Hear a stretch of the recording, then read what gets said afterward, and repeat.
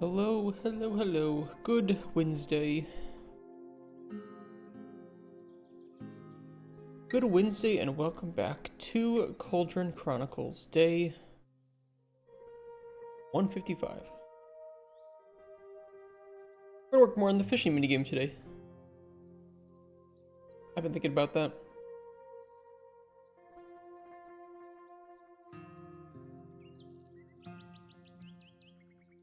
We have a couple of things that I'd like to add from the second iteration. Hey, Belicha.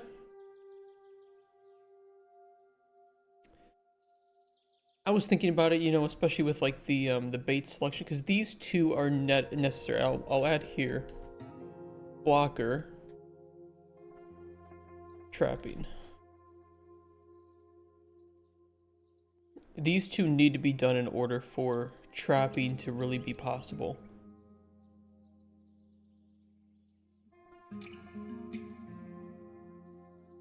I think we'll hold off on the better UX until we have things more finalized.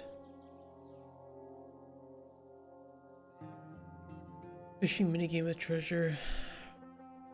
Yeah, yesterday we had implemented the fishing minigame, right? And it was working. We pull, though, from just loot pulls. So just like if you were to go up and open a treasure chest and get loot from that, the same kind of thing happens here where we just pull from a loot table. I was thinking today that is probably not the greatest way. Yeah, we got the fishing working. Can we see the fishing? Yeah, I can show you the fishing.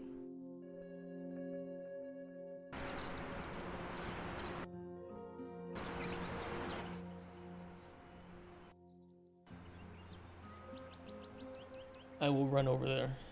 It's very basic right now. It's very basic. But we did it in one day, so I'm pretty happy with that.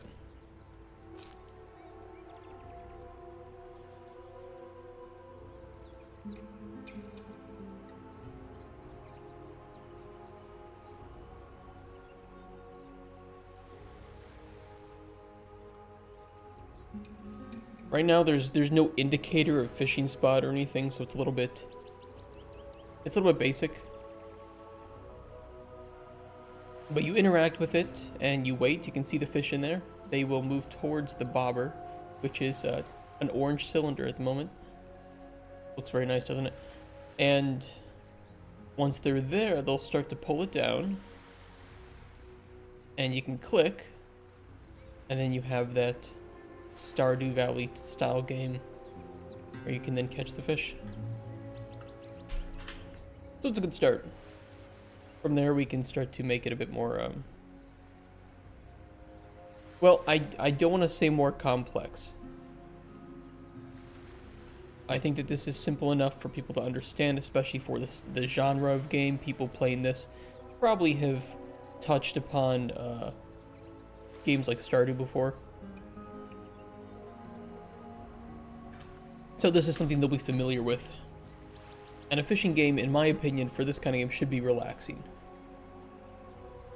You shouldn't really be having heart-pounding action or super complex rules. It should just be fun to get into and enjoy. There are no fish in this spot. Gotta wait. I have them set to every 1 hour they will replenish. So every in-game hour.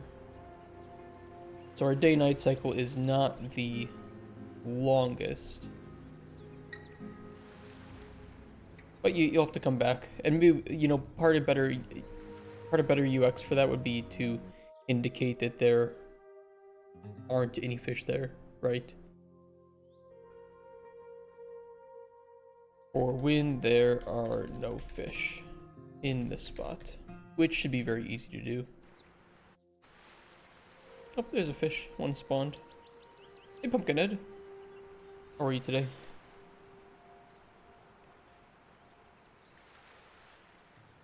Come on. So right now the delay is between 3 to 15 seconds before the fish will move towards the bobber.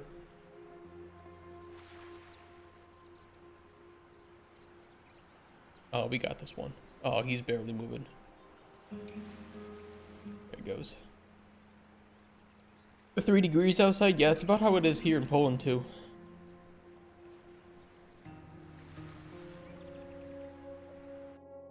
And it was kind of like snowing. It was like mist snowing. Either that or was such tiny droplets of mist that they were just being easily influenced by the air. So whatever it was, that wasn't sticking on the ground or anything. So I hesitate to call it the first snow. Same in Ireland? We're sharing weather. Heavy fog. Yeah, it's how it was here too.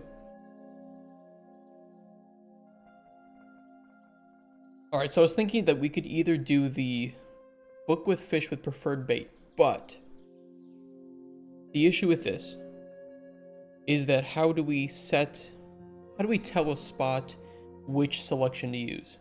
And then at that point, should we just have one selection of this is the spot with these fish and these fish preferred than these baits?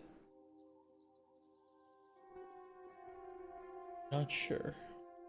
You know, maybe it would be wise to introduce 2 more types of fish so that we can use that for testing.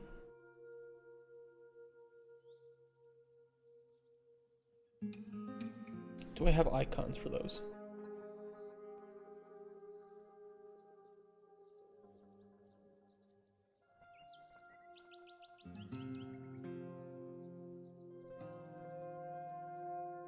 We do have a couple that we could use here.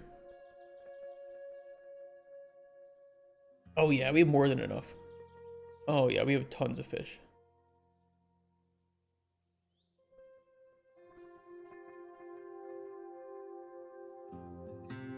This will be perfect. Okay.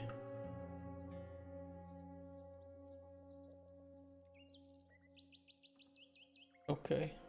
No, don't send optional data. Shut up.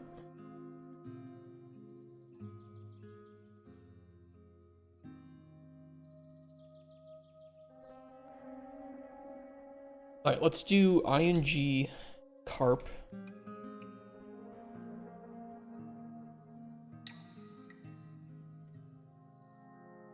And how many subtypes does that have?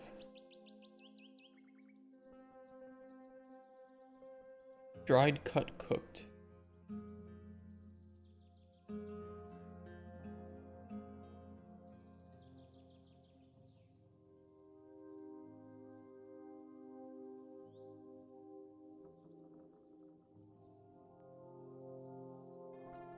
We'll do like just a general carp, and then, you know, we can do something else here. We have quite a few icons to choose from.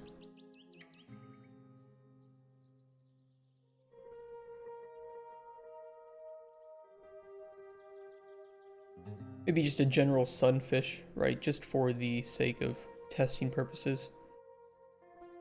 We can do stuff like the shrimp, the, you know, the crabs, whatever the hell for trapping. I like this one. The orange fins.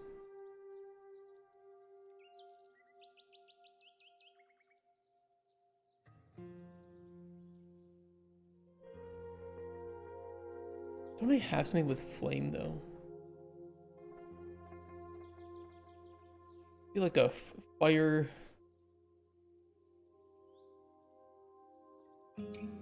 fin trout. That sounds fun.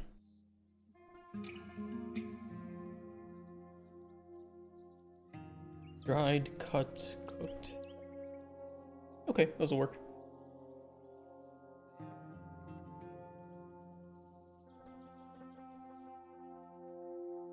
Where are my fish ingredient icons?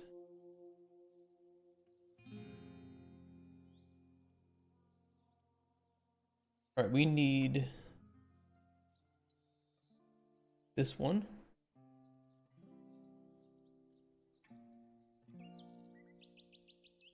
T firefin trout.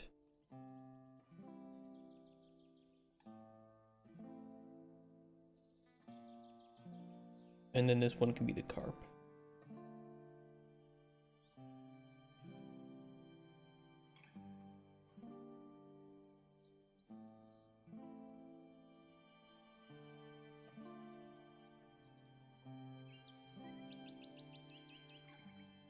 T fire. Oh wait, this is carp.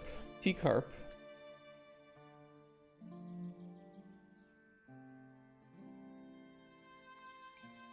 What? There we go. We'll need colors for this, but I'll do the colors in the editor directly.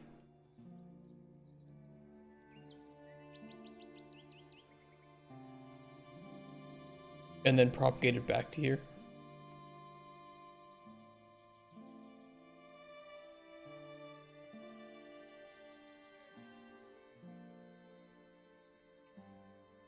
Normal, dried, cut,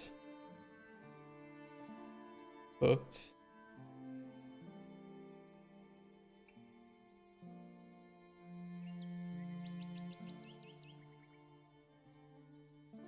This comes from the lake.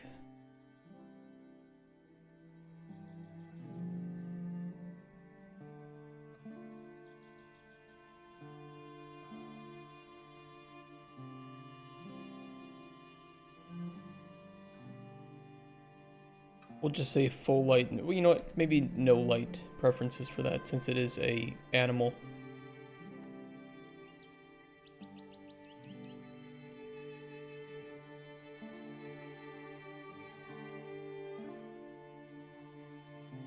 And you can get these during the spring, summer, and autumn.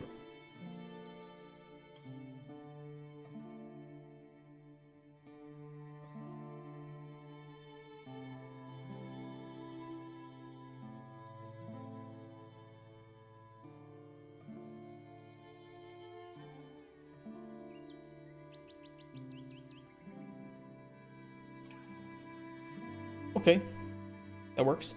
Let's add some effects and flavor to these. First one is the carp. You know, carp is kind of a shit fish, isn't it?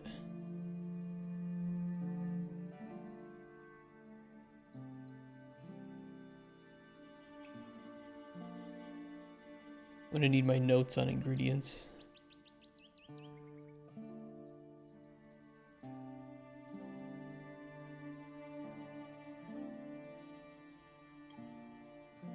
Where are they?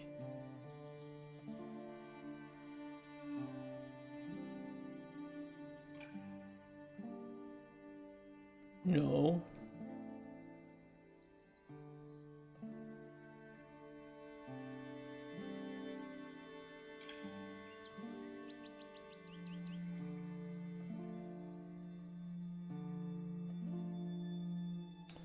These were the new ones, okay.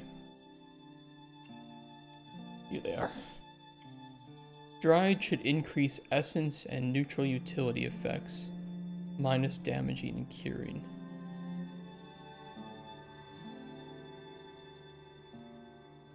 So we'll say restore stamina stays.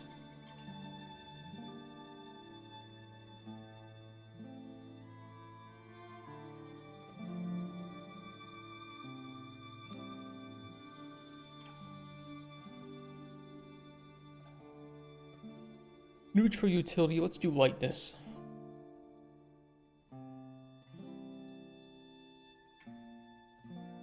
At tier 2 maybe.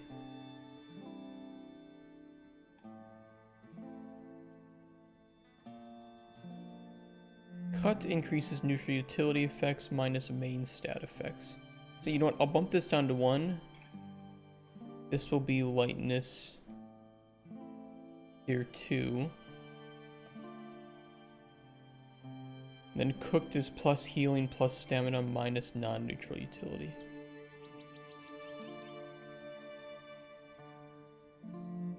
We'll do resource stamina 1.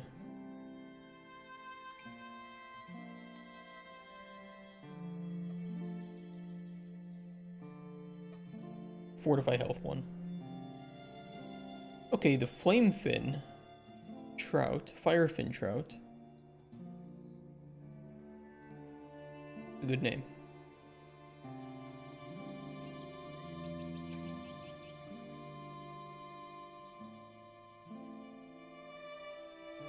I'm gonna give this bulwark and immolation both at tier 1.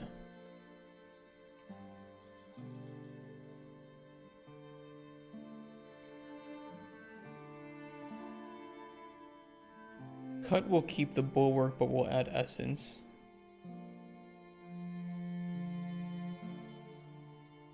Fortify essence tier 1.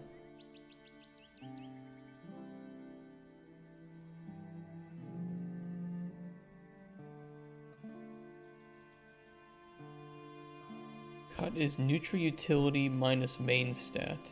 There's no main stat, so we'll boost neutral utility, so bulwark.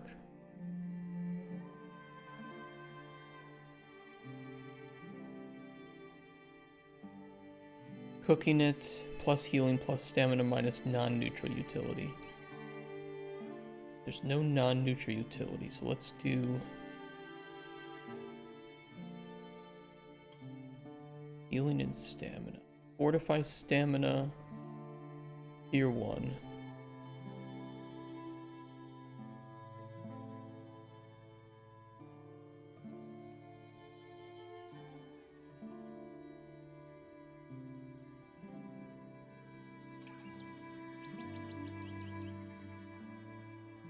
And immolation tier 1.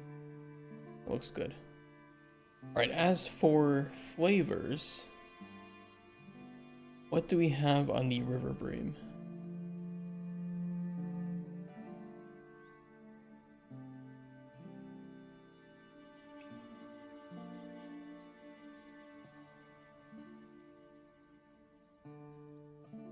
We have moderate savory and saltiness, moderate small sweetness. It's kind of just a neutral fish, isn't it? Sweet, bitter, sour, earthy, savory, salty, spicy.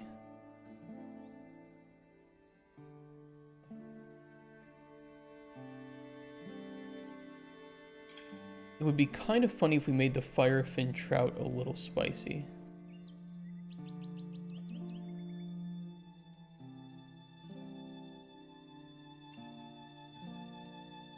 This is drying it. Cutting it.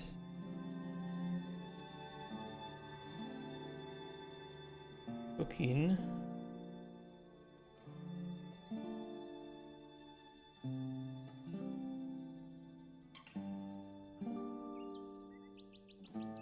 The carp I think will make it a little bit bitter. Maybe like a pufferfish, and when you pull the pufferfish it just turns into a beach ball with a pufferfish texture and you can kick it around.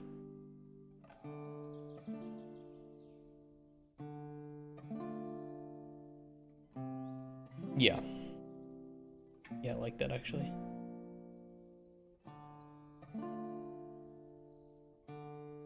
Really fucking stupid and I love it.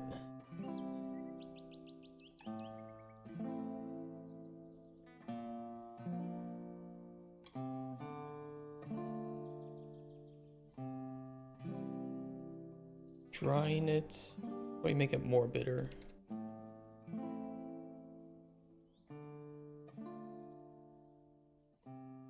That'll work.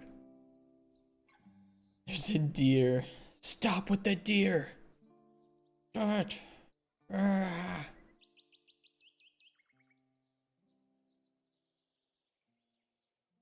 Alright, let's import this. We'll have to update these strings too.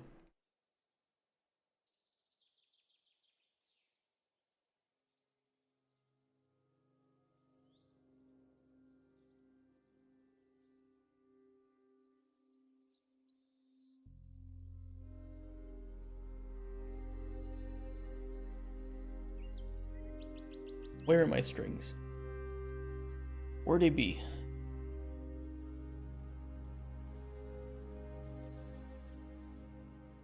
Here they are.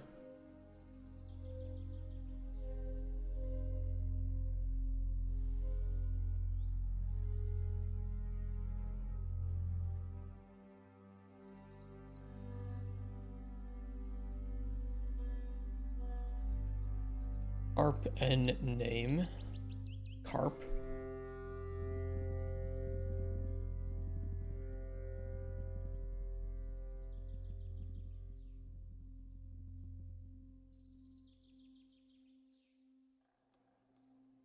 Two, three, four. Because this will be for Dried, cut,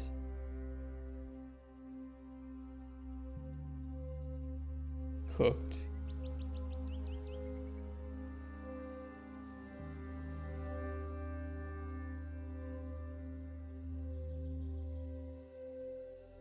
Replace carp with firefin trout.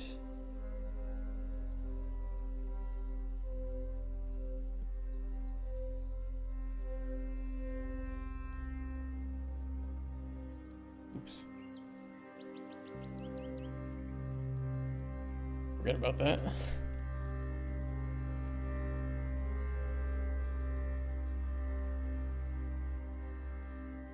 Okay, that should work. Re-import that.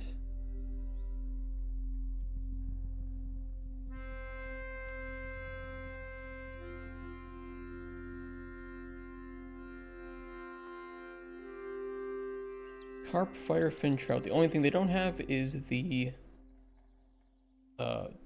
temp colors. So let me set that up. Carp is like this light beige, right? Like here. Yeah.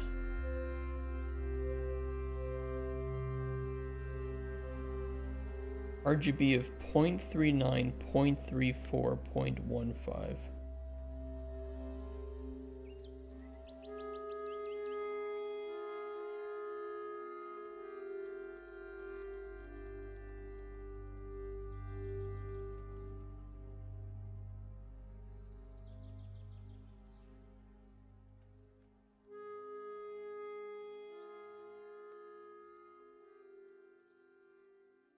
And firefin trout will make this nice orange color.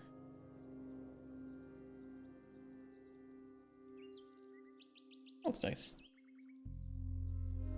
0.74, 0.24, 0.04. 720.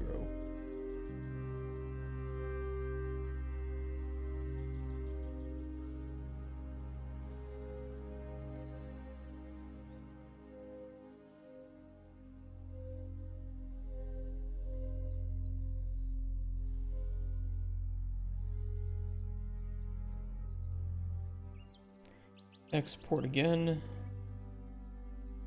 Re-import, and now we have the colors.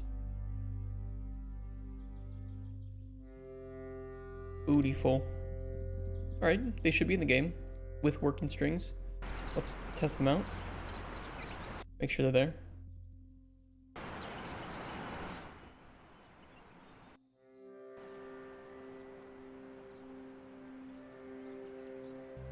Firefin trout. We do not have a biome icon for lake.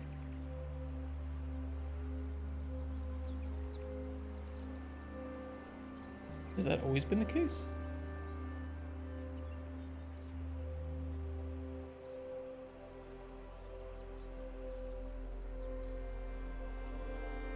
I'll check that out here. The other one...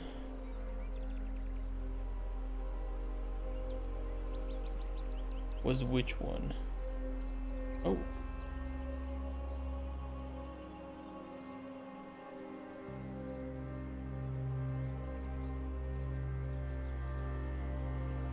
That's weird. How did I do that?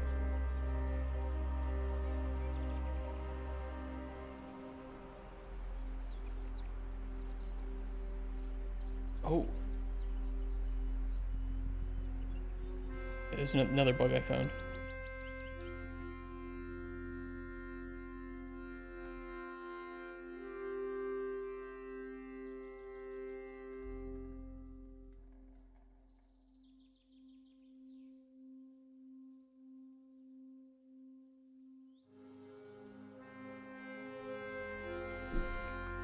Missing lake icon for biomes.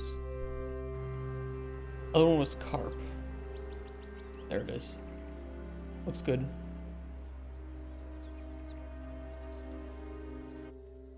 Alright, let's fix that. And you know what? Let me turn off my heater real quick. It's getting hotter in here. Too hot.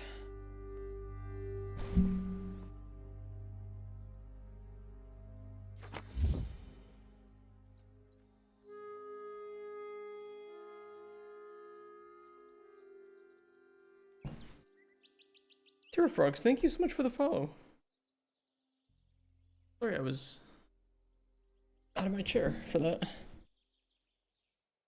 I really appreciate it. Hope you're having a nice Wednesday. Nice catching the sea urchin, too.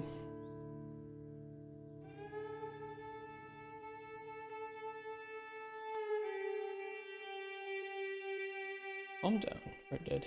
Calm down. Yeah, I do not have a lake icon. Okay, let's add that. B lake. Biome B lake. I don't know if I have a string for it. I gotta check that too.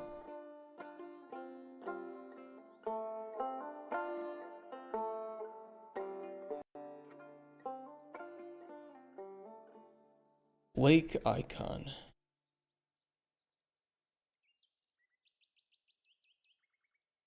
That one works.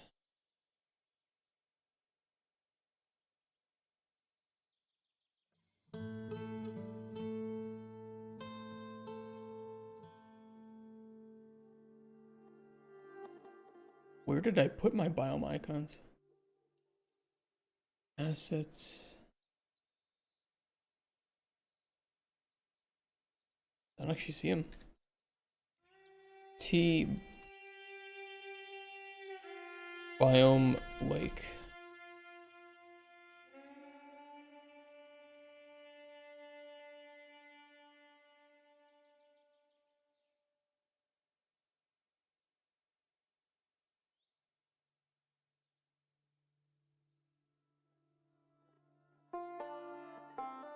I actually had some different ones that I think looked nicer. Let me see if I can find those.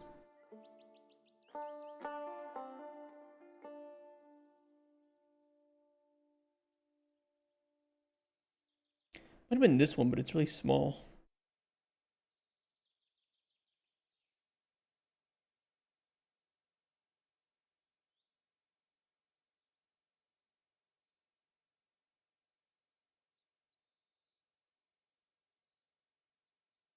Doesn't really look like a lake though, does it?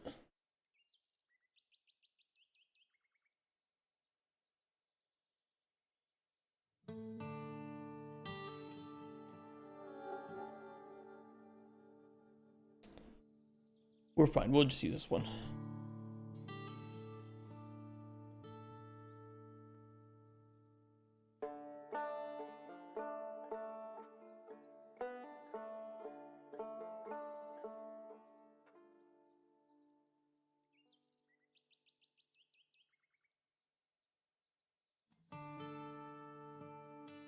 Lake. There we go. That bug should be fixed unless there is a missing string, which there might be.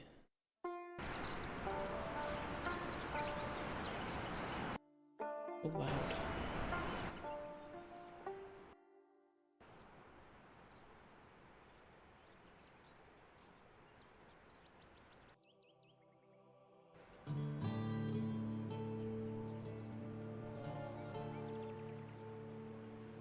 Yeah, there's no string on it. Okay. I can fix that.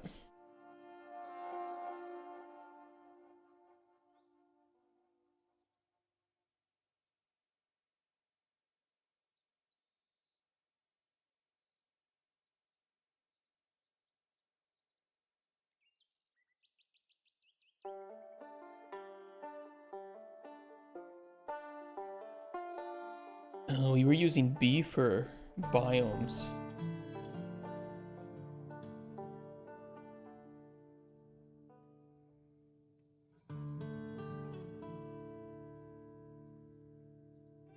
Here's the issue, is I'm using B for books as well.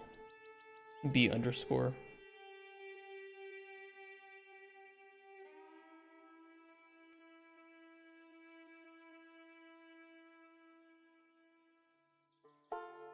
How much work would it be to change it to BI for biomes?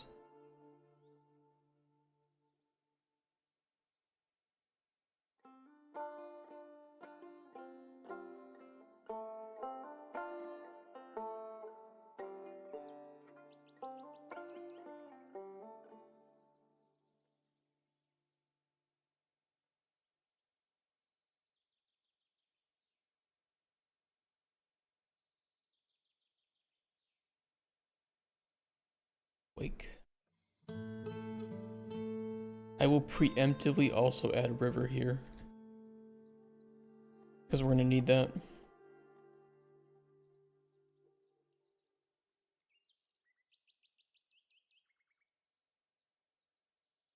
Here's the thing, I don't remember if it's searching based on the biome F name here, or if it's searching it based on the row name. I can double check that though. Where would that be? That would be in the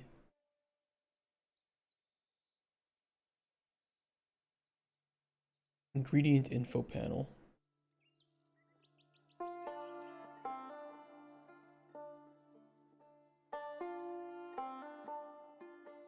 Build info panel.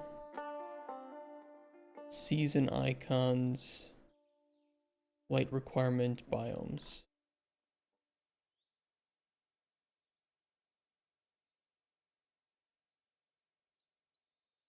Biome database if it is equal to the biome F name.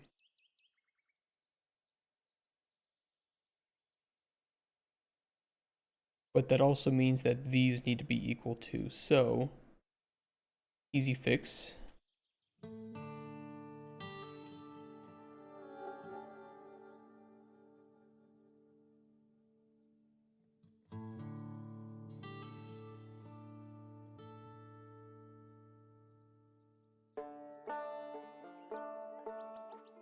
Do that. Let's update the named range.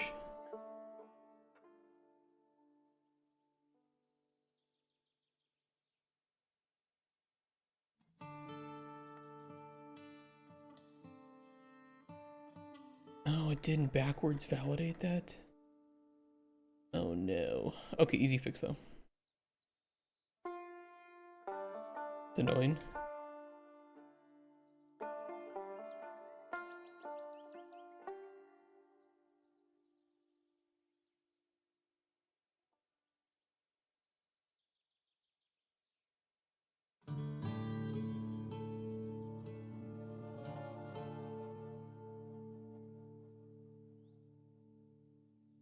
And then each of these need to be BI.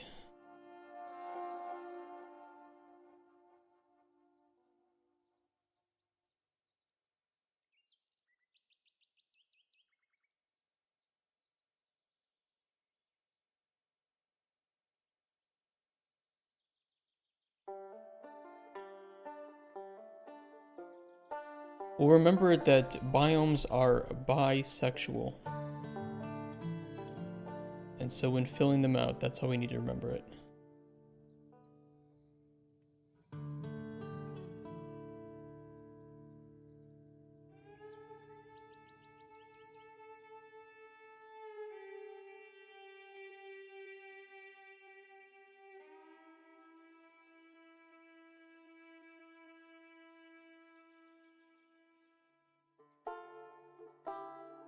Okay, that should work. Stop being loud.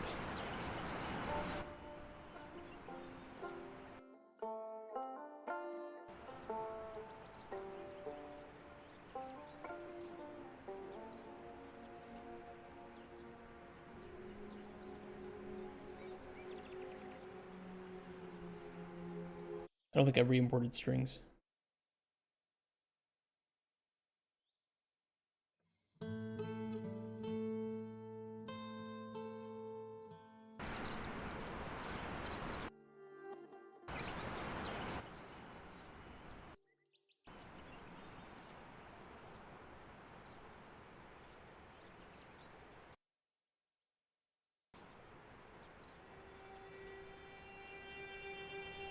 Let's check a couple. Okay, forest, cave, lake, beautiful, all working. Alright, that was a necessity. We got it covered though.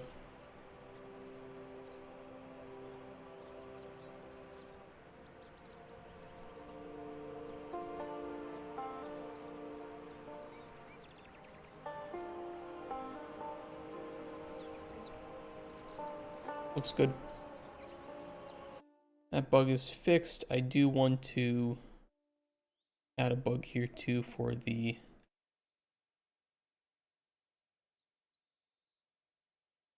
force white space between ingredient type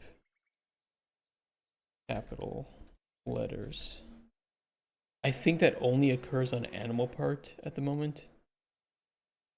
It's the only one with that bug. Yeah, because it's the only one with two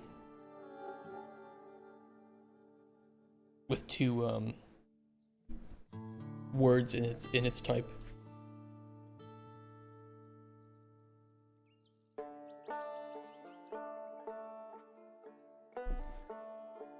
Alright, backing up a bit. The reason we added those two new ingredients, the carp and the firefin trout, was so that we could start to work on adding in location types for our fishing spots so that we could designate this a lake spot, or if we wanted to, you know, specify like lake, this shore or something, if we wanted that to have different types of fish that spawn. So we're going to use something different than the loot table specifically. We can still call from loot tables if we want, but I'd rather use a separate spawning where we can then indicate valid. You know, if we're doing this, we might as well do this to indicate valid like months or seasons that we want this the fish to spawn to be catchable. So having a separate data table will give us a lot greater control over that.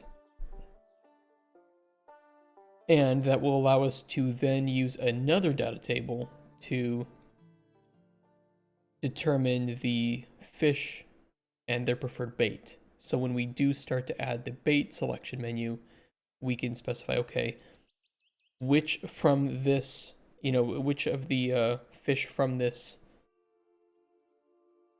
that are currently in the pond or in that fishing spot want to eat that bait that you've used. That's the plan, and it's going to be a lot of setup for data here, I anticipate.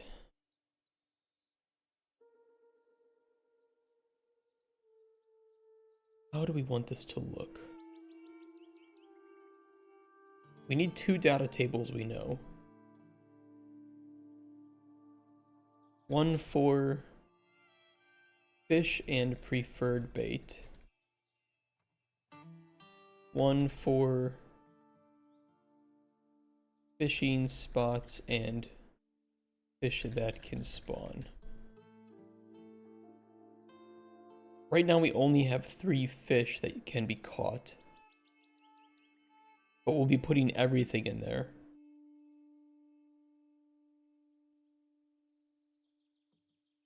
Let's see. Yeah, we'll do the bait one first, I think.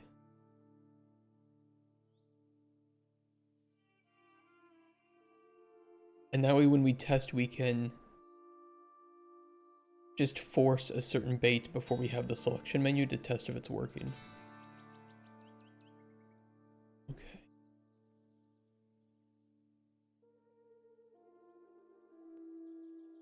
Yeah, that'll work.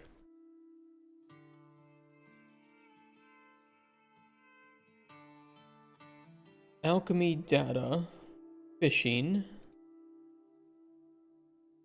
bait.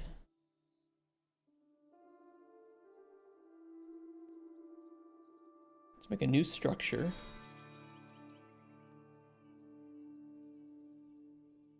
Fish, bait, refs.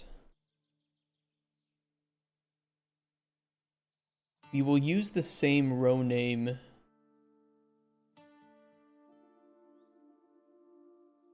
as maybe just the ingredient. Is that a smart thing to do though?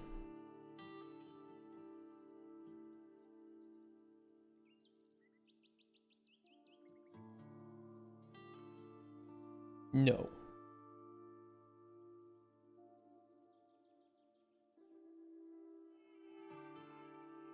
maybe this is stupid, but I think what I'll use is just the name of the ingredient here of, in this case, carp or firefin trout, and I'll cut off the ing underscore and the suffix.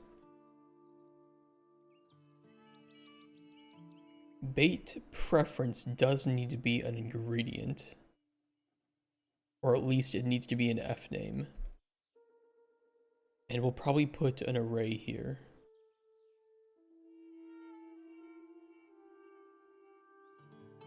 Bait preferences. That way, you know, some fish might be a bit, they'll have, you know, prefer anything, or they'll prefer a lot of things.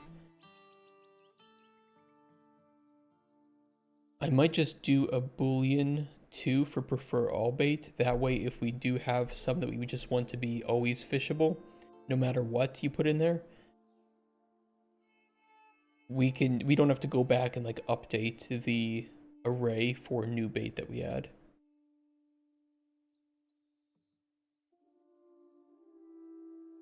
So it'll just override the array in that case. B, no bait preferences.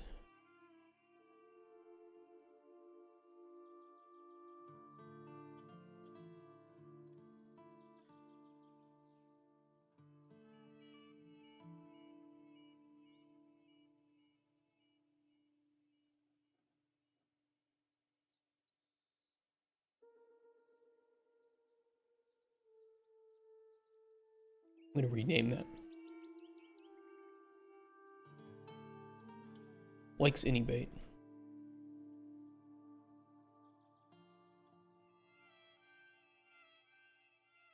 Tooltip. Overrides the array.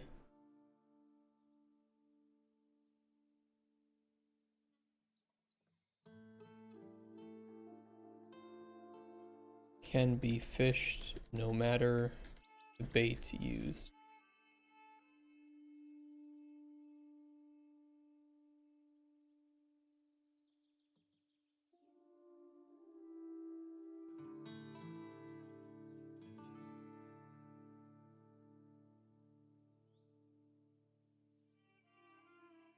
I don't think we need anything else at the moment. That should be okay.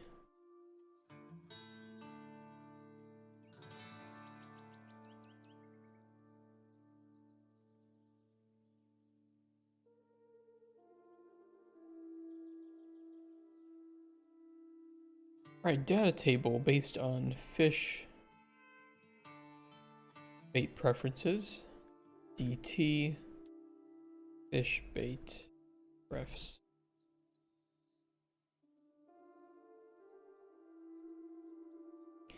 We have river bream,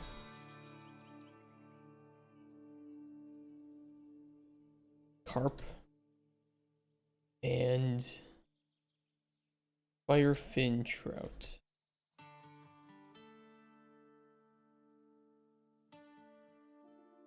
We'll say that carp like any bait.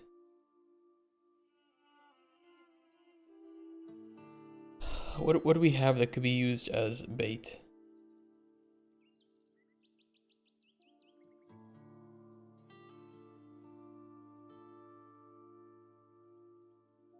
Traditional baits, of course, would be like worm, bread dough, corn,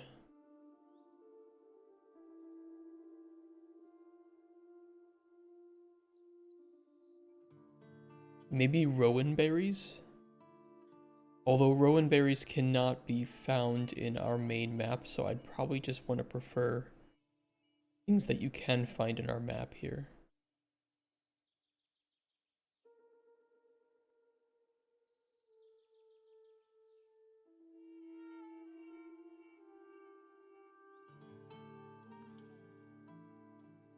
I have nothing. I have absolutely nothing. Really?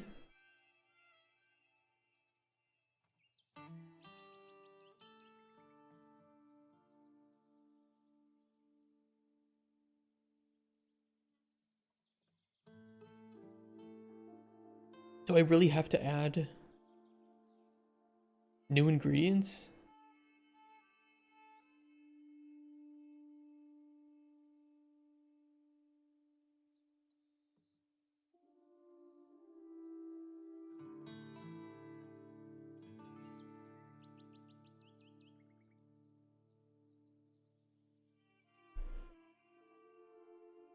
Oh, let's just use something in the intermediary.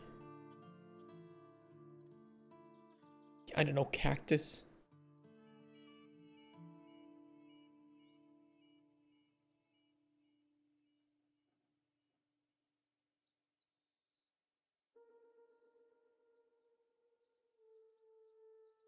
It just needs to, I just need to be able to apply it, right?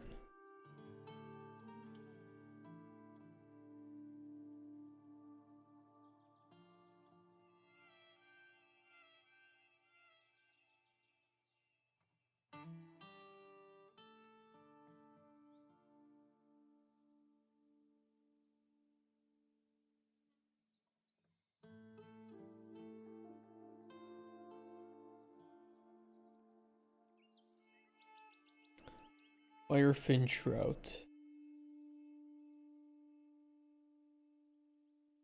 Let's say that he likes flame grass.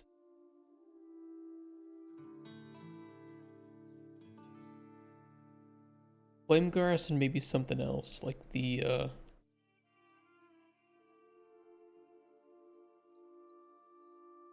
sunstreak.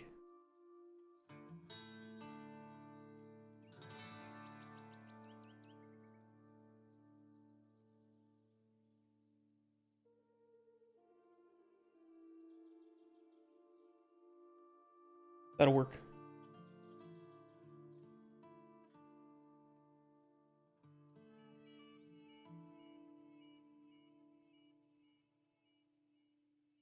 Okay, now what do we need to do? We'll need to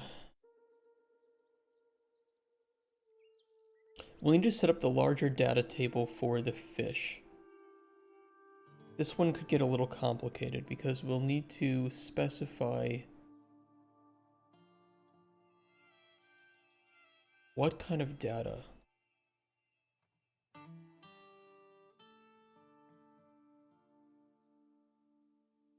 We'll need fish names, weight for spawning, how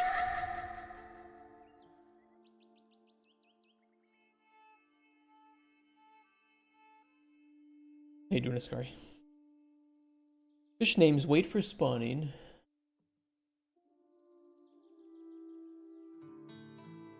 viable seasons,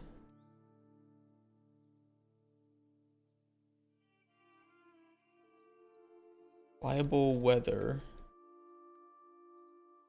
Although I don't think I'll hook these up to anything yet, but what we'll have to do is, if fish are only available to be fished during certain seasons or certain weather conditions, we would then need to, on weather change or on season change, propagate that back to fishing spots and say, hey, are there any fish in your damn, dude, you caught a manta ray, dude, nice catch. Tell the fishing spots, hey, do you have any fish that aren't viable anymore, right? Because it's now raining, right? And certain fish shouldn't be available during the rain or whatever. Or some fish might only be available during the rain. So then we can say, okay, well, don't, get rid of these ones. So have them go away. And then spawn other ones. So that's what we'll need to do.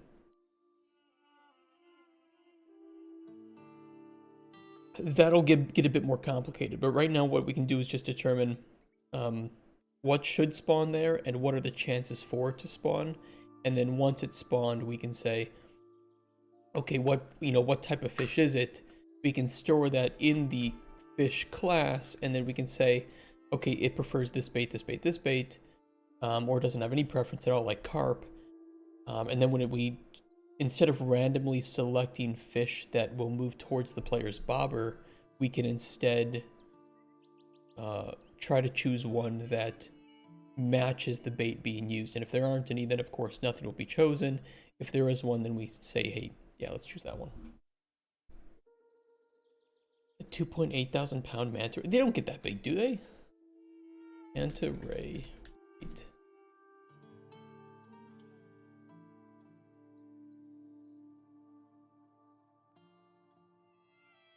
Dude, it says 1,600 kilograms adult.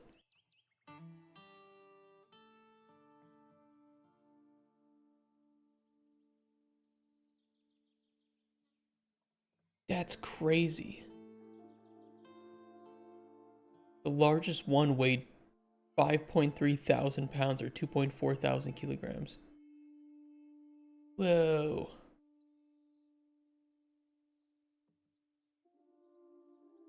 I did not know they were that heavy.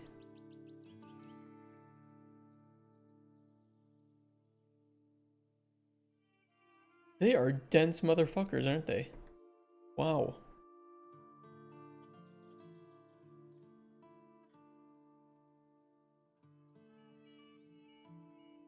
That's a mood right there. They're really cool though. They're really cool. All right, let's get these implemented. Fishing. What do I want to name this folder?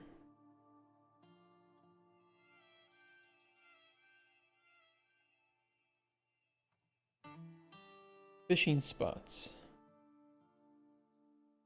ST fishing spots. So we'll use the row name to determine fishing spots, and in here we'll put the... We're gonna need a separate one.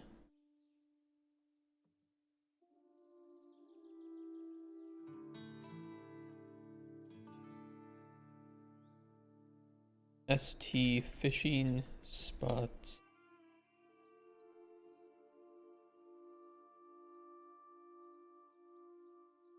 Fish types.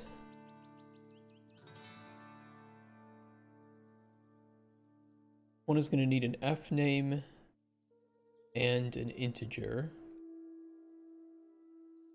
Fish weight.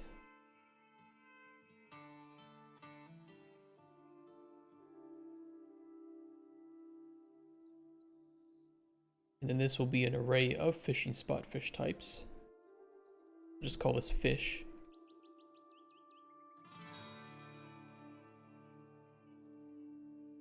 Viable seasons and weather.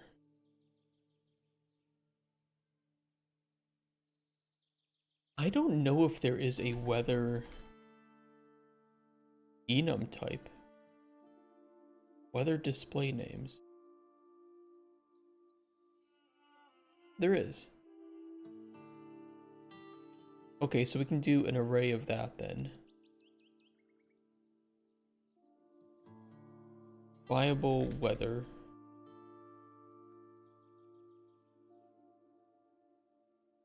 Viable seasons.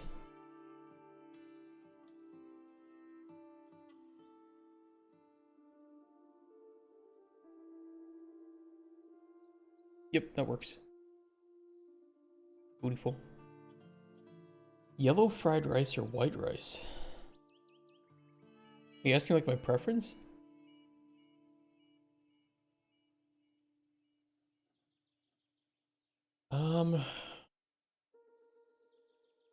I mean, you can't go wrong with some white rice, right? It's just like, it's like a blank slate. However, if I had to say, I think I prefer Indian basmati rice, where they add cloves to it. And I definitely then prefer even more good chicken fried rice. So like a good yellow fried rice. It's got the flavor, right? So that would be my tier list.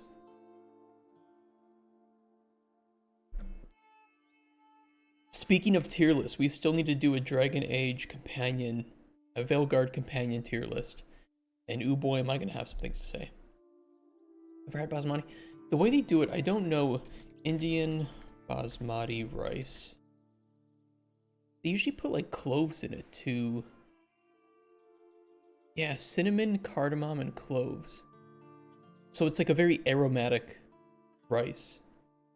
You get a really good flavor to it.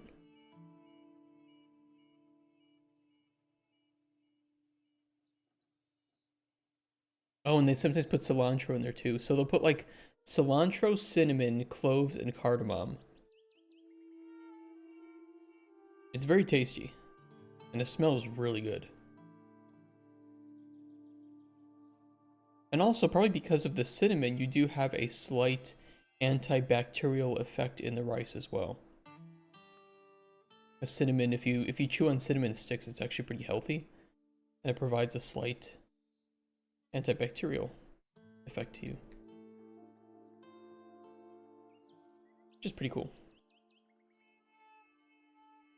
Or it might be antimicrobial.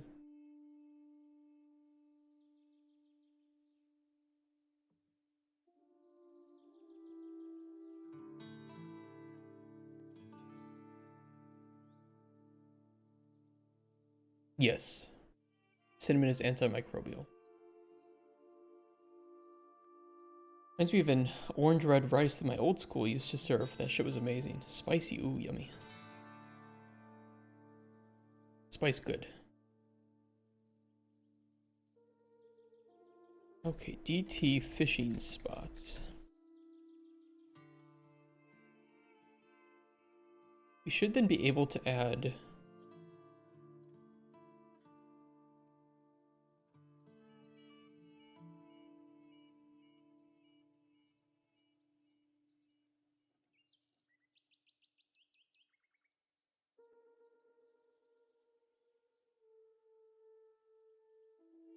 I'll do FS underscore lake.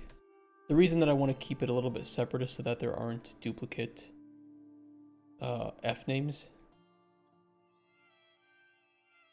Just out of safety. Okay, we can add 3 fish here then. Let's add the river bream, carp, and firefin trout. We'll give them each equal weight to spawn.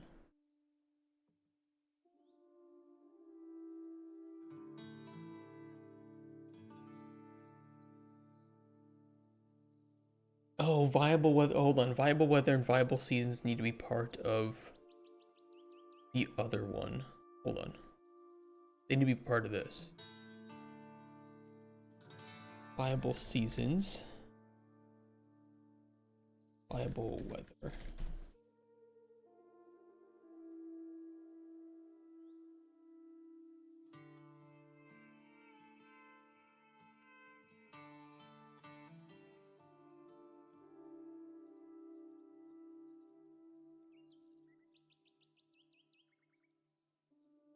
My mistake.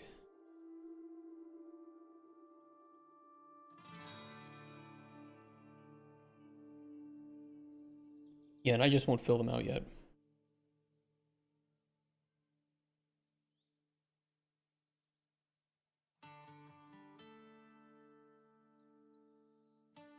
The cool thing is with this, we can do like migration patterns. You know, so for instance, if there is like a trout, we could say that the trout migrate up the river during, you know, spawning season, and so they're not available in the lake. You know, there's, I think those are the little things that add a lot of depth to the world and believability. That is what I want to double down on, rather than making like this, rather than saying we have a massive world with like thousands of these things and thousands of these other things. I'd rather there be meaningful change to the environment and to the nature with each season, rather than just, oh, now it's winter, therefore things dead, everything covered in snow. No, I want that to mean something, so that you think, okay, I can't do this, this, and this in winter, but I can, you know, we can do this, this, and maybe there's some new things to discover. I think Stardew was very good about that, in my opinion.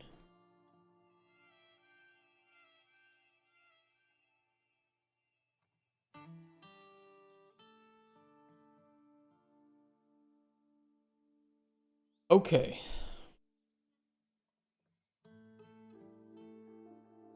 Let's open up fishing spot.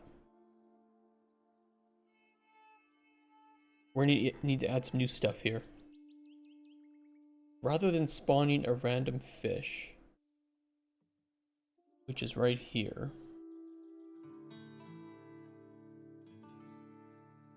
spawn fish.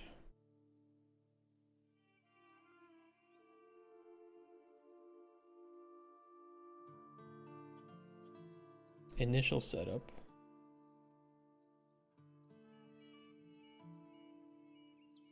We'll comment this out.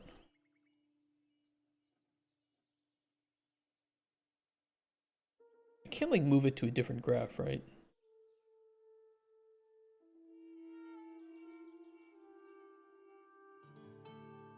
Alignment. Straighten connections. Ugh, don't do that.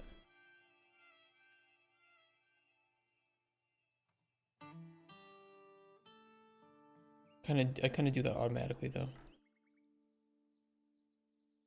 What happens with align vertically?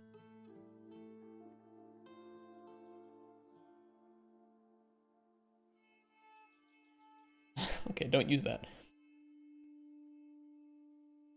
Interact. This is move fish to bobber.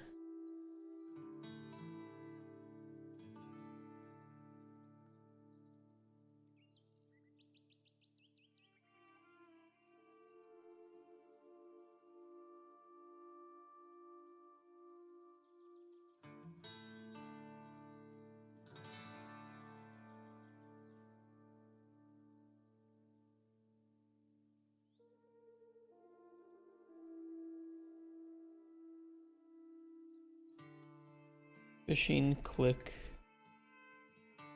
minigame.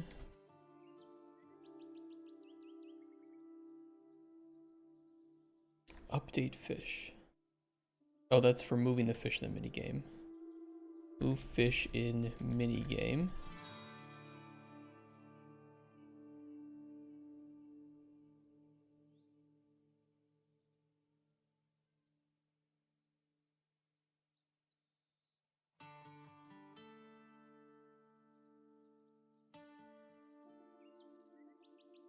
This was supposed to be rehooked up. Got to do that.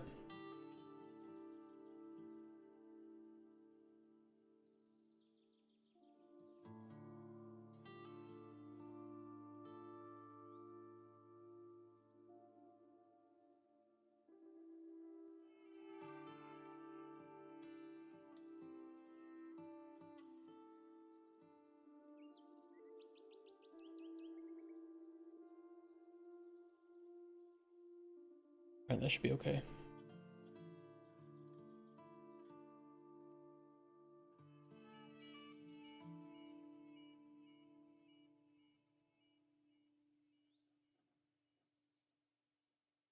This is the handling the bobber. Bobber. When fish strikes.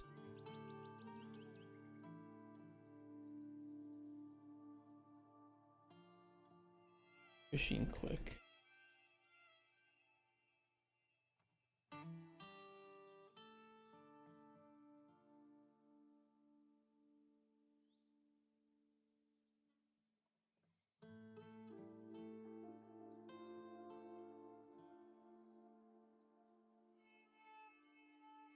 Okay, we will need to overhaul the fish spawn, which right now it just spawns a fish from the BP fish class, which doesn't have anything in it. You know, it's just a static mesh at the moment. Attaches the actor, and that's all we have. What I'd instead like to do is probably store the fish that are currently spawned in there. And we're going to need to make a function for determining the type of fish to spawn. So, I want to make a new variable for Location.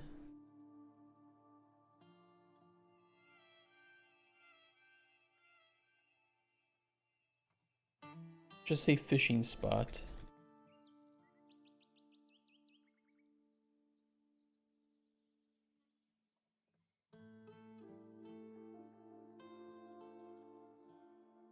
And we're going to use a data table row name.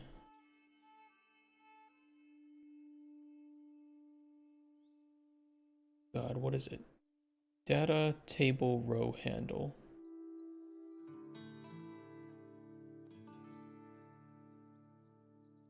Data table fishing spots row name.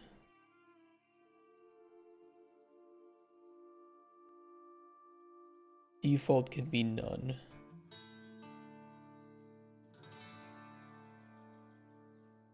Instance editable.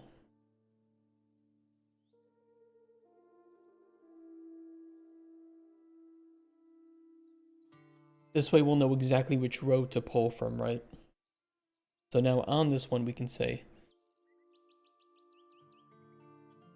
what kind of fishing spot is it? It is fs_lake.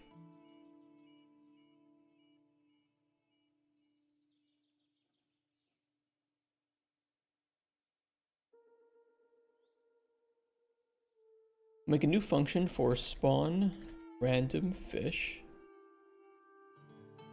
Or just call it spawn fish. It's gonna be random anyway.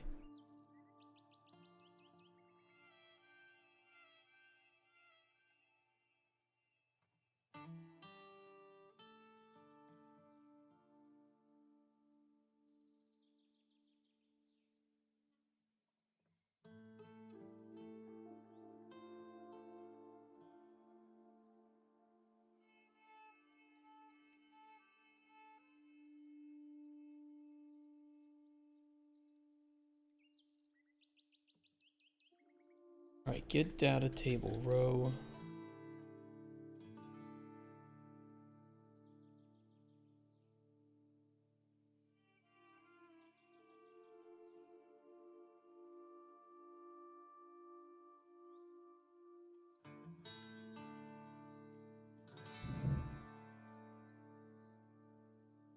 Break fishing spots.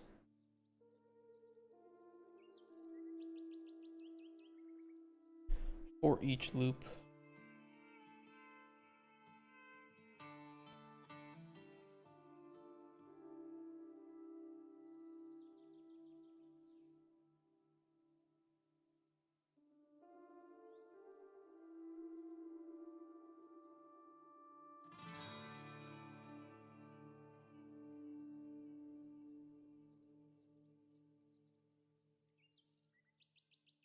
How can I do this in a simple way?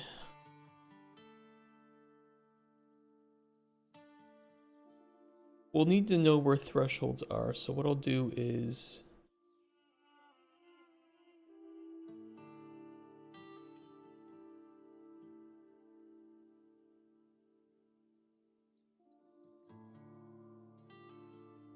if the weight is equal to 0, we skip it.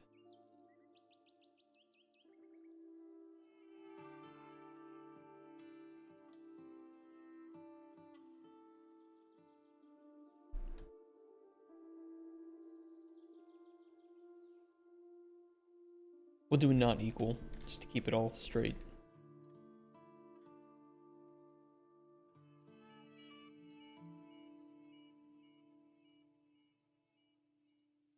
Stelly, you still on slider? Which slider?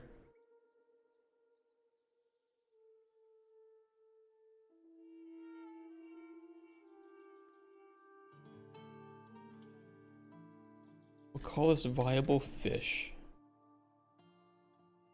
Make it an array.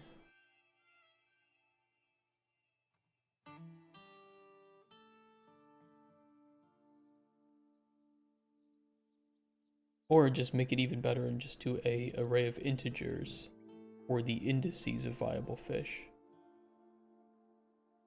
Let's promote this to a local variable. Current index.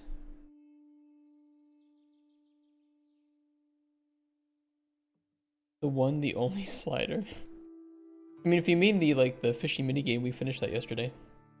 Or at least the MVP version of it. And it was working. Now we're doing something a little bit deeper with it. So we're adding in different types of fishing spots that can spawn fish based on different weights, and eventually different seasons and weather. This way we can determine the type of bait that a fish prefers. So if you're using the wrong bait for any of the fish that are in that spot, you just won't be able to fish anything, and you'll need to do a little bit of either trial and error or research. Ice fishing would be nice. That would be pretty cool. I don't know if that'll be in the prototype. Mainly, I just don't know what shape seasons are going to take in the prototype. Let's put it that way. I think it'd be pretty difficult to handle significant seasonal changes in this level. I might make a separate level where we showcase different desires for seasonal changes.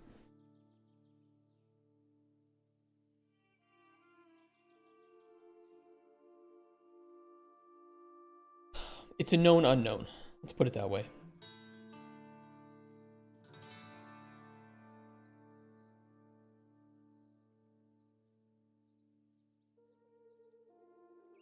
Got a trolley.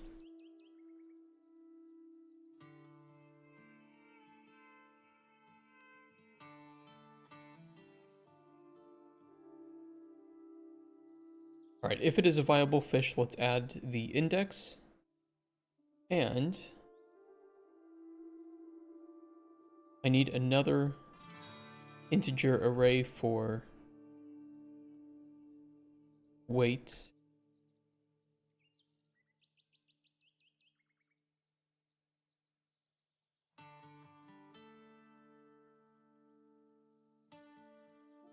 We'll need to get a copy of the previous index.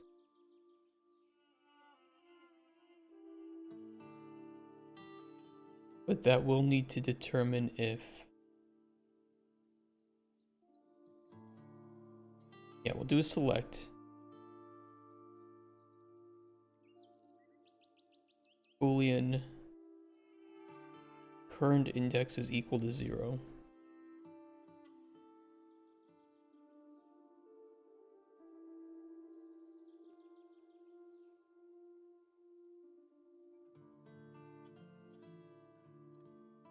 You know what? We'll just do a branch here.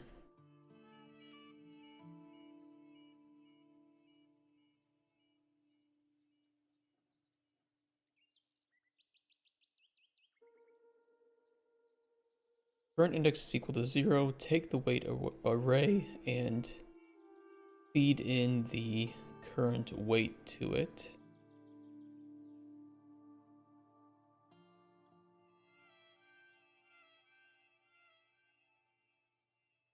A little bit of spaghetti.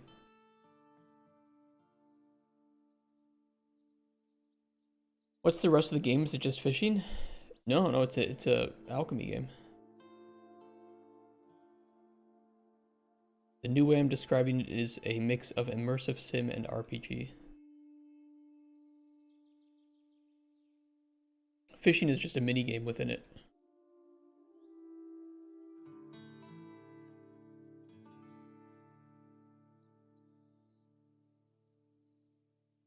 Yeah, you make potions. Adventurers come visit you, and they'll have needs for various potions based on their storylines, and you can choose to either give them that potion they want, to try and make it better than they wanted.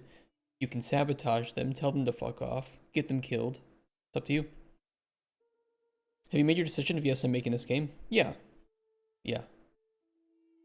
I have.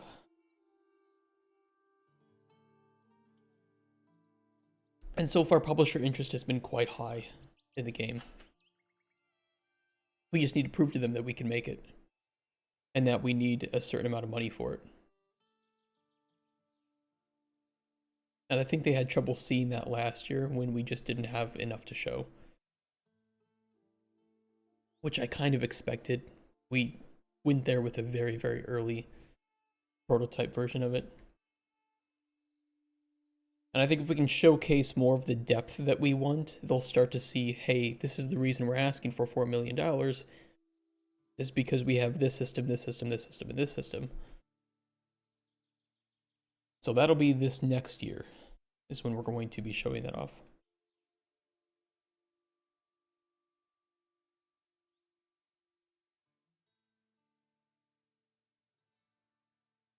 So get this at the current index, -1. You get straight $4 million? No, it would be over time. It would be like milestone based. So it would be split across multiple milestones. It's just the total budget of the game and running the company for that long would be about $4 million. Just for Formula last time, I pitched the budget as it would cost, but I specified that this would be over 3 years, right? It would be about $4 million over the course of 3 years.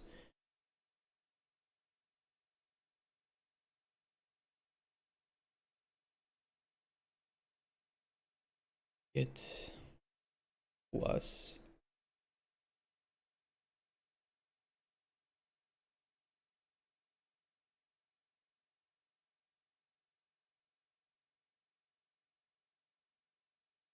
you went the Super Inc. route, you could get more money. Is that how this thing works? I don't think so. I think it would cost you more money to hire a consultation company like that. They're probably not cheap. What I do know is they're not worth it.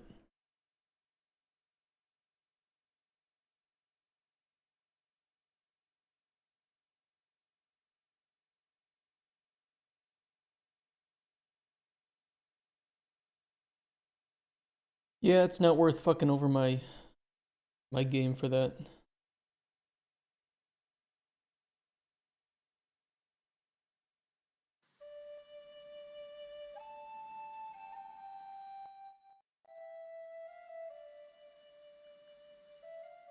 Like, don't get me wrong, I think that it's absolutely worth exploring and putting in, tying in our own cultures to fantastical ones. I think every great fantasy does that to an extent. But I don't want people who are ideologically driven to have any say over that.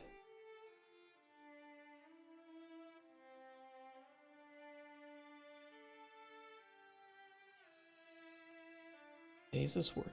False. Grab the previous index, add it to the weight array. So first index would be 1, and then 2, and then 3. What we need to check is grab a random number between 1 and the max,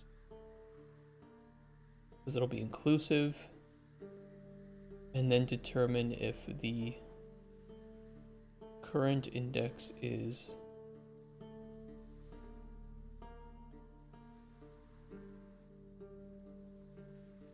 less than or equal.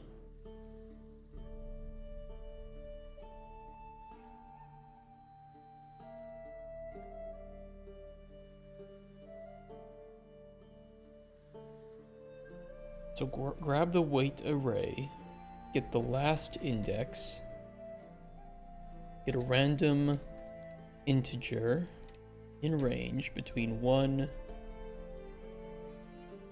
and the last index. Promote chosen fish.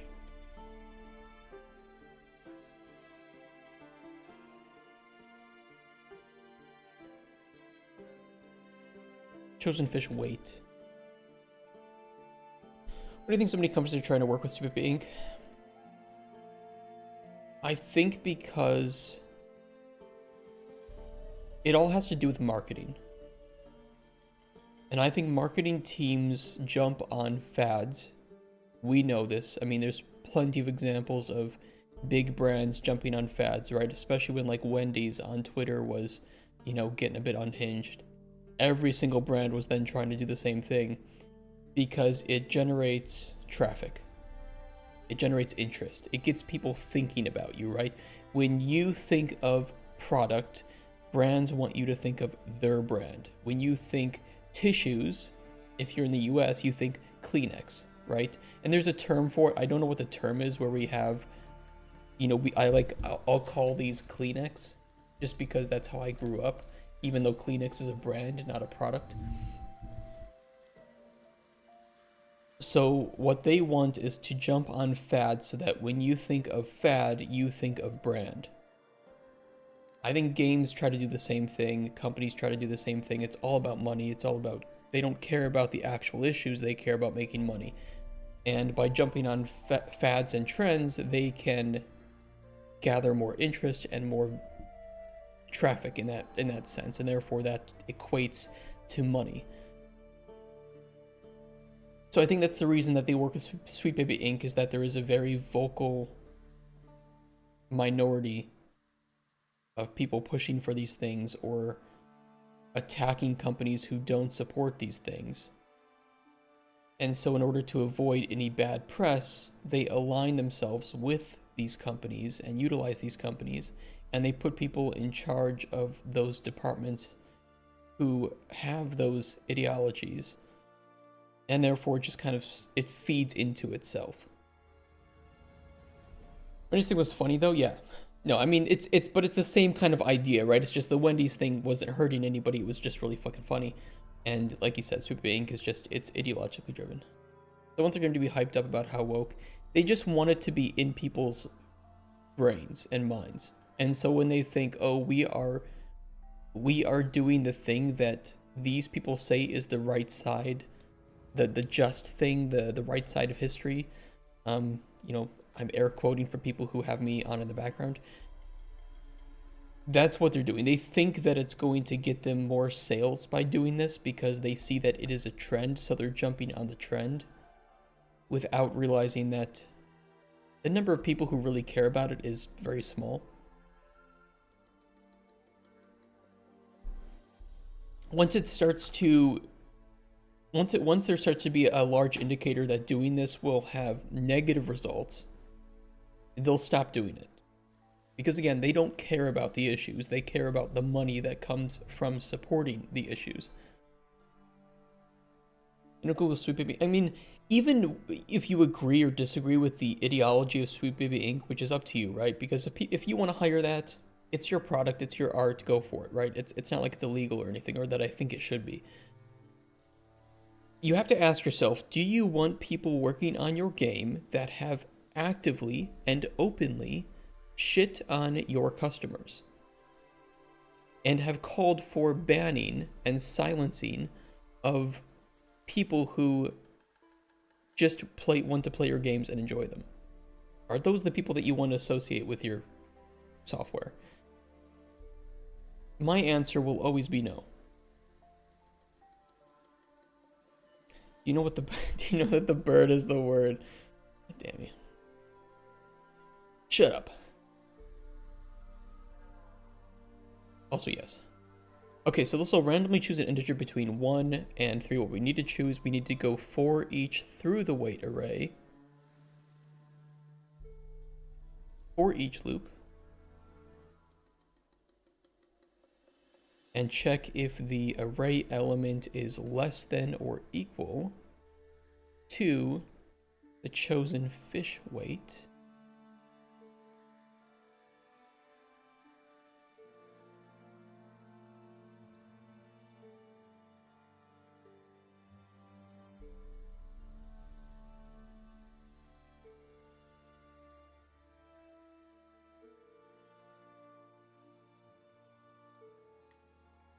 And I'm going to modify this into a feach with break. That's my cringe name for each loops, is feach. It's like Mean Girls with fetch. Is this the bash on the games industry hour? I got coffee, just no popcorn yet. Hey, I have my own company. I will very openly speak about the shit that I hate about the game industry. And yeah, there's a lot that I don't like. I'm not going to protect people just because they are fellow developers. If you're doing something that I think is unethical, I will very, very openly voice it. I don't care who you are or who you work for. If it gets me blacklisted from your company, good. I don't want to work for a bunch of people who don't care about games and don't care about gamers.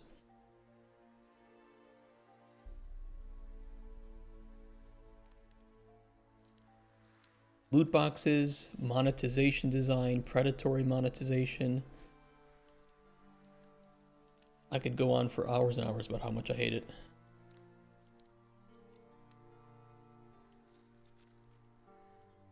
That's just the tip of the iceberg. Like once you work with Sweetbait Inc., you're marked for life. Here's the thing, I don't mind working with narrative consultation companies. I just don't want to work with one that has on its front page said, we are all about this thing. And their employees have just openly shit on gamers. I absolutely don't want that. How's the minigame going? It's going great. We made it yesterday. I put it over here just for testing purposes. And now I'm working on deterministic fish spawns based on weights of those fish. And eventually we will be able to specify viable seasons and weather for those fish to both exist and to spawn. The post says that Sweet Baby Inc. has a new contract with like 1,000 game companies. 1,000? Nah. I mean, there are a lot of game companies, don't get me wrong, but 1,000? If you can send me an article, I mean, I'll look it over, but I don't think that's true at all. I don't see there being any possibility of that. I wouldn't feel very good about it either. Okay, we need to...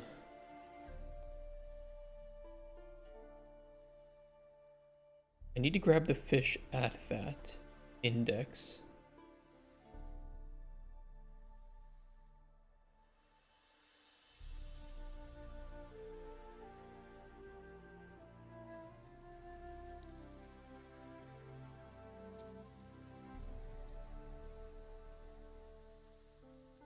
Hold on a second. If we've skipped a fish index, yeah, we need to grab it at this one. So grab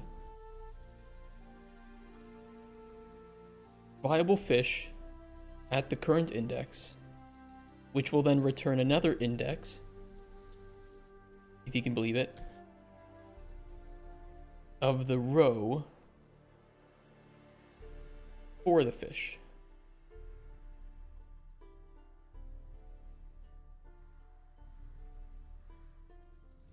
This video?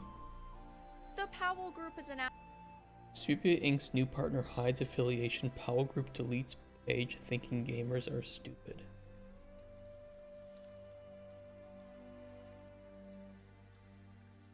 Sensitivity consulting. Where's the timestamp though for the 1,000?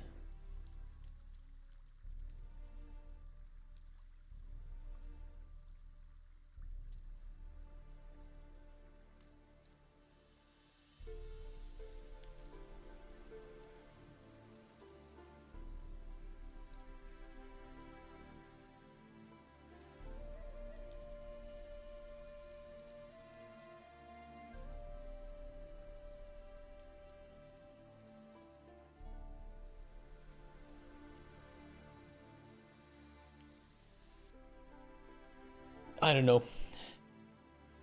If you give me timestamp, I'll listen to it. But if it's just her saying that, I don't know how much I would believe it. 1,000 is a lot. I mean, consultation companies are not cheap, and in order to need narrative consultation companies, you need to be making a narrative-driven game in the first place, primarily, and you would need to have enough money to hire a consulting group just because you think that you don't know how to do it yourself, right? I don't know. It's a big waste of money.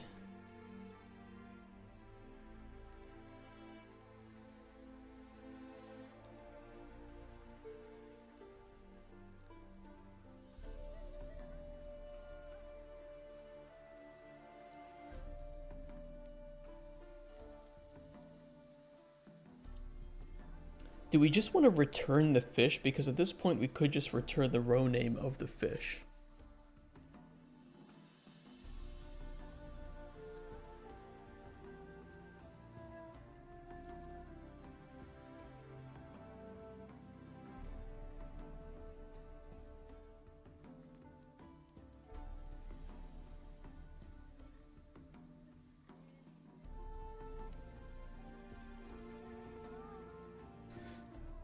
Let's do that for now.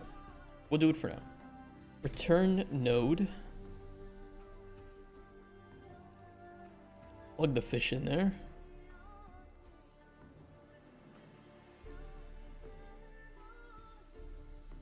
I need to organize this. Spawn fish. Returns fish row name.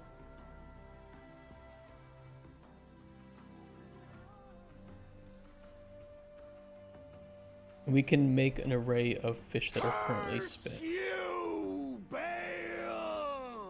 Thank you, Egon. Jesus.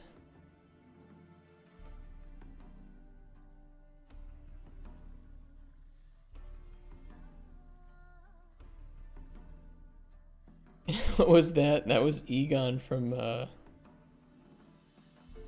Elden Ring. Cursing out Bale.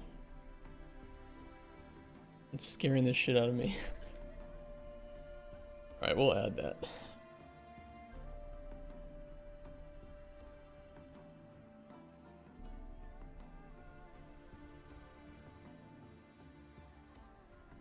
Or we can just add the direct actor reference to it, which might be a better result for us.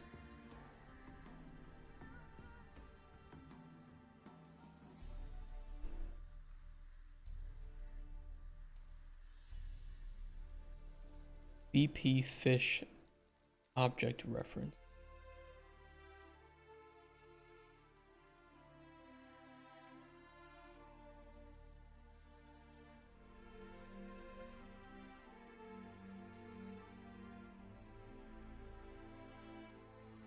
So let's go over to BP fish, and we're going to shove some data right deep down their throat. Primarily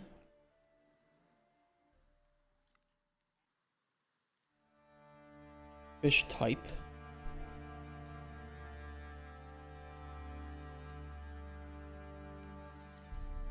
And we can expose this on spawn.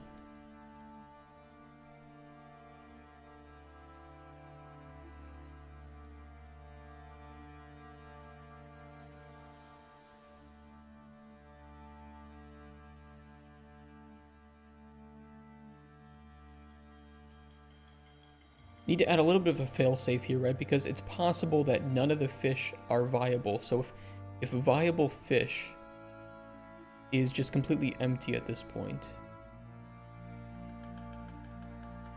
we need to return that,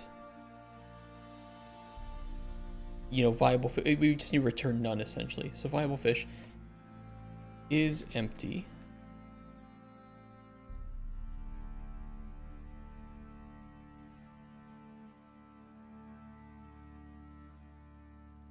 Do a return node with none.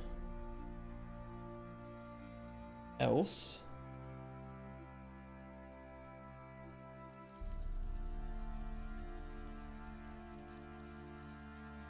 Make this selection.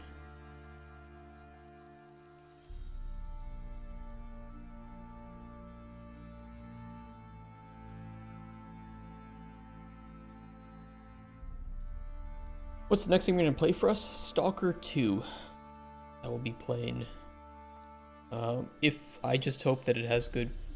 I just hope it's good. I have a massive amount of nostalgia and love for the Stalker series.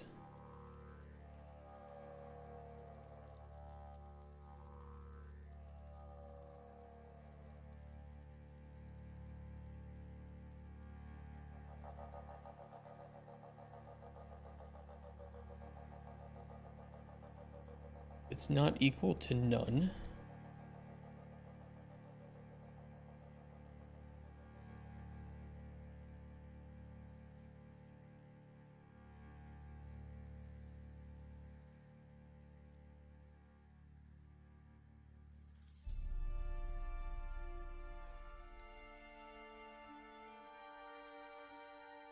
Never played it, but I love radiation style stuff or type stuff. It's like Metro would be good. Metro is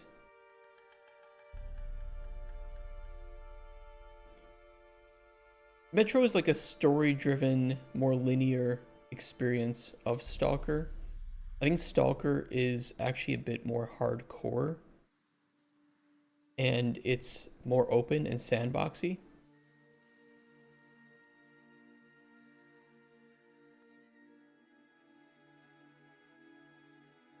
And there's some really good mods too for Stalker. Some really, really good mod packs.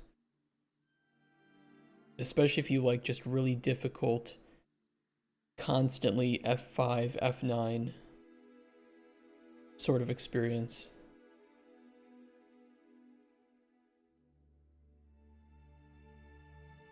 It's good. It's a very good series. Definitely recommend. It's a bit old and janky, I'm gonna be honest, but it also kind of gives it its own flavor. Kind of like, you know, Oblivion, you know, but old Bethesda jank, right?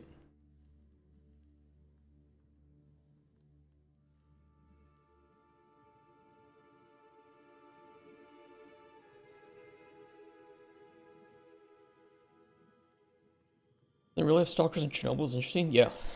And Stalker is based on a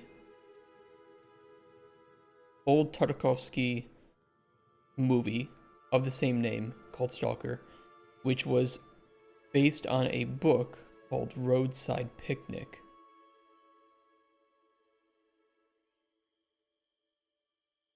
I do recommend the old movie of Stalker from 1979. It just had such a, I don't know, Tarkovsky was just an absolute genius with cinematography. Just beautiful shots. Absolutely beautiful shots in all his films. I definitely recommend it.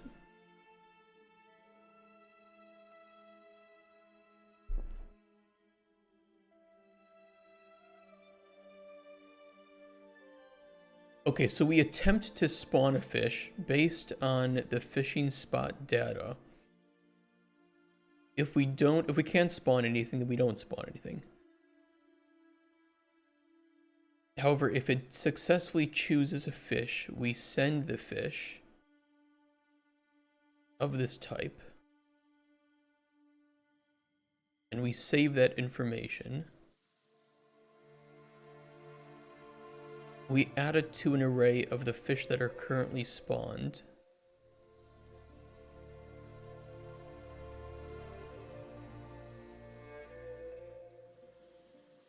We run move fish to bobber. What we want to do is we want to run this, but we then need to add,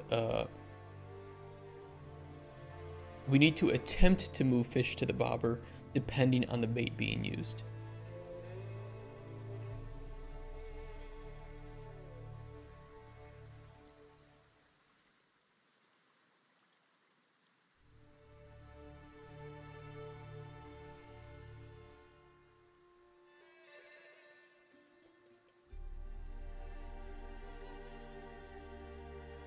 Chosen fish index, yeah.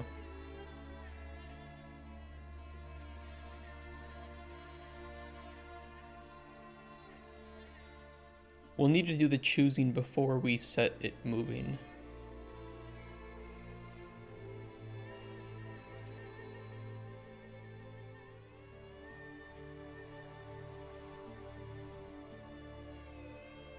Add fish choosing function here.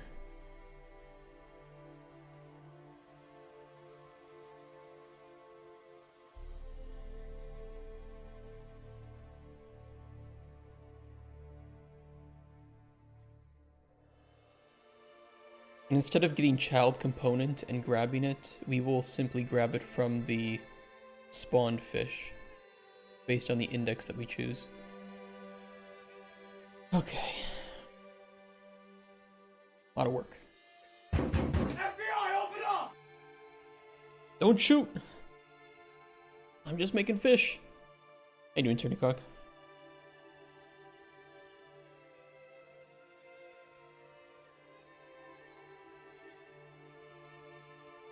Watch the movie that Fallout was based on? What movie did they base Fallout on?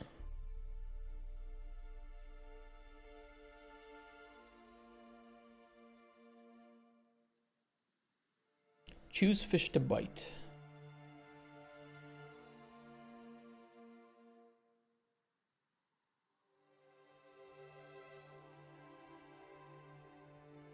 We should be able to, for each loop, through the spawned fish, we're gonna need to store somewhere the current bait that the player is using.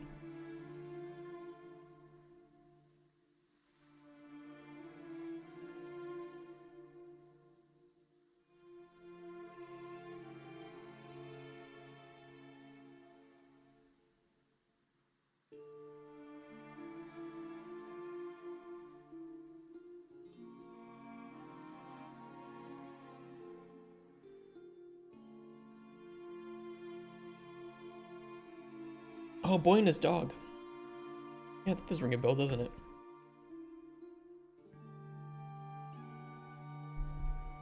Let me think. Where do I want to store the bait? Don't say in the balls. Where do I store the bait?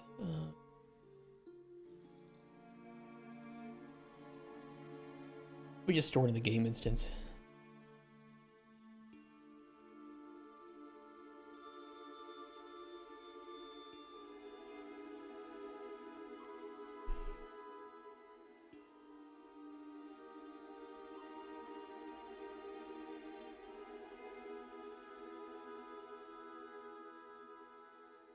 Current fishing bait, and then I'll quickly make some functions to grab that.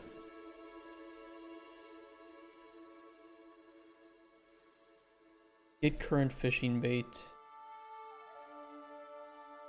Update fishing bait.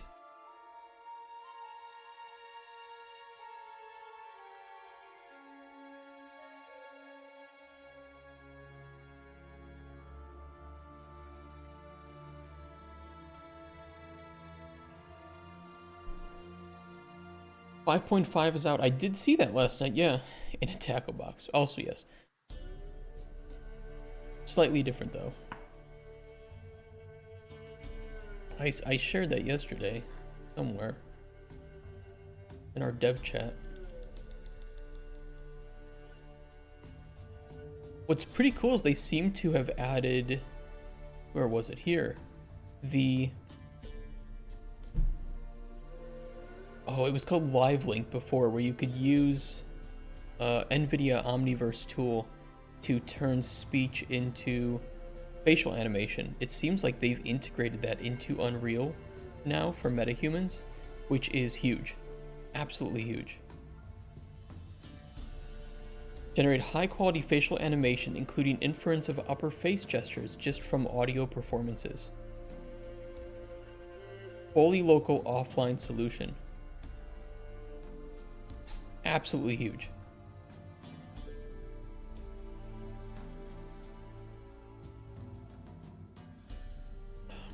Better Lumen updates. Path tracing, substrate. Megalights, though, is the big one. This is the crazy shit.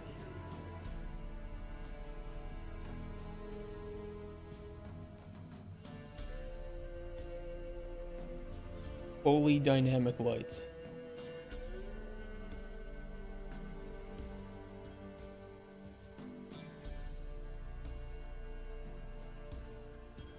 And don't worry, we'll test this out, but first we need to make sure all the plugins that we're using are going to be supported in 5.5.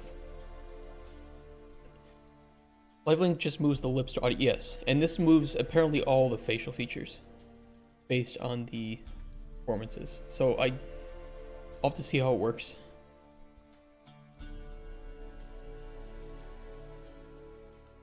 What's the engine Star Citizen is on? Isn't it the CryEngine? Am I crazy?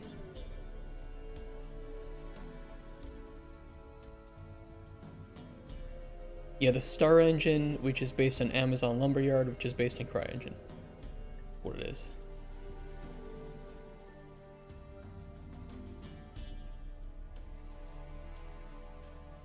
Yeah, Lumberyard, which is secretly, not so secretly, just CryEngine.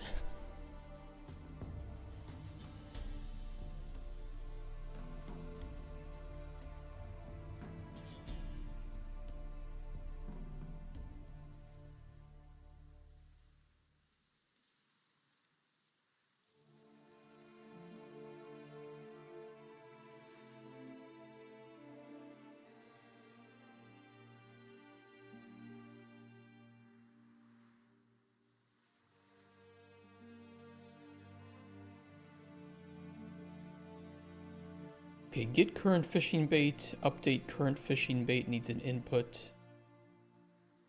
New bait.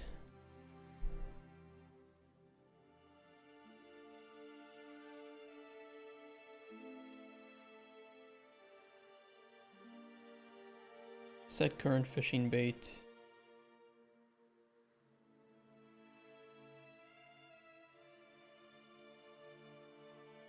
Equal to new bait.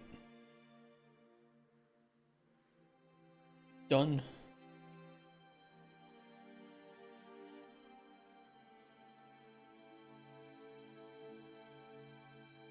Choose fish to bite.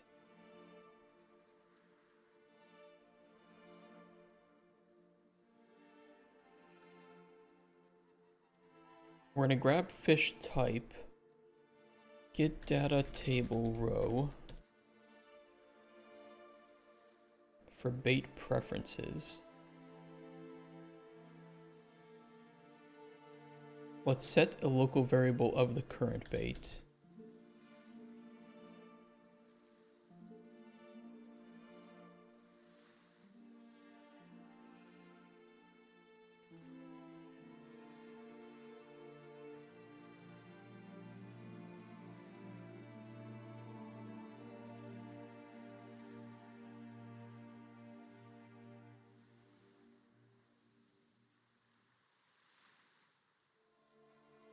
We need to do an OR check if this is equal to true, or if bait preferences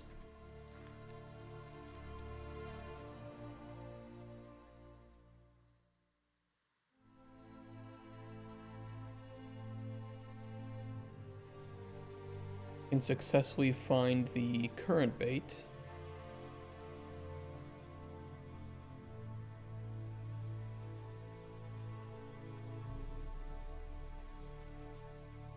Then we can add the current fish index. Let's promote that to a local variable. Current index.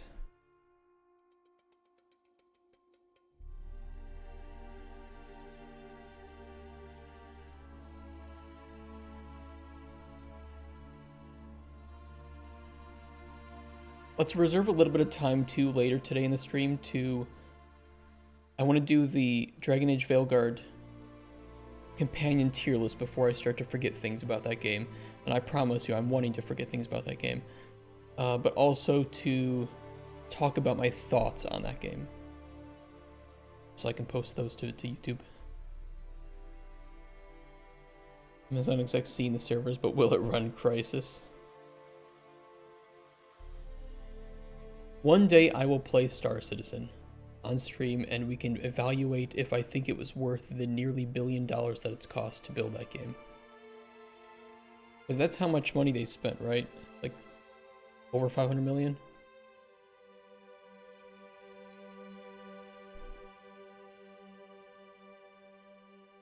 Total of 644.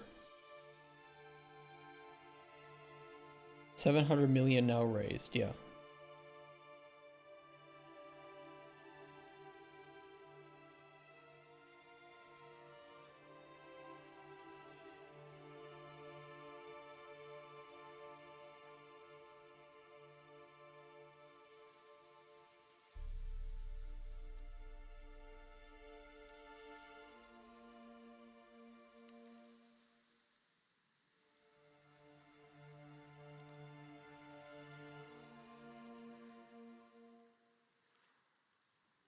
Where's their money?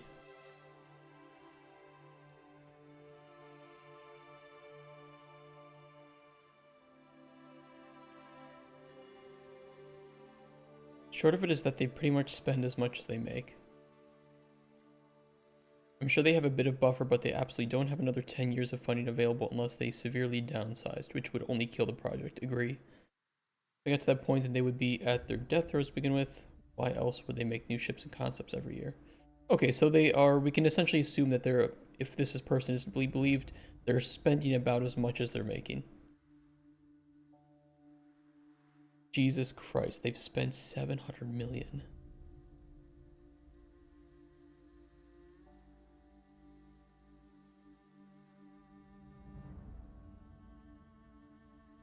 One day I'll play it and we'll do it on stream. We'll see if it's actually worth it. But he was trying to get me to join him for a free fly event by touring the showrooms, exiting a ship killed him with the ship door.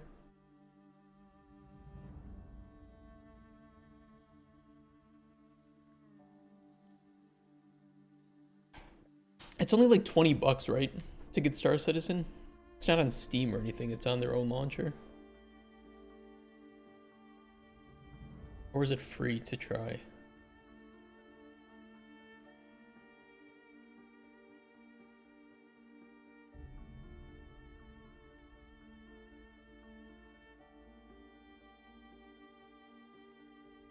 Where's the I just want to play button? Specs. Yeah, I have that.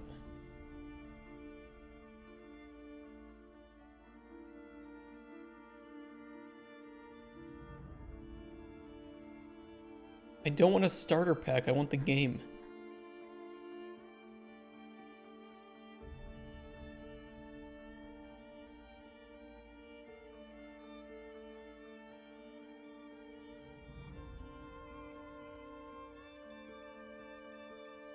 Maybe it is just $60. We're fishing here. We're working on it. As long as my game comes out before Star Citizen, we will die before.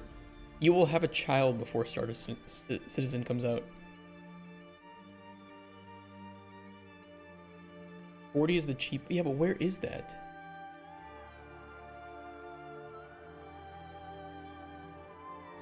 $45 is the cheapest.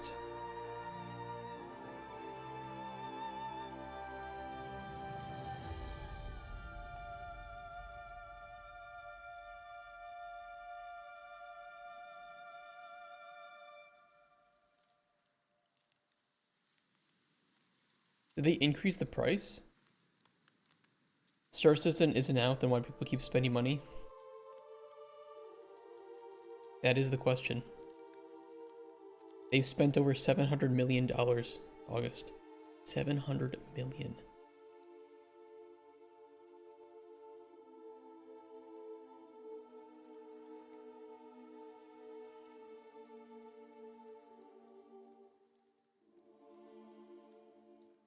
Viable fish indices.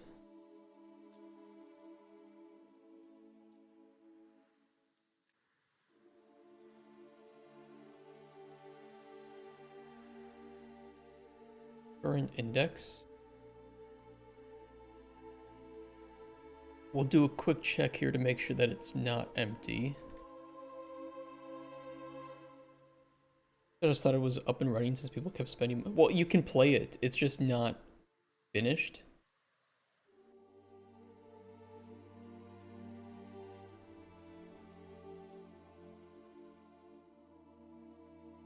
And it's pretty buggy apparently from what I've heard. Because they kind of, in order to sustain development, they need to keep putting out new content that costs a lot of money, so the whales keep spending money on it.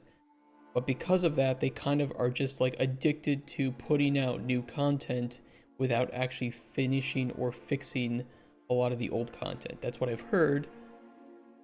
Don't quote me on that.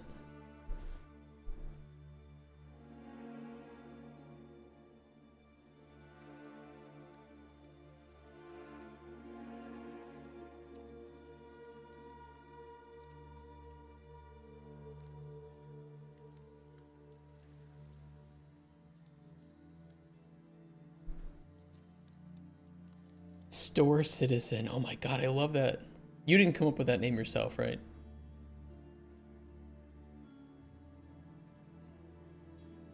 We can pretend that you did, though. That's really fucking funny. People keep playing because sunken cost. I don't know. I will play it myself on stream one day. I'll go in blind. I haven't watched somebody play it. I've only seen some of their videos. You know, it looks beautiful. I just don't, you know, I have some friends that play it and swear by it.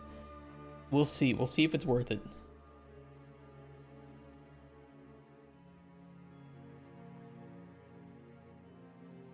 And that way you guys can see if I recommend it or not.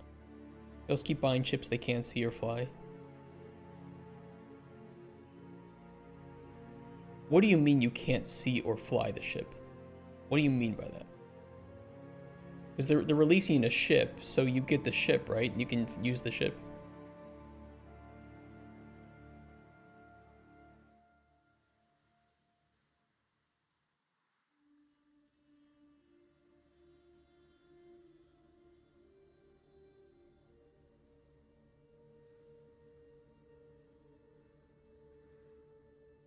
Looks like will come up before they do. Random array. This is the index. That's what we need to output.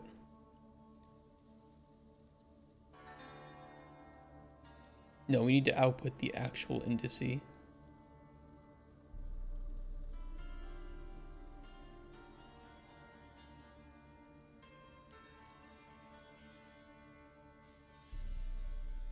Universal conclusion. That's how it feels to me. People just keep giving them money to make their game, but their game never gets made.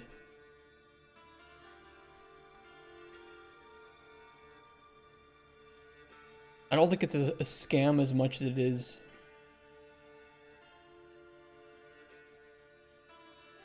Scam isn't the right word. Like, you are getting a game. I think it's just a foolish investment.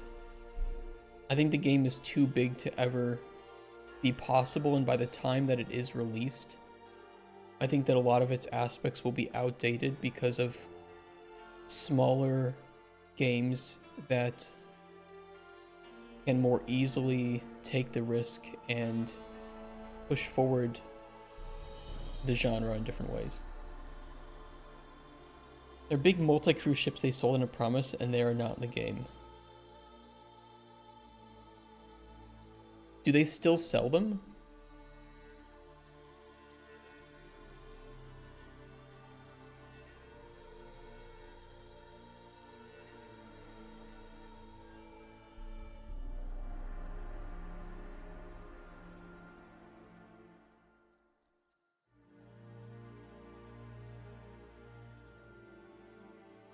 View all ships.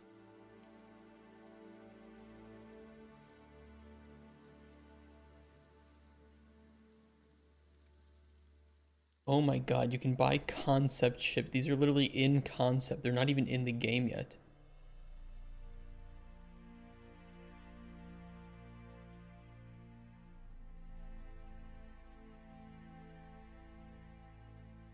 You're paying $330 for a ship that literally is not even available yet. You're pre-purchasing, you're pre-ordering a ship.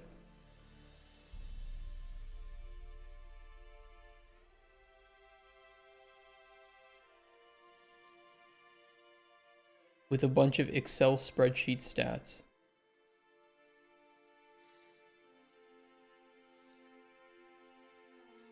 Are you serious?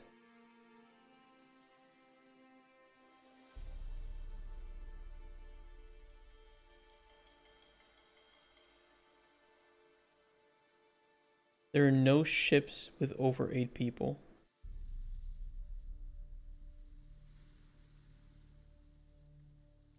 Oh, they're unavailable for purchase because they're all in concept.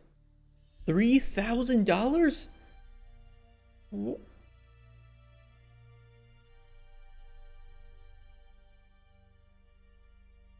Did people buy these? They say they're unavailable for purchase. Were these ever for purchase? Are there people who own the Javelin ship right now?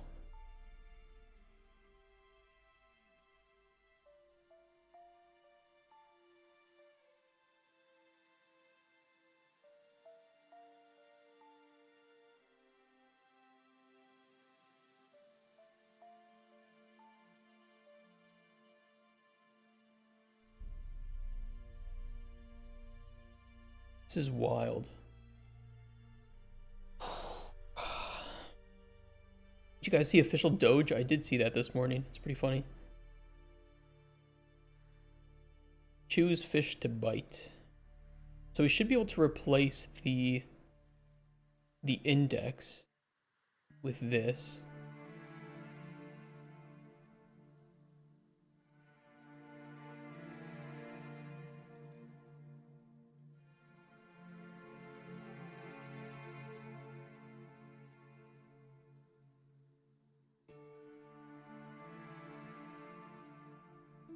But only if it's not equal to -1.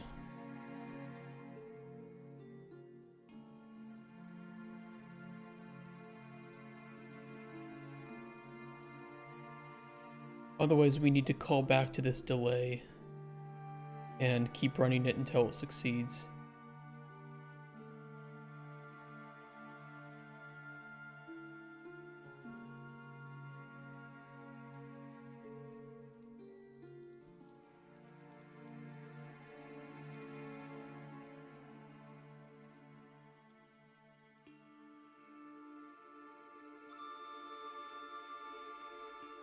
But I'm going to put another tester in here for the fishing status.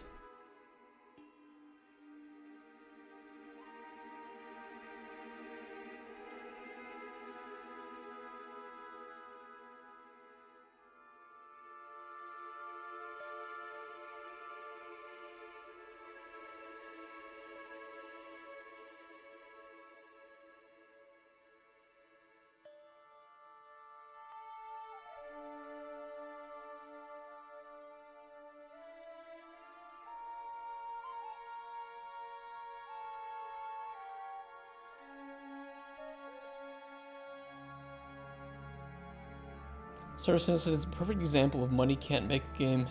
You're right, Gladiator. You are right.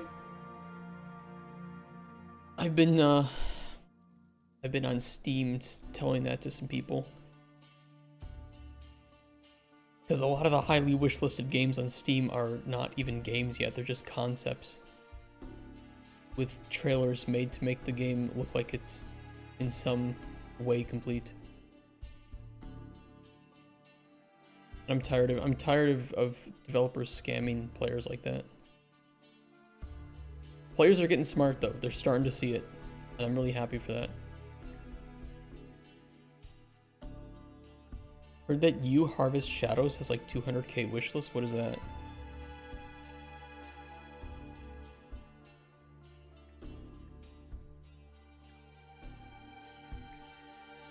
A We Harvest Shadows?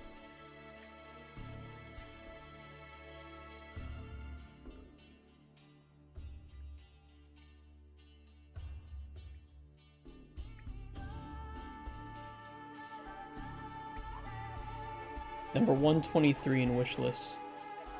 It's not terrible. Horror farming game. Okay, where's the store page for it? There's no packages. There's not even a game. By the way, this packages, for people who don't know, this packages shows if there's any upload to the servers of a game. If there are no packages, there is no game. So when you look at a game like Farming Sim, this just came out, right? You look at packages, you can see this is the game. This is the ID for it. And there might be some like private ones in like depots for various testing branches, whatnot, right? So if we see no packages, there's actually nothing available. And if there's no depots, then there is no game there.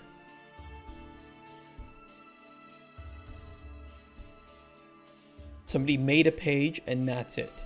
They put up some video or some screenshots, and that's all. And that appears to be all that they've added here. Yeah. In 2021,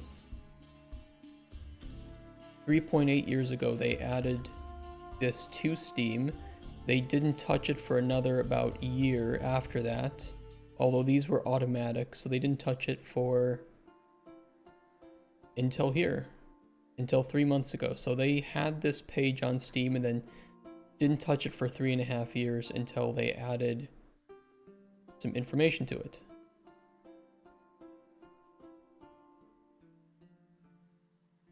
There's a demo for it. Close the Star Citizen tab. I don't worry. I closed it. I don't have it open right now.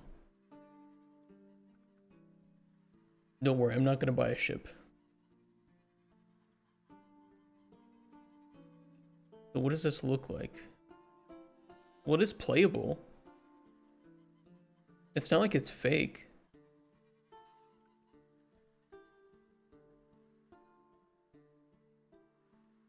For whatever it's worth, there is gameplay here.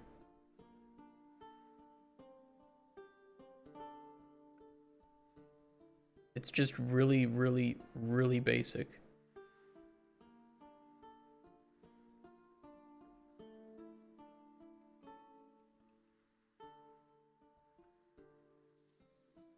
Yeah, is that all you do?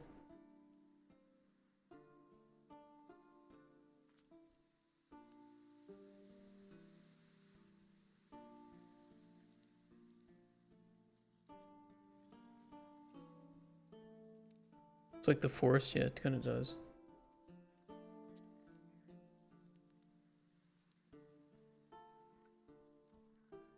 No, this is the one that I've been trying to. Well, there's a bunch. There's so many games like this where they are just completely fake. This one does not seem fake. It just seems like it's taking a long time to develop. But like Gladiator said, money can't make a game. You need people to make a game with money. Single player monsters come out at night. You own a farm. It's a good concept. To be fair, guy is going to make millions. Maybe. But I mean, I've seen other games like that. We played one last on one of the Next Fests, and it was really shit. And it was just like that. You farmed, you had to watch security cameras at night.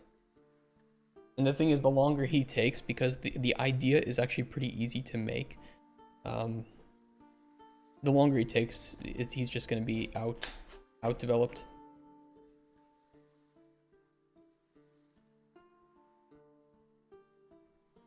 Plant tomatoes, collect chicken eggs, and build fences. Okay.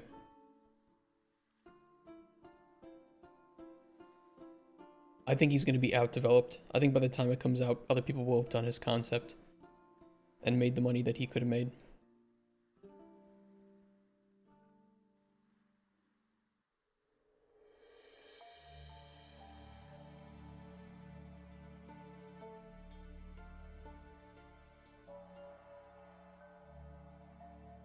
Made in Unity also that can be easily out-graphicked. That's true. It depends if people care about that, though.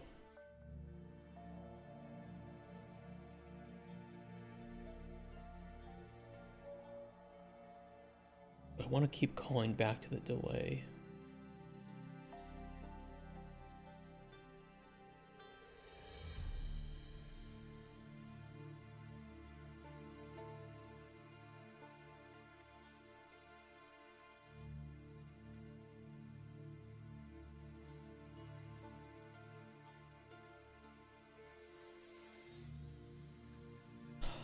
No, I think this was the right move.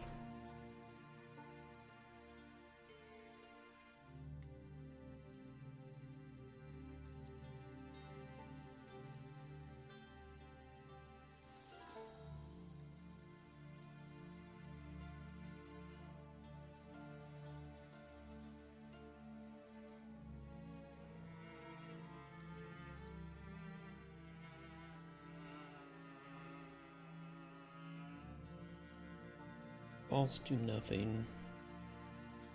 Keep calling back. Just to be safe. I heard advertisement or anything like, just found it interesting that he got so many wish lists. No, I think it's fair to talk about. Definitely check prior to the delay in case something external could interrupt the whole thing. Yeah, that's what I was doing too. I'm just like, you know what? It's better just to check as well. Because then we have a delay and then it's good to run the check again just to be safe after the delay. And this is a bit more of an in-depth one. So in the case that something happens during this delay and we run the check again, we can just be like, oh, nope, not relevant, drop. Hey Cusper, how you doing?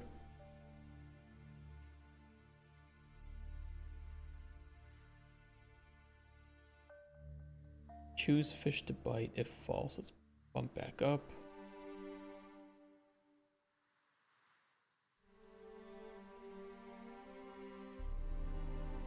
Good question. Alright, where's the chosen fish index? This should already be as BP fish, so we can just nullify this entirely. Trim the fat. The game on Steam, it is not, because I would want to put screenshots and or a video up there, but because this is a prototype and not representative of the final product, I don't want to mislead players. That's my greatest worry and thing that I try to avoid. Is that fluid flux? It is. And it looks good, but it's also kind of a pain. It's really a pain to work with. You want to see the swimming?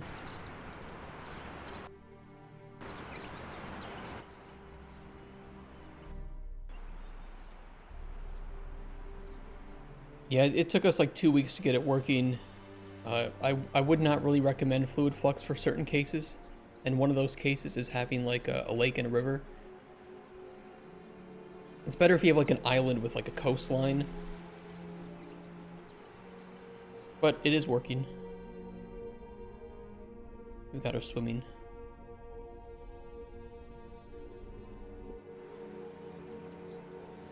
And I've modified the sound a bit so that certain things can only be heard very lightly underwater.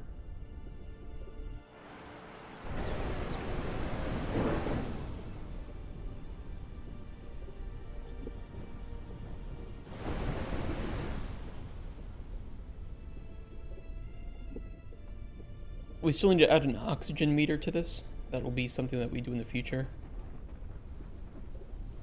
And I need to fix the some of these translucent effects and whatnot.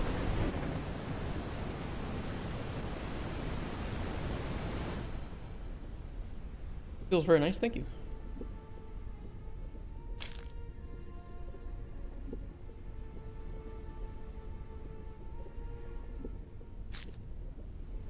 A depth render issue on the material, it's easy to fix. Do they?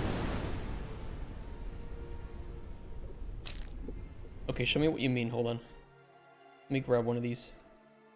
Because it is a translucent material.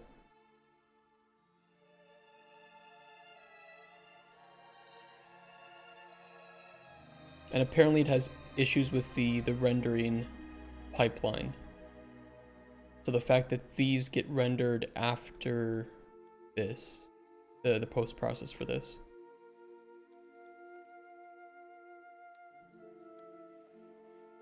You said it's in the material settings?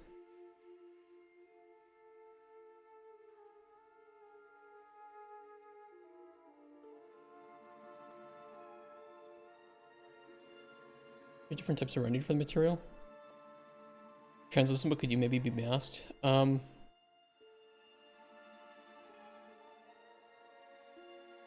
I know for sure what I want to do is just delete these eventually. I'm just using them to hide some ugly things. I mean, those could be hidden in other ways too. You know, traditional game dev stuff, right? The particle effects, though, there could be other ways to handle the particle effects. They're kind of also hiding some ugly things. Just because fluid flux is really not that great at certain aspects.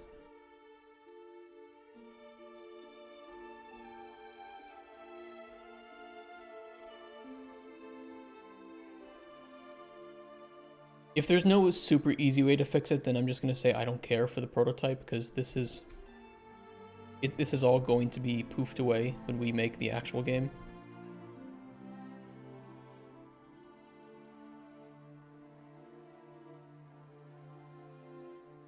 So it's not a big deal. Chosen fish, chosen fish. It just, yeah, it's gonna... Here's the person whose job it will be to fix this in the future. Art director. My current and future titles will never include the word art in them. So this is officially the first task of the art director is to make a game not look like poo. Hide them with a rock. I do that sometimes. There are some ugly spikes from fluid flux here that I just hide by shoving a whole bunch of particle effects in there. It works. But I'm not running the water simulation here again. Getting the water simulation working was already a nightmare. Nobody's gonna know, and you know what? Nobody's gonna care for a prototype. This is not even meant for players, this is meant for publishers. And publishers can see, oh, they want water that you can swim in, and like a river and a lake. Okay. It has a couple bugs, wonderful. They're not gonna be there. They're gonna know Tic Tac. So yeah, it's a non-problem.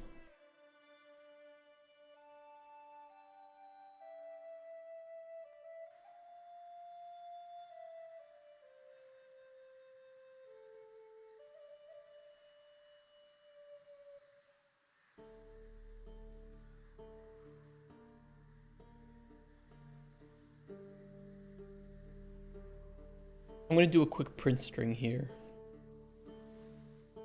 with the fish type that spawns.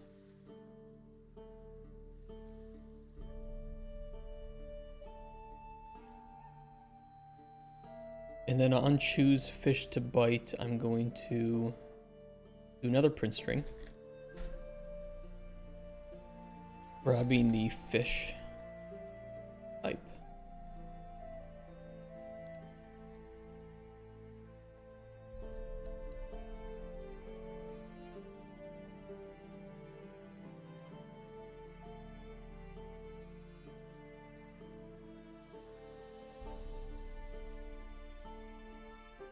So we right now have no fishing bait.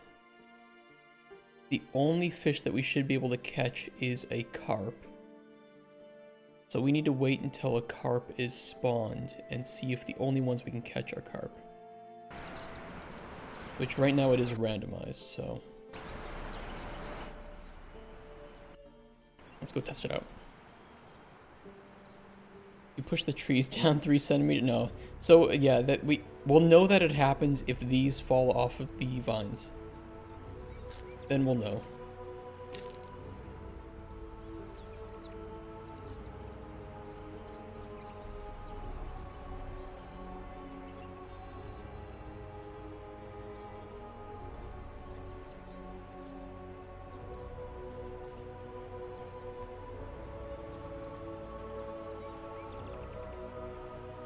He's having his fun.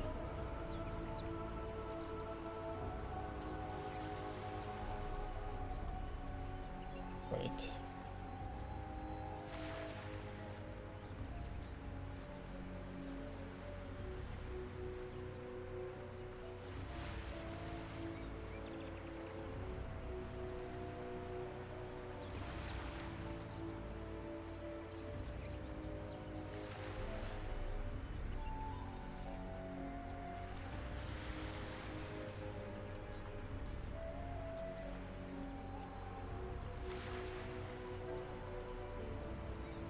Well, if there are no carp here, it's working.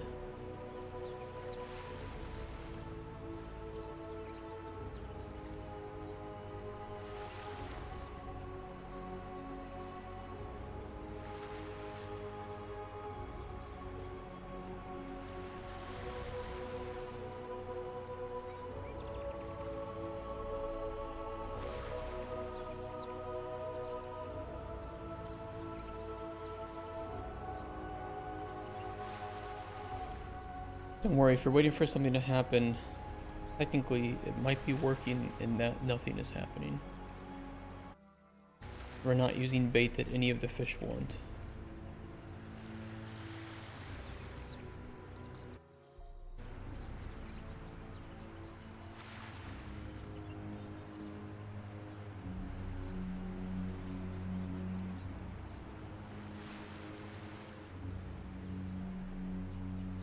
Yeah, we have a river bream in there, another river bream, and the fish that we just spawned is another river bream, ironically. That's good. So nothing is biting because we don't have the bait for the river bream. Okay, let's see if we can get a carp to spawn. I'm gonna boost up the day-night cycle speed.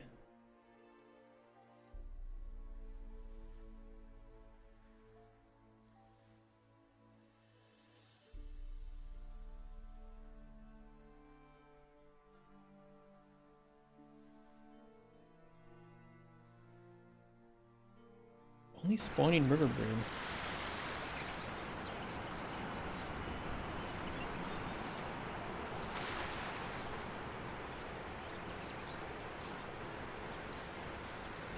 Is there a bug with the fish spawning?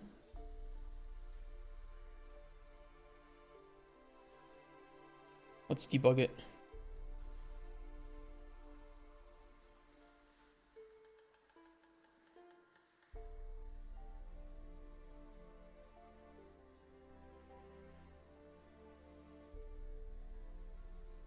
Okay, fishing spot is FS Lake.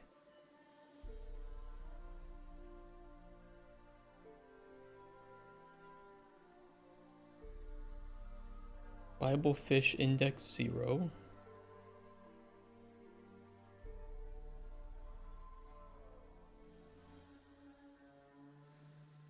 With a weight of 1.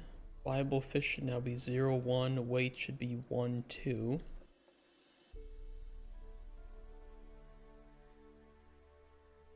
Good. Weight 1, 3. That looks fine.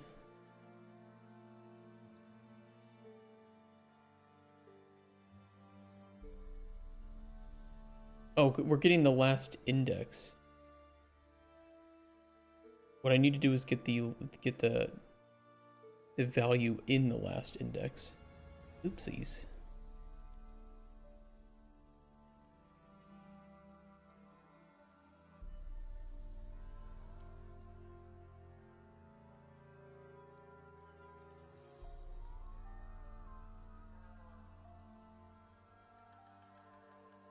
One bug fixed.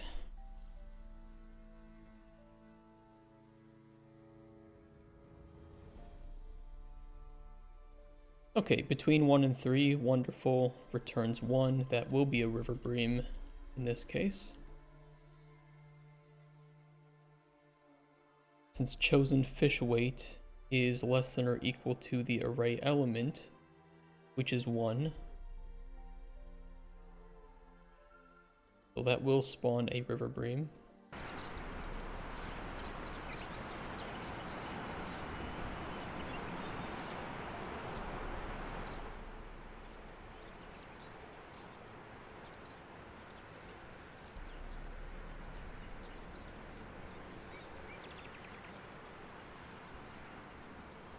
What's this one? 2. This should be a carp, if it's working properly.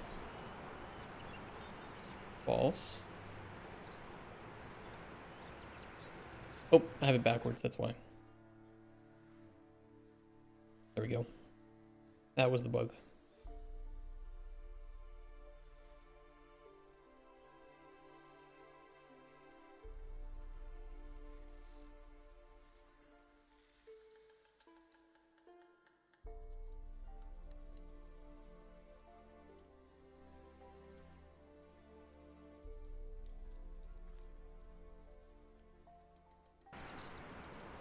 Okay, river bream spawn, firefin trout.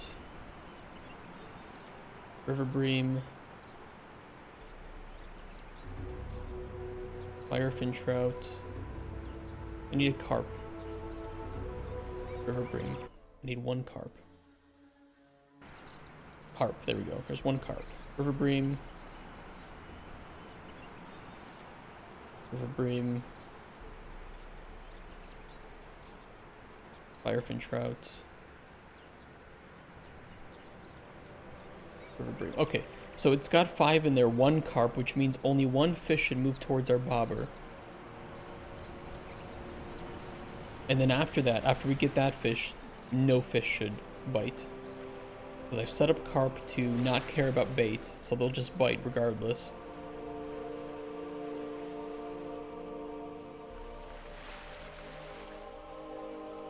See if it works. Oh, he's coming.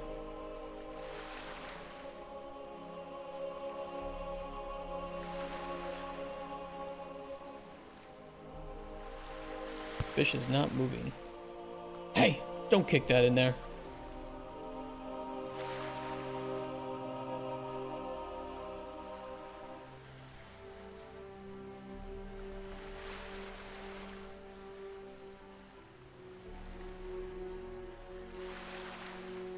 Yeah, no fish are biting.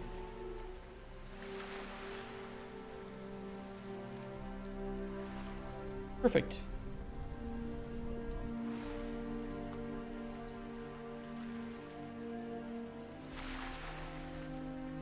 Oh.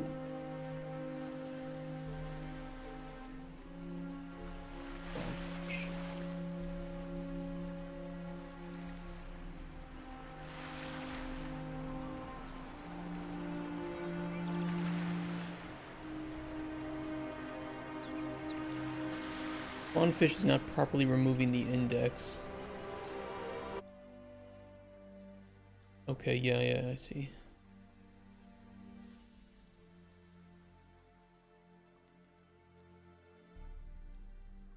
Pending kill.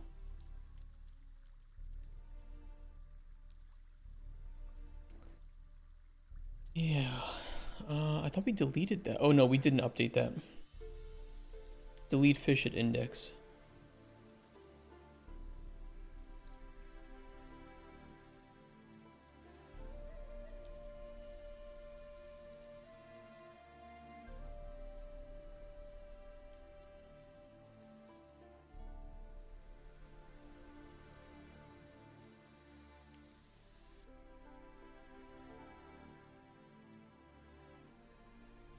That'll fix one issue.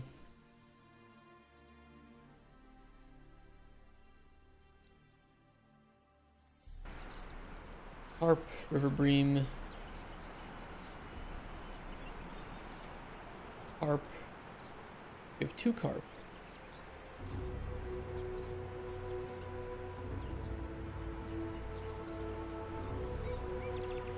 Okay.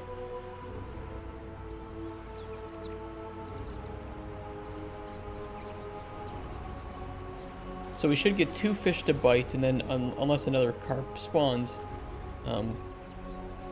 nothing should bite after that.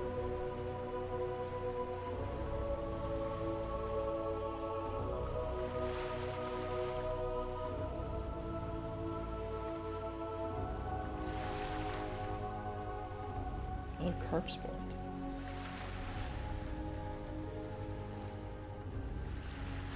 And I don't know why the fish is not moving anymore. Something is fucking up.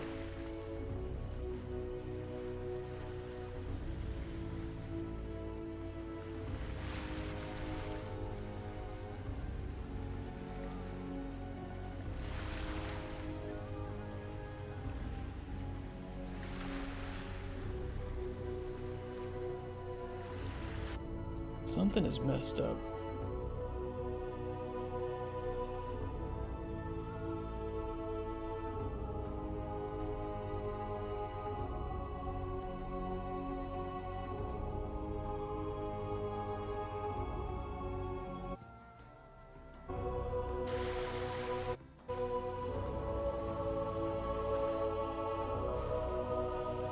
Calm down.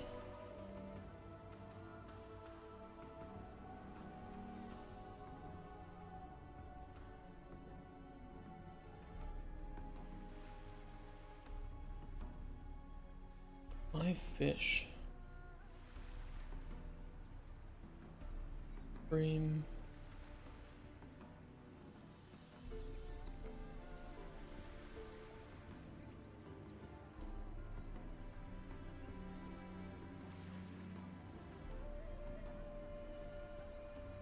But it felt like it was playing it at the wrong time. We don't remove the fish too soon. If you look in the upper left-hand corner, I think that it is removing it early.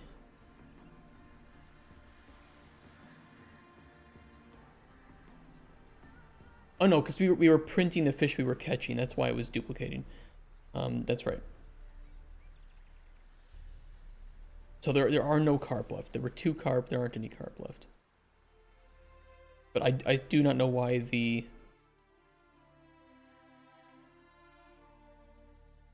fish movement is not working.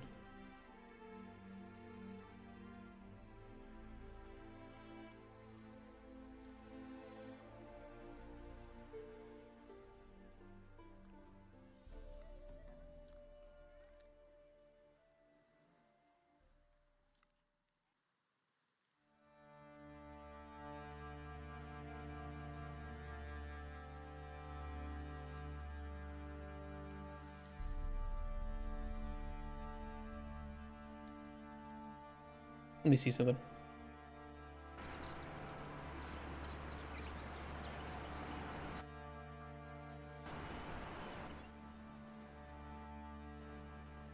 It'll run over there.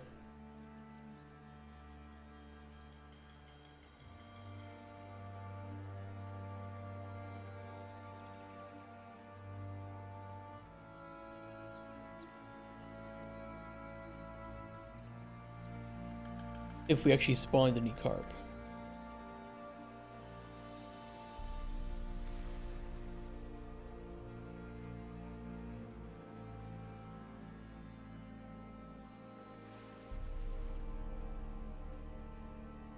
I didn't see getting called at all.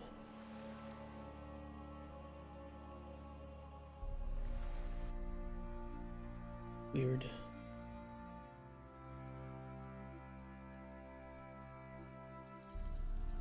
Bob Bobber.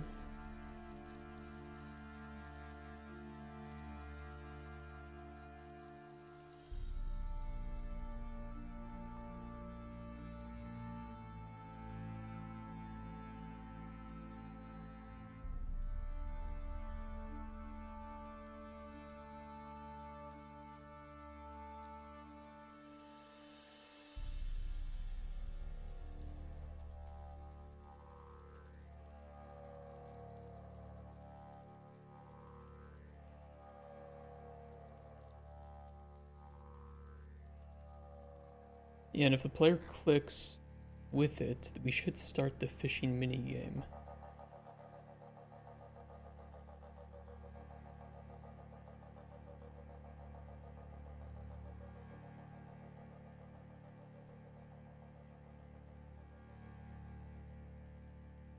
When do we call update fish though? We call it on begin play.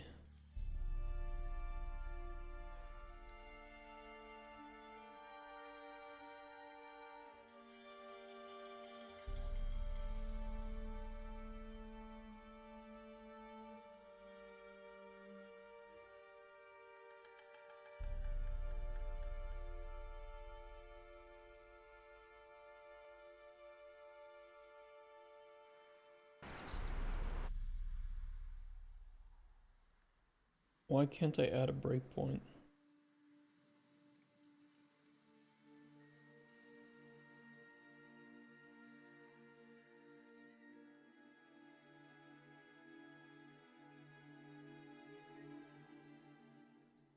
There we go. Weird.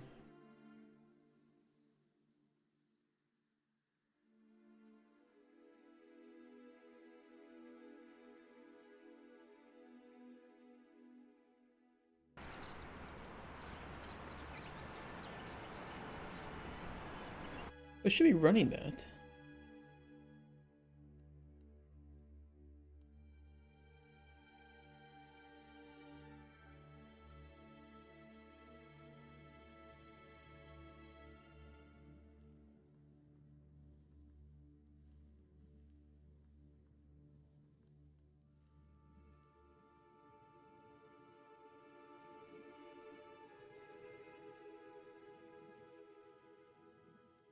Well, I know the reason.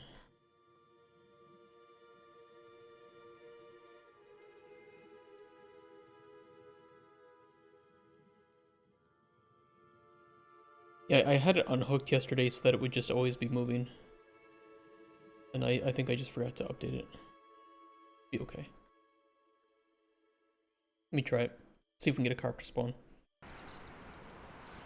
There's one.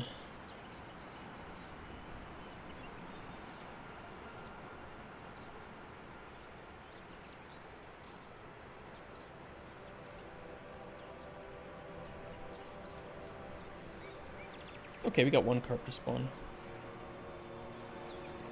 Carp are to be shot with a bow. I've never gone bow fishing. I tried slingshot fishing, that was hard. Never done bow though.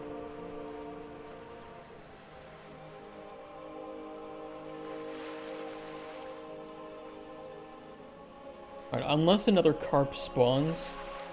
So it chose carp, that's successful. Carp bite. Fish moving again, okay.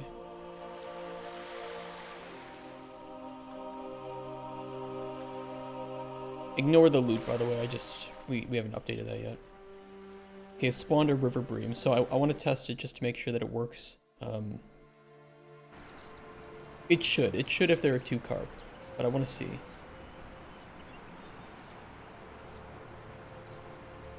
I'm gonna boost up the chance for it to spawn.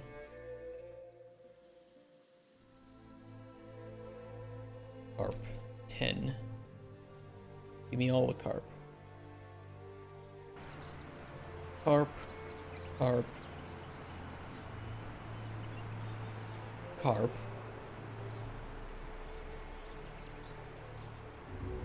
Carp.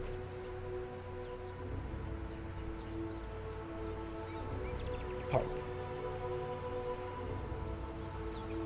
It's the word of the day today is carp.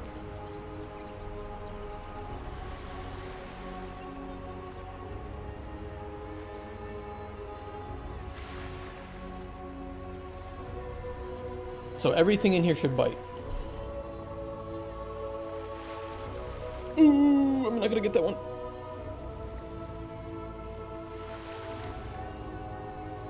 Gotcha, bitch.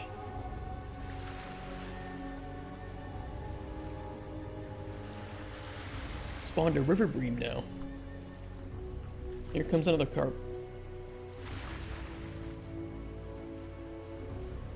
Ooh.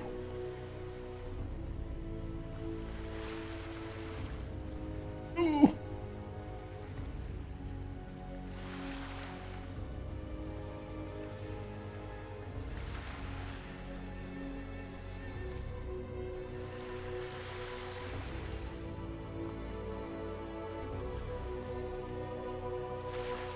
Gotcha, bitch.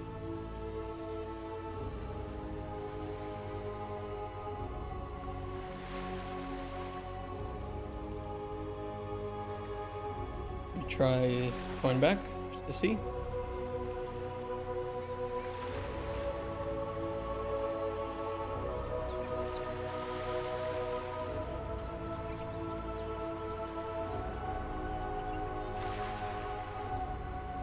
Here he comes.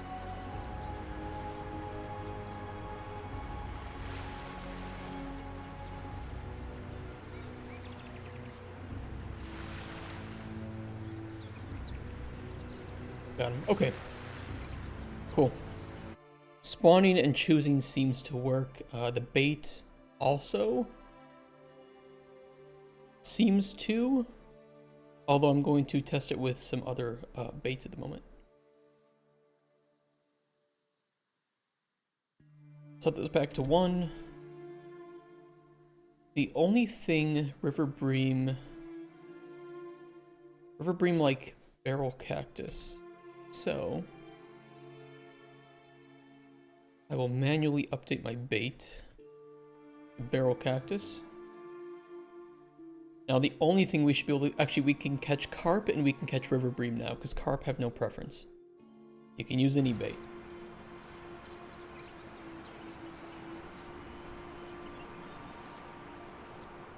Firefin trout. Carp.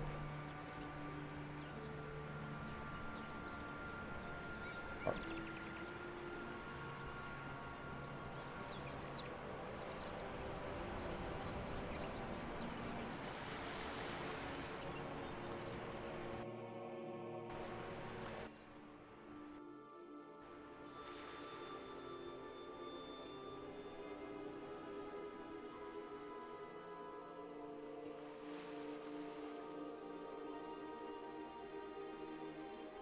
Okay, carp is biting. We just lose.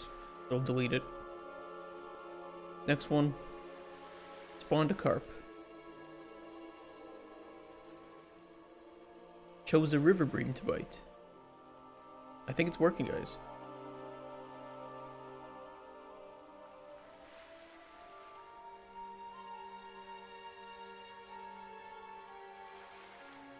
Spawned a firefin trout. Chose a carp to bite.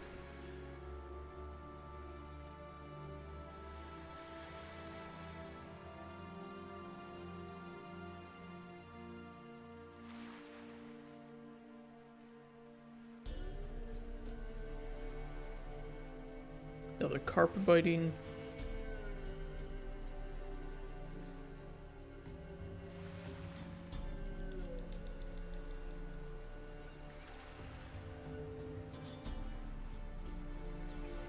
Spawned a river bream and chose a river bream to bite.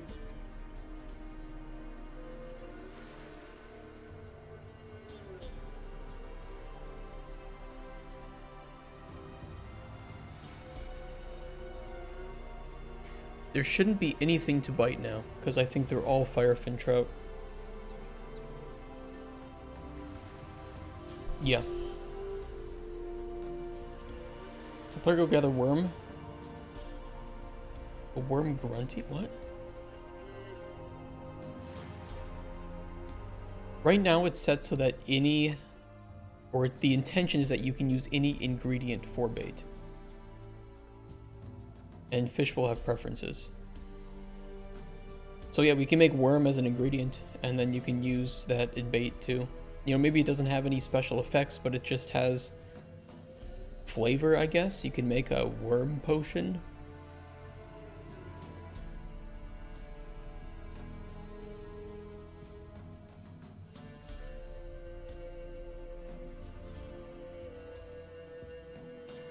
I think, however, I will require you to be using some bait in order to catch things, even if there is no bait preference. So what I'll do is on choose fish to bite.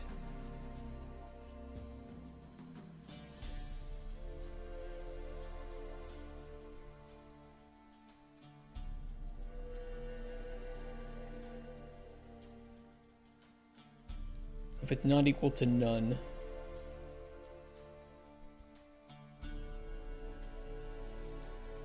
otherwise return fish index of -1.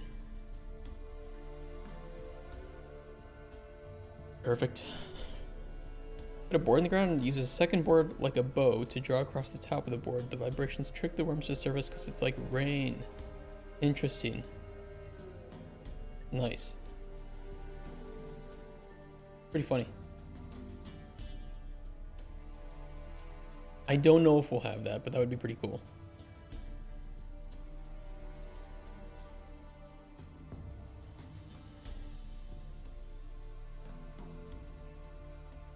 Okay, so fish spawning is working based on weights.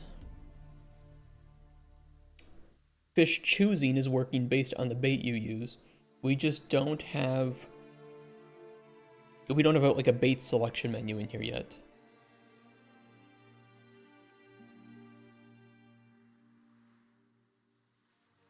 But the good thing is we do have that. Oh shit, okay. And these are the two things that are blocking us from making trapping for like crustaceans, crabs, shrimp, things like that.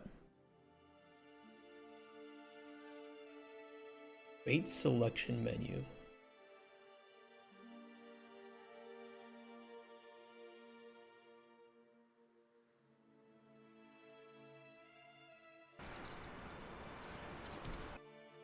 Here's what I'm thinking. We have a perfectly working inventory right now with where we can select ingredients, right?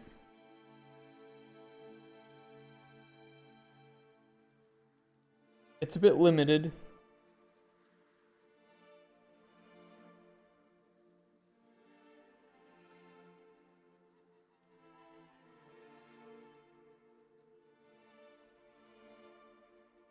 I actually forgot we had monarch caterpillars. Yeah, I forgot that I added those. Those would be good bait too. You can't get those in the game right now though.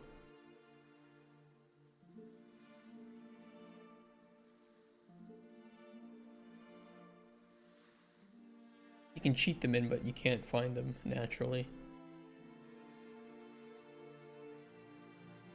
This needs an overhaul either way. Let me think.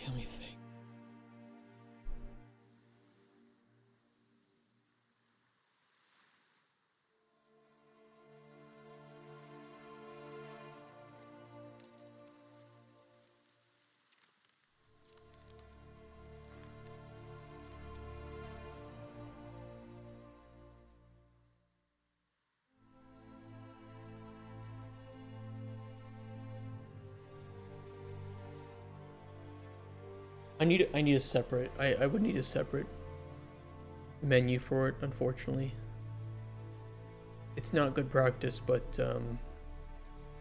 I would need a separate one.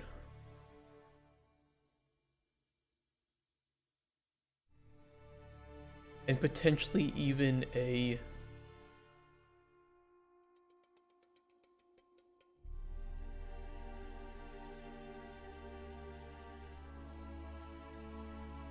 separate like tooltip menu.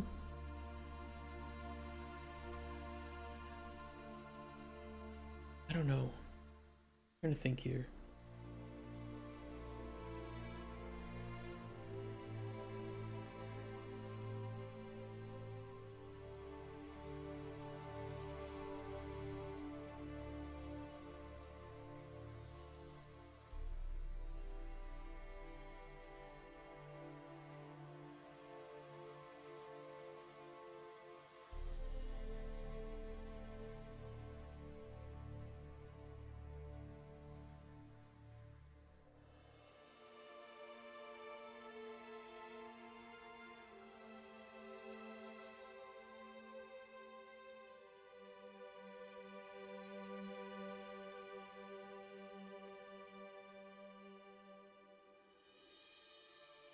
I'm trying to think of if we.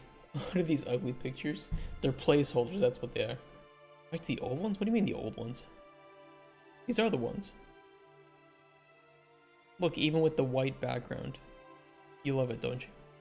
Or this is just literally a screenshot that I took. Which your previous ones? No, these were always the placeholders.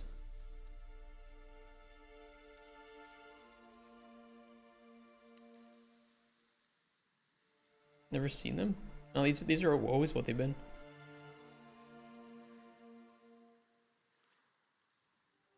I think if the player is choosing bait, I think the player would want to know, am I choosing something that I want to keep?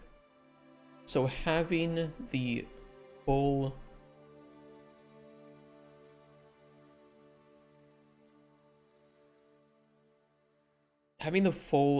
ingredient info panel here is nice.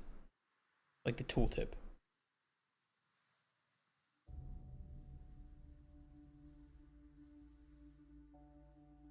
I'd also want to show the player what bait, you know, what this ingredient works well with for bait. I was wondering too, we could filter out ingredients based on known bait, although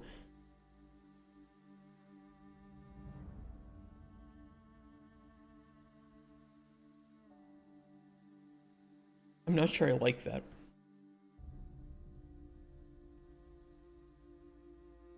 There are some of these things where it's so obvious that it couldn't be used for bait, like a distilled lavender. Another tab? Maybe?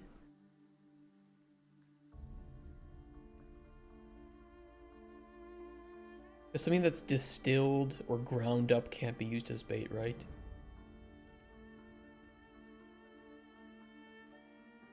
I think a completely new inventory panel. It is a tool, but it also might be an ingredient. I see them as the same thing, personally.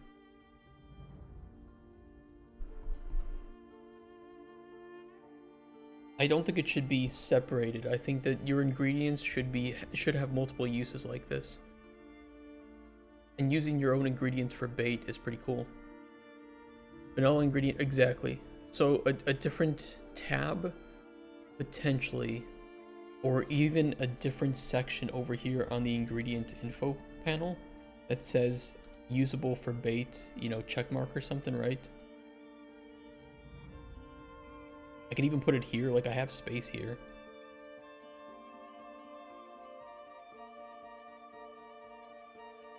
Rebuilding Minecraft?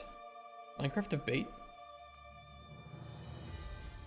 It will be something that opens, yeah. It'll be like an inventory tab or something that opens when you fish, Serene.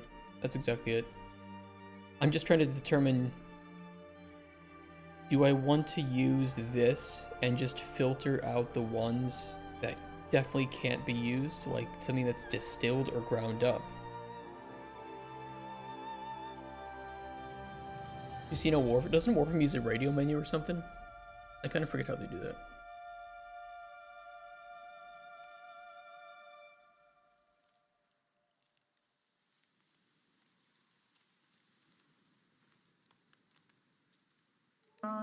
It's been a hot couple years since I last played Warframe. 720? 4720.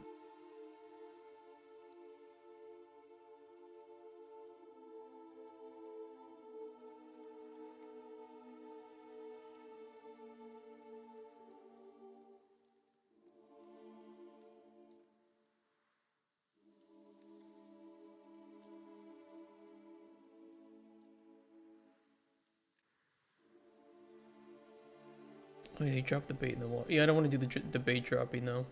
We're gonna have trapping, so it's gonna be slightly different than that. That would require an overhaul of our fishing.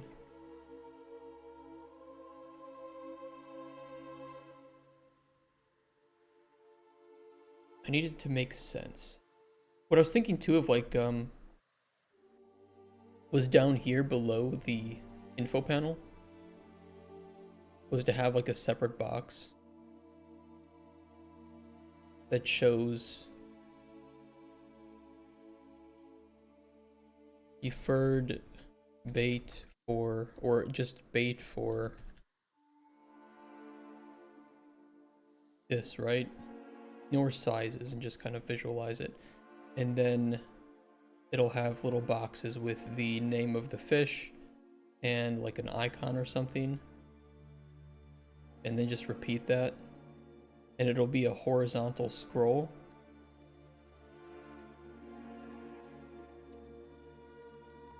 Like that could work.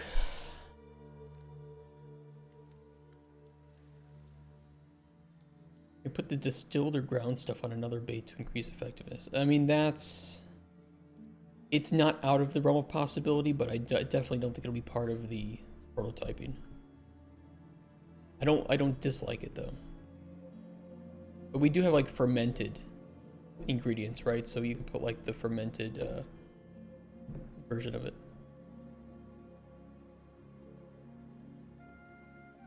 You're thinking of ingredients and bait as two different things, Serene. They are the same thing. So any ingredient can be bait.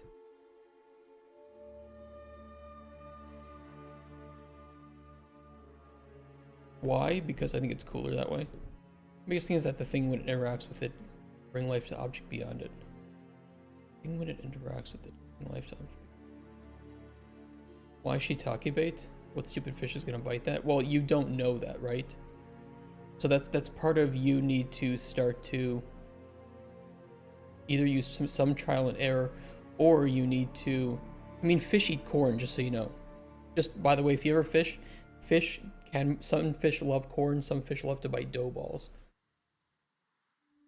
It sounds weird, but they are very valid bait. My main question is, how do we just display this? And I don't want to have to build some major new thing for it, right?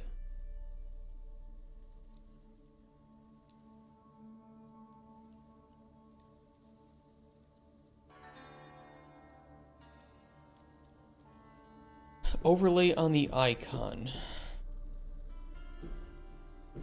Overlay could work. That is an idea. No, adding the overlay would be perfectly viable. Raptor grew up in the Great Lakes, you better fucking not a fish exactly, right? Overlay could work. Then again, if we start to do overlays, I think it could get really busy. You know what I mean?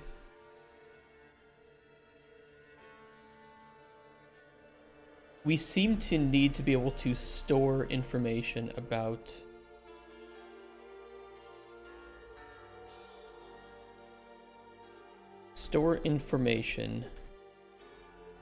which baits the player knows about / has discovered.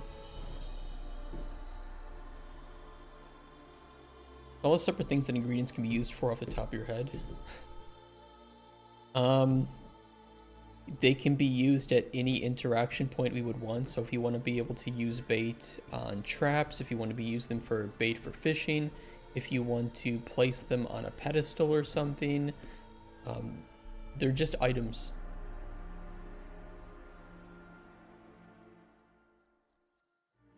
Yeah, the goal is that we're going to add a book with fish and their preferred bait. So the player can learn this knowledge, or they can trial and error and learn that too.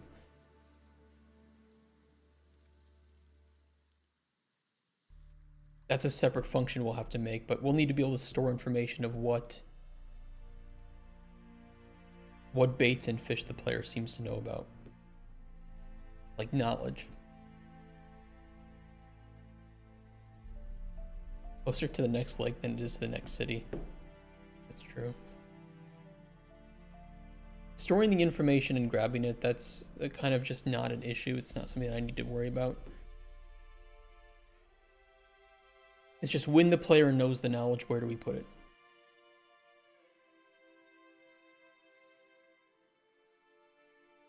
And there are a few options. There are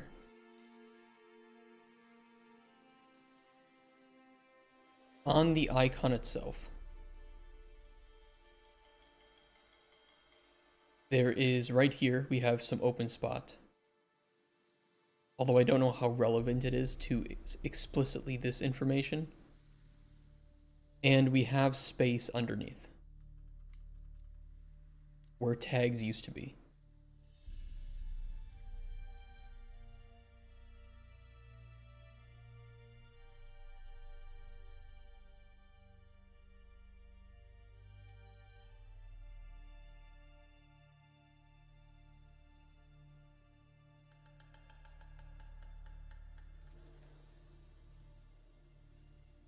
Where's the corn? We'll add that later. Mushrooms don't like light? No, they don't. Just ignore any of that stuff at the moment. If you ever see that. And also what this means is that they prefer partial or no light. Because you have mushrooms in forests, right? So mushrooms don't hate light. They just don't prefer sunlight.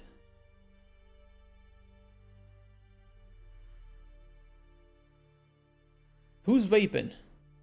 Who's hotboxing out here?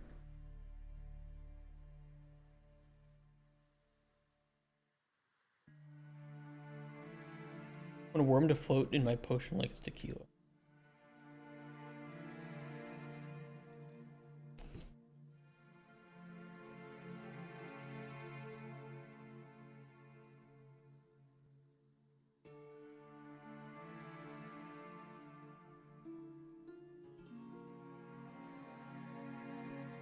Gonna have teleportation potion? Something like that, yes. That's in our GDD as well, which is publicly available.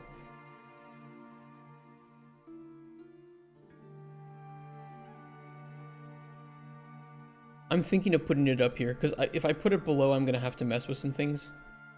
Like, if I put it down here. I don't want to put it on the icon itself, because icons could get really, really busy. I'm thinking of just putting some information here.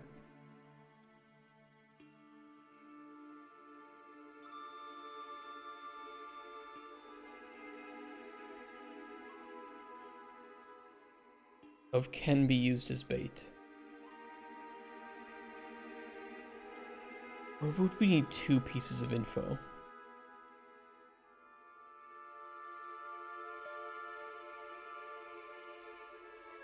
Here's the thing with the teleportation is that they're tied to... I'll pull it up right now while we're thinking. There's no rush though on thinking this.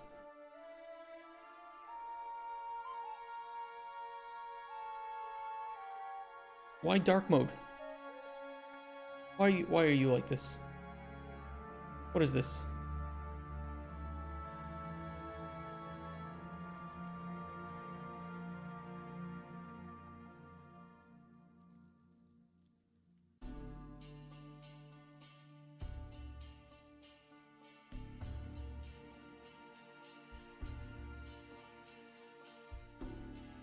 There we go.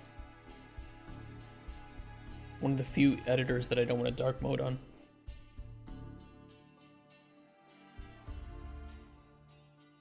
Missions, ingredients, alchemy.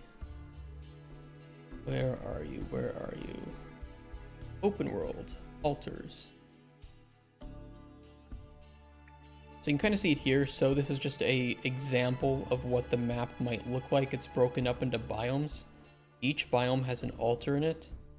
And when you discover these altars, you can use this like teleportation potion, let's just say, to travel between altars. Only altars. I need this as a way for the player to get back to the hut quickly in the case that a new visitor has arrived. It's not a hardcore game, but maybe we can add an option where it's like we can disable the teleportation if players want to. It's not difficult to do. These are also altars that are used for purification and corruption rituals. So they have more than one use.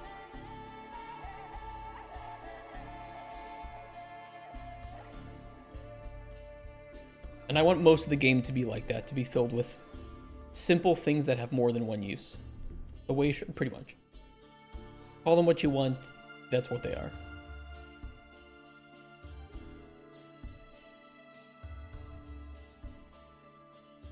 I could also do a separate tab between like info and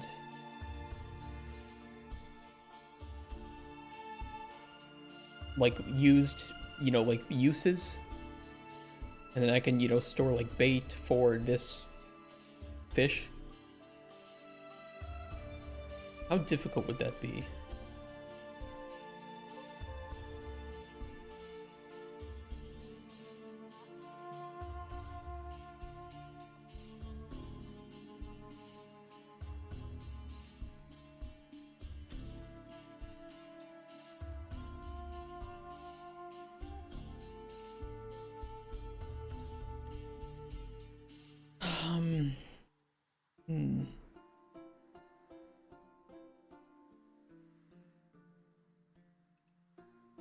This really complicates things. Because some ingredients are catchable by other ingredients with bait, and some are used as bait.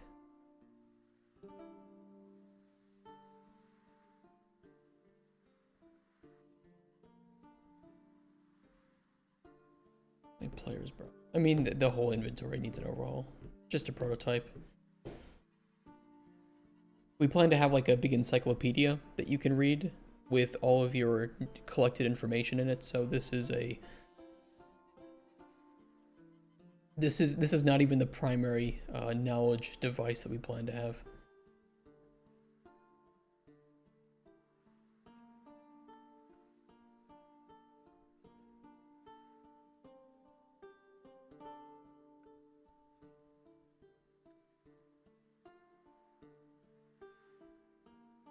I can do a tab switcher, though, although I'm not a big fan of the tab switcher.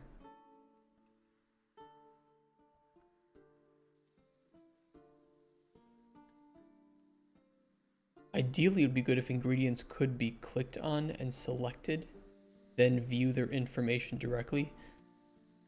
And I've kind of removed that functionality.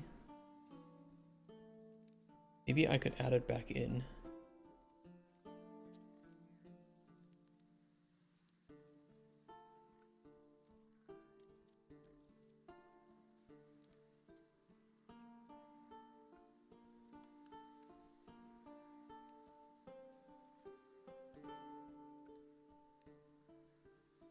Yeah, we even still have the boolean here for is selected.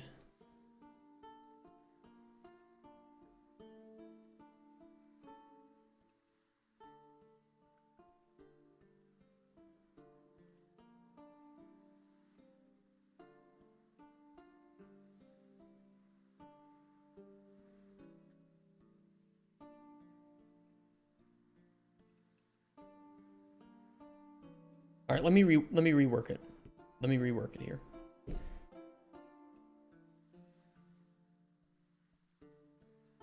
Back to what it used to be.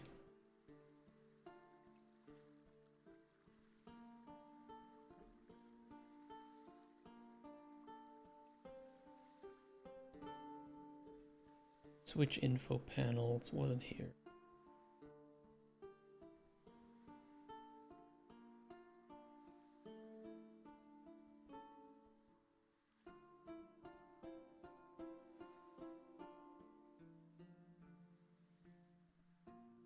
Set highlighted on inventory items, set highlighted.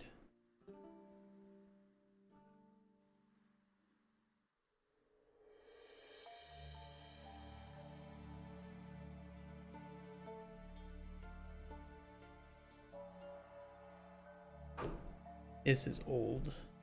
Old.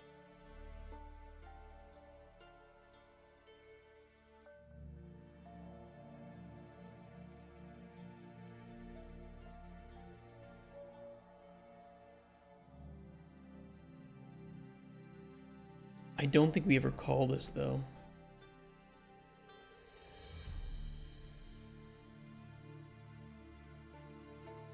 No, I don't. Setup item.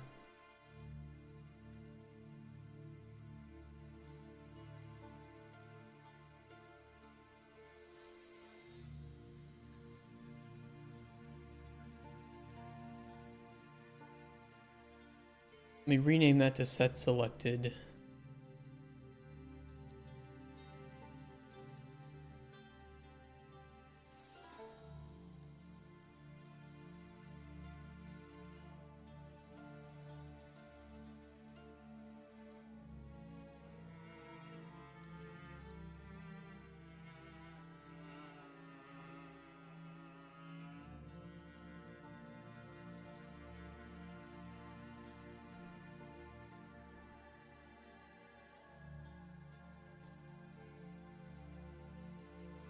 Set that to true. We'll do the same thing to the ingredient tab.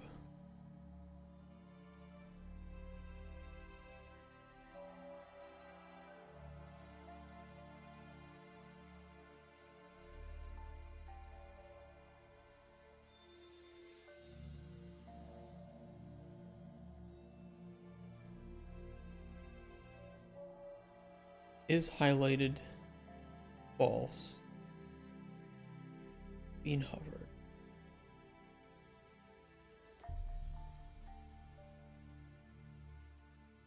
That's for the potion panel. The ingredient tab, though.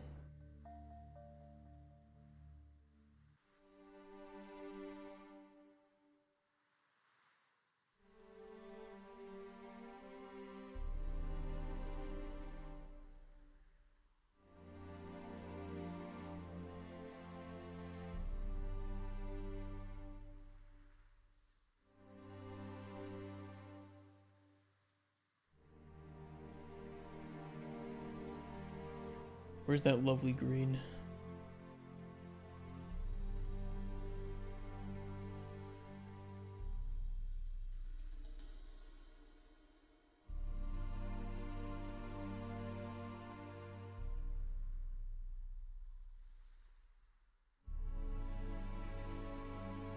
Okay, on mouse leave.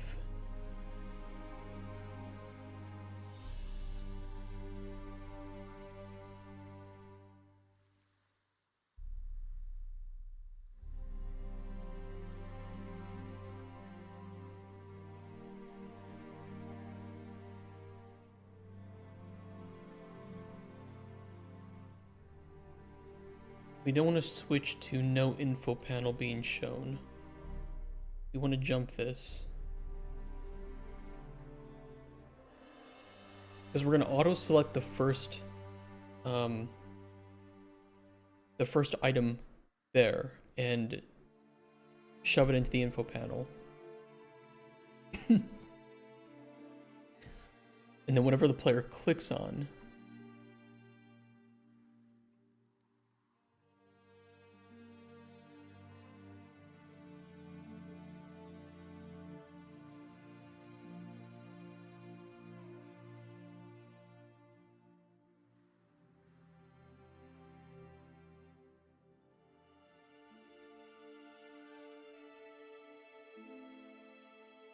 inventory ref, which info panel? Not all we have to call though, right?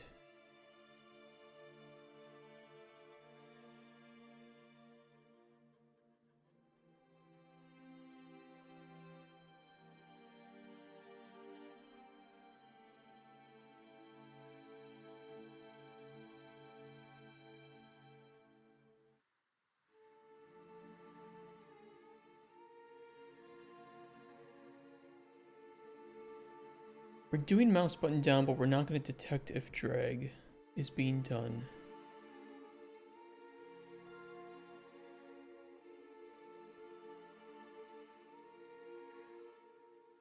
On mouse button down, we just need to update that. So let me do a custom event.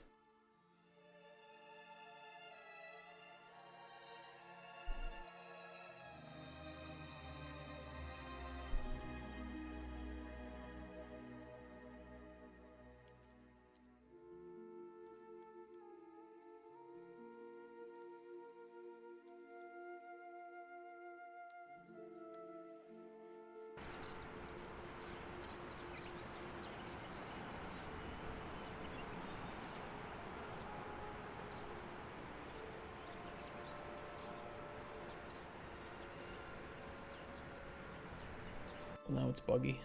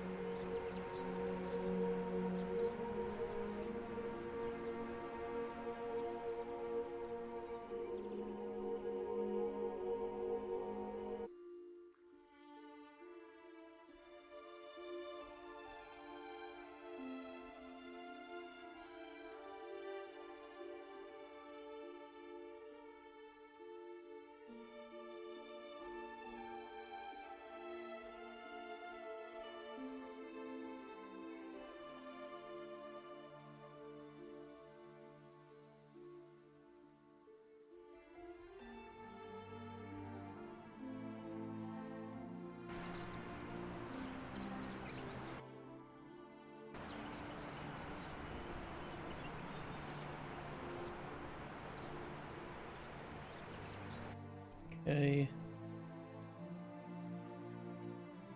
Where's on leave? Where is it?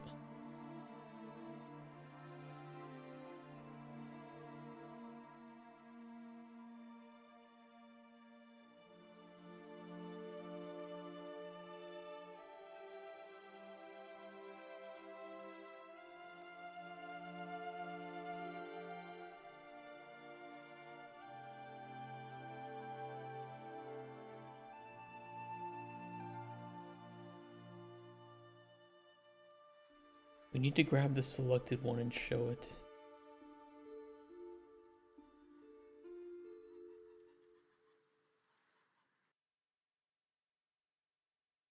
It and show selected Item.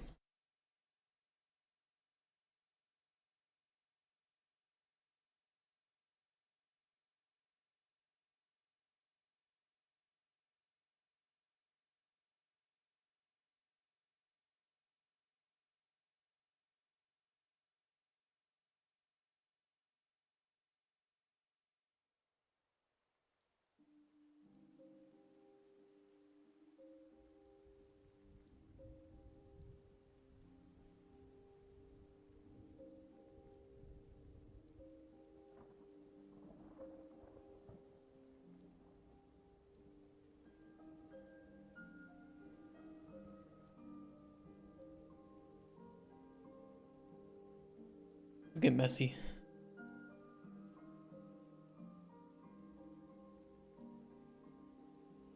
This is messy.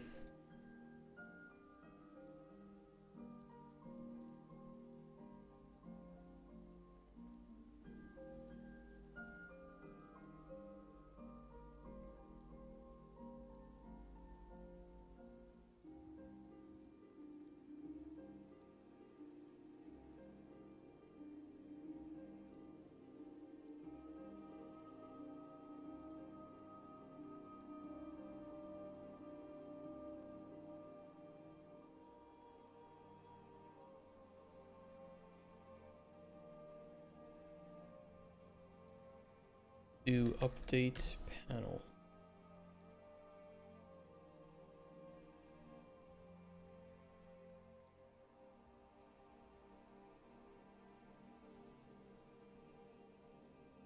And then break there.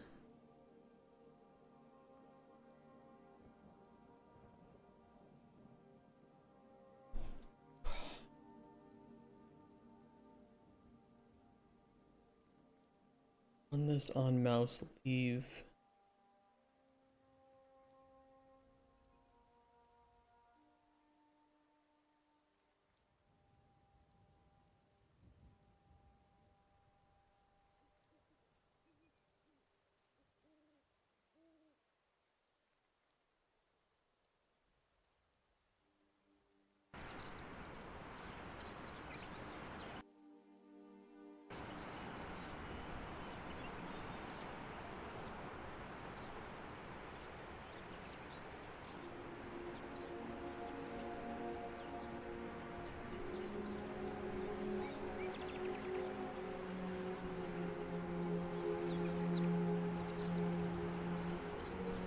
The little bit of space between them is a little annoying.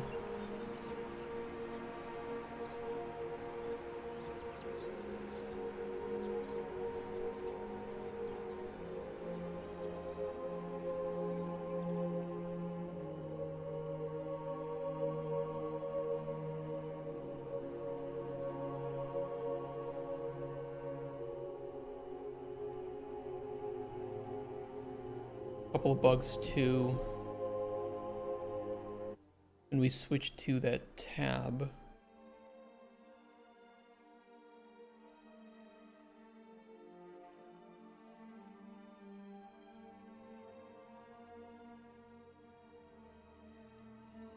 clear children. It's set selected though. And set up the panel.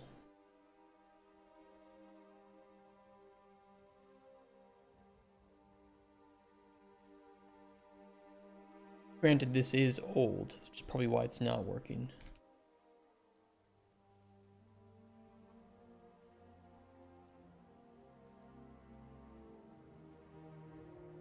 Inventory.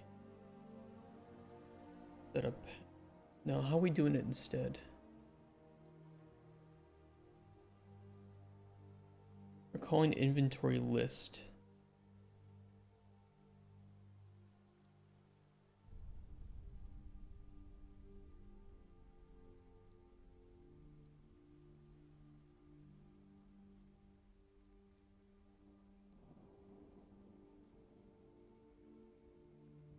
No, that would just cause redundancy.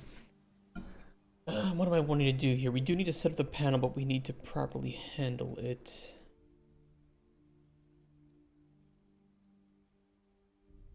Just update panel.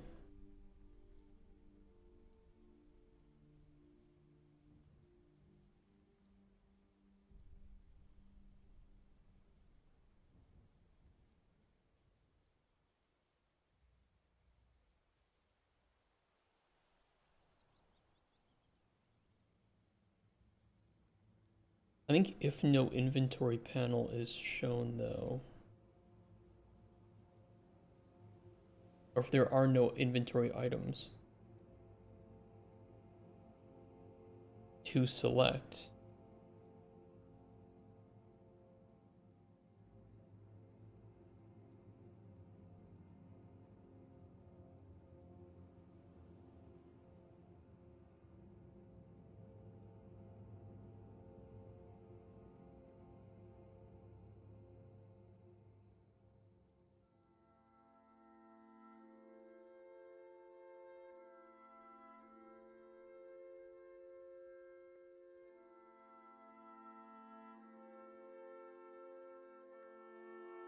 grab the inventory ref and switch info panel to none, and then just return.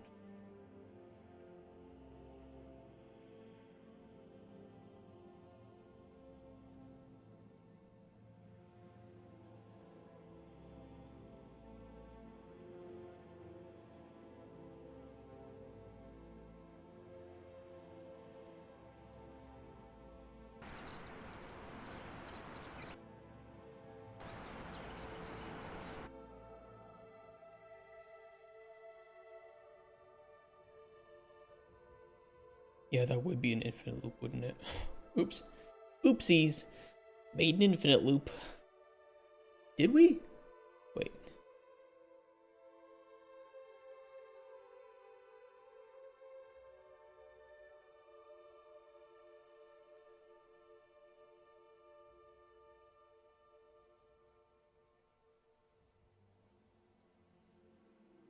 Didn't show select.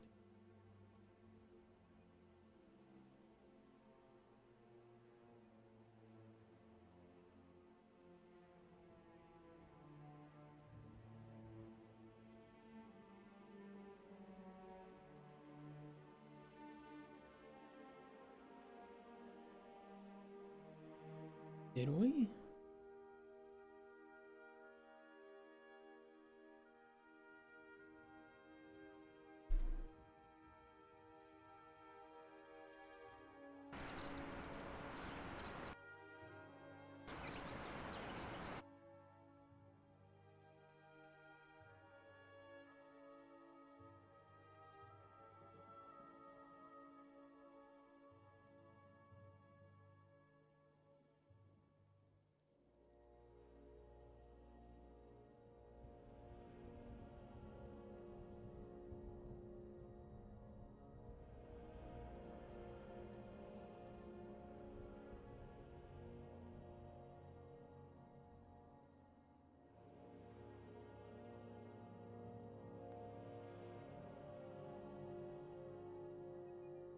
Where?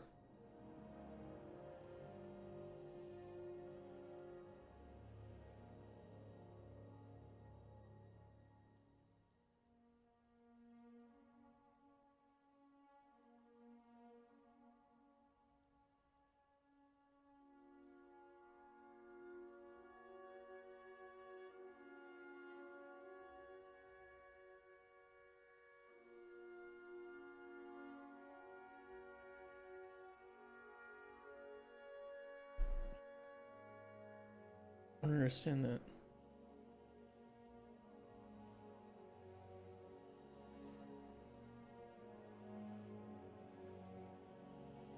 Oh.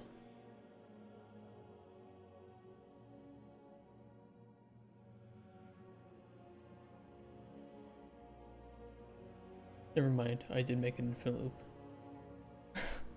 Oopsies. Oops-a-daisy.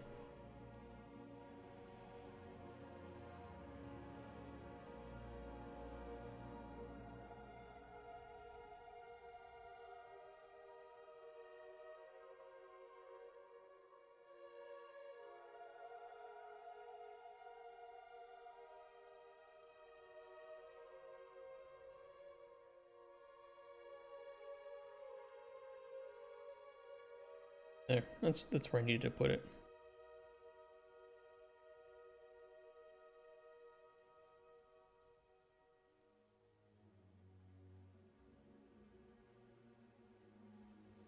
I can't wait. Long time no see.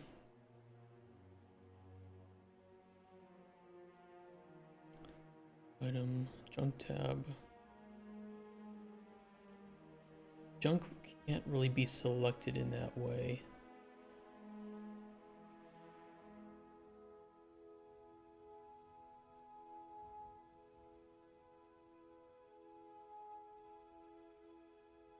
Professional lurker. Oh shit.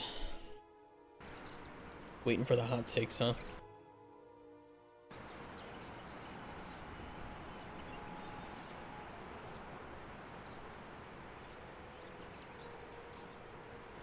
Here's the thing, when switching to other tabs, if there are no...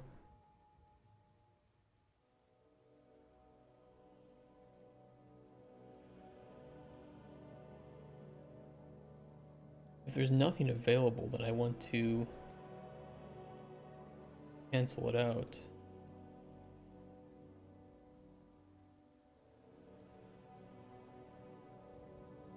Is valid index...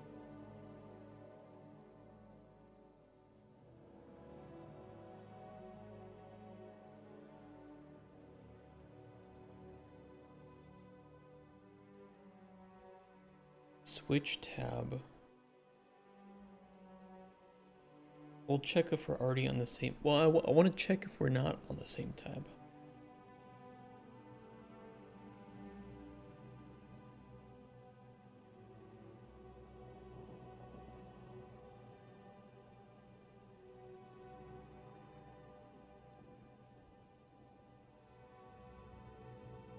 It's switch info panel. Wait, is it?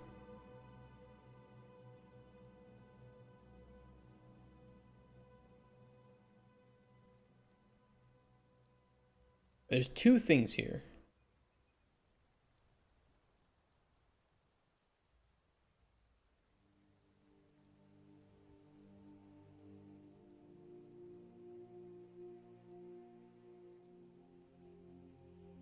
Which is the one we use to switch to no tab? Not setup item, is it?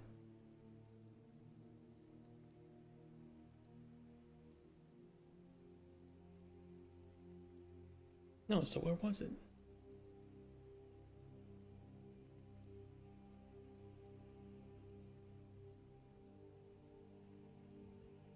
Switch info panel. Ocean info panel.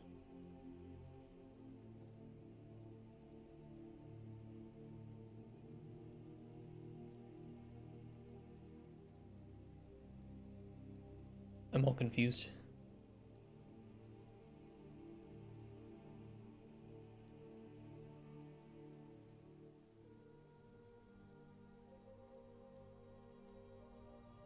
Hover tooltip. Build tooltip. That's not it.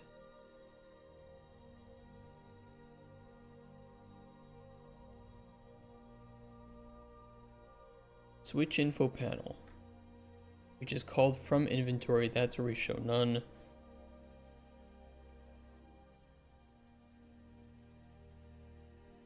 I feel like I need to call that here.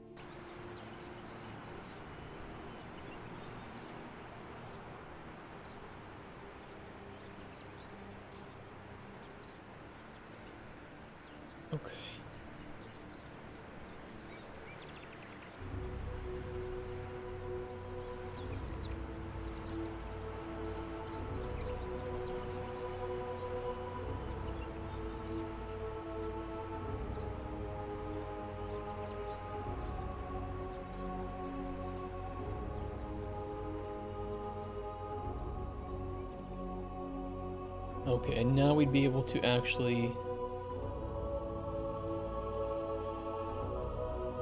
hover over things here.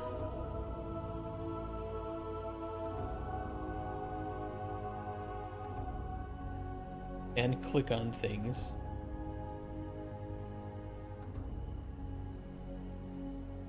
Oh.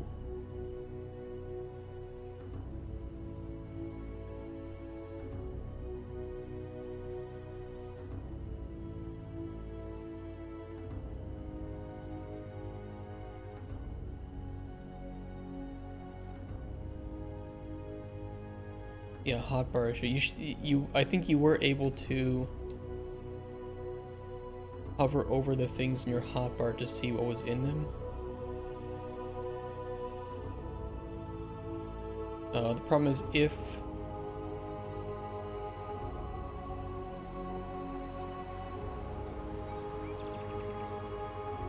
we then need to call back to the selected item in your inventory and run that.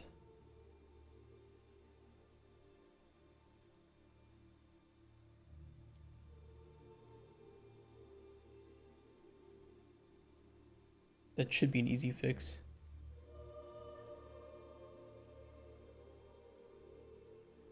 First off, on mouse enter is occupied. False should do nothing. So if we do have something,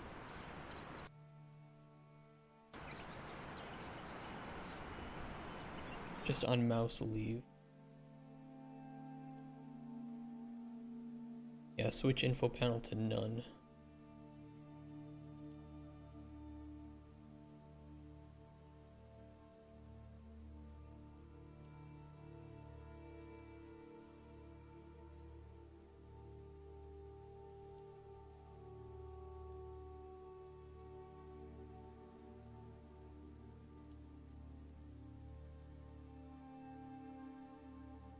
Set up a failsafe real quick.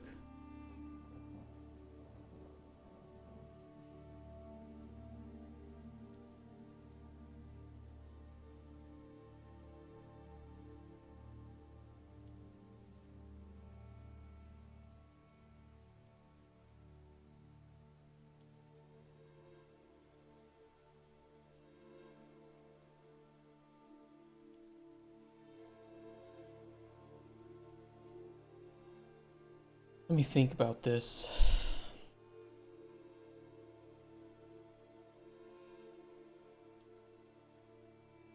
I almost need to return if we found something that was selected.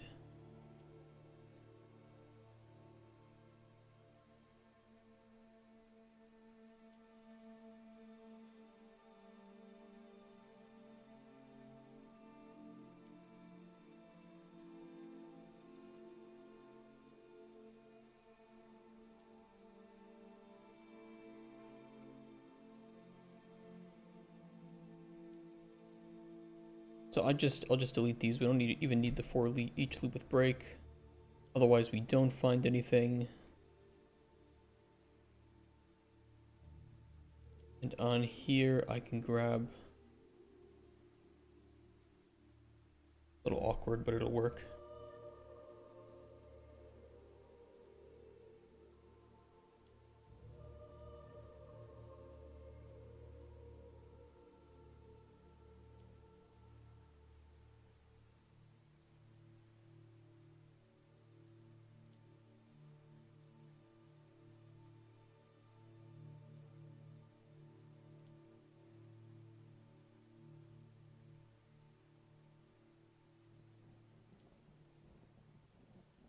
Very awkward.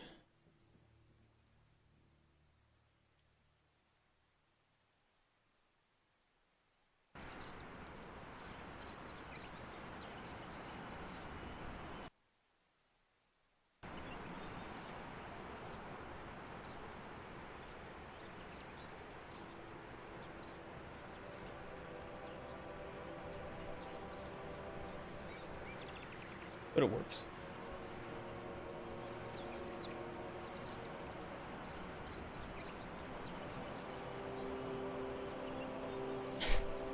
Okay.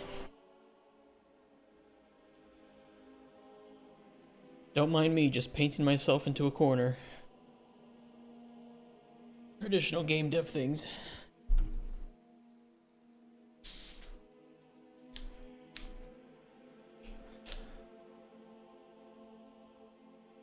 I don't even know why was I doing this? It was so that you could... Yes, it was so that I could make a separate tab in the ingredient info panel where you could look at what the ingredient was used for in terms of bait.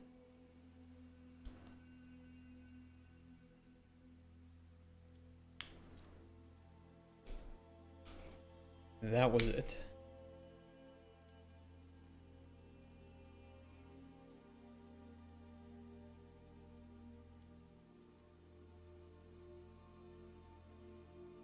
Ingredient info panel. Oh boy. All right.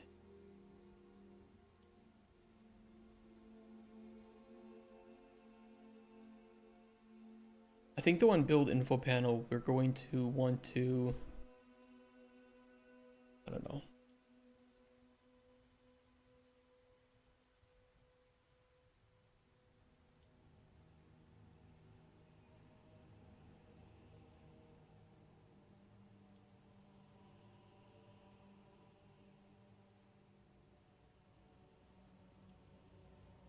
There's like a widget switcher or something that I could use here.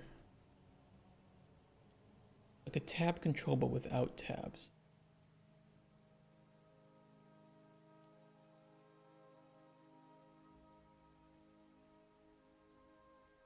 Active widget index.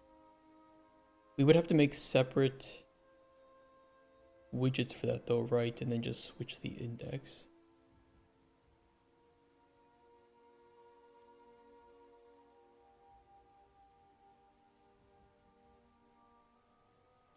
Let me go to the bathroom real quick.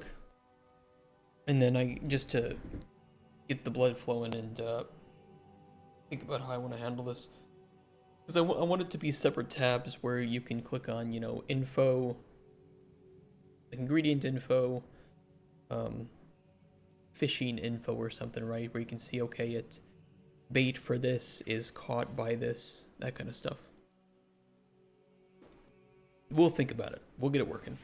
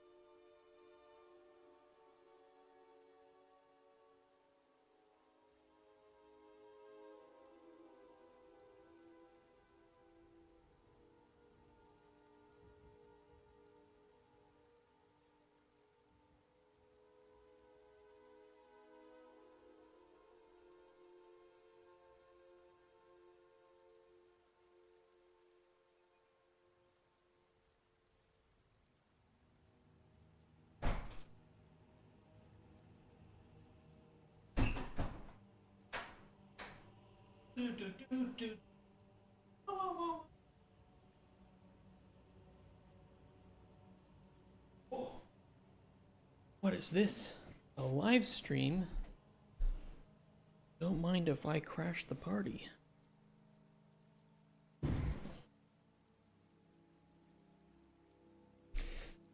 Okay, tabs. I don't know what this second tab would even look like.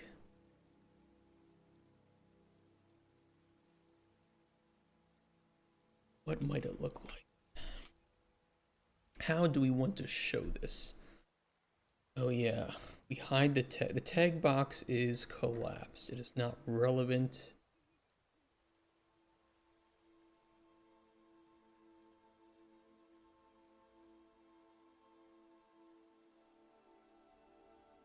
Let me think. Build info panel.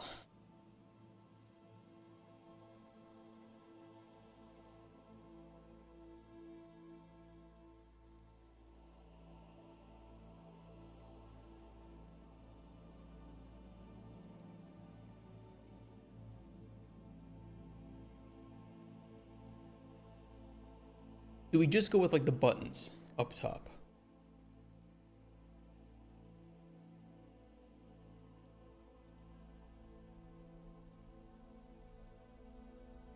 More buttons. Yeah, I'm feeling that way too.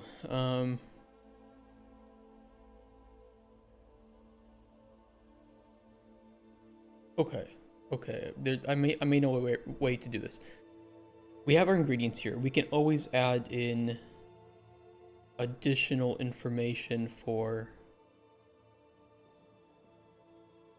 like used in bait for and caught with, and just do an array, right? Always take buttons away.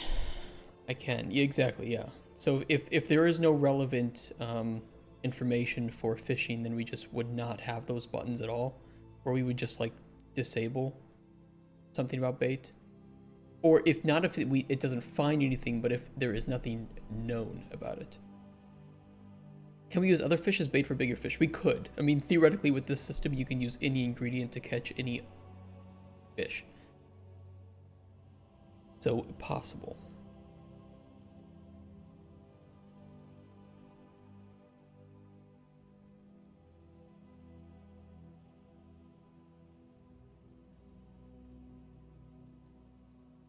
I could then specify, if we put like a box up here, we could then specify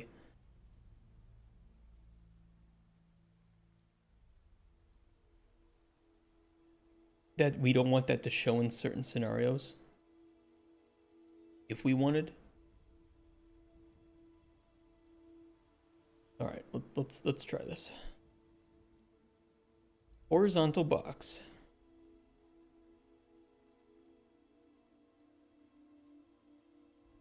Two butons. Buton 1. B. Ingredient info.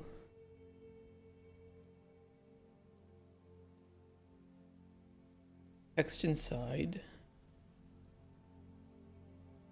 Duplicate. Fishing info.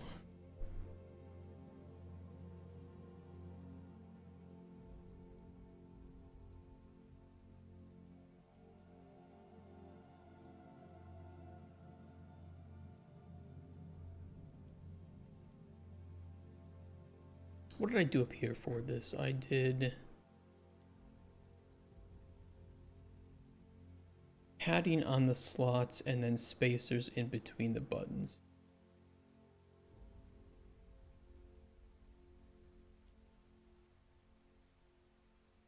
With some awkward left padding. Are you American or Polish? I'm American, but I'm living in Poland. In Dobry.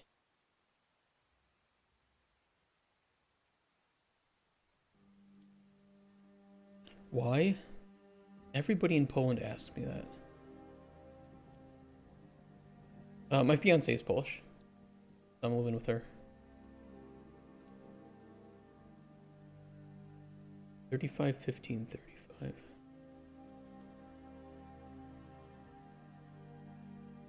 35, 15, 35, 15.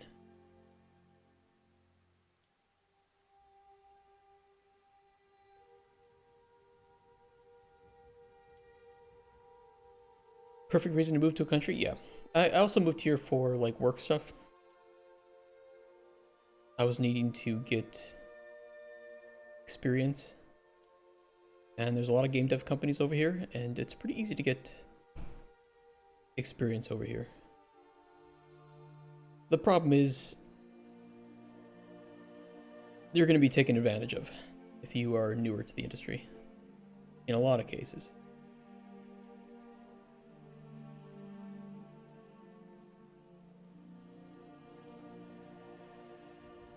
Just because you stream EU time and speak 100% American. Yes. It is weird, isn't it? I cater to a very specific community, I think, in this case. Of like American night owls or Europeans. It's not the greatest, you know, I could stream at night and probably... Well, I don't know. I don't want to ruin my sleep schedule just to get a few more viewers. It's really not worth it.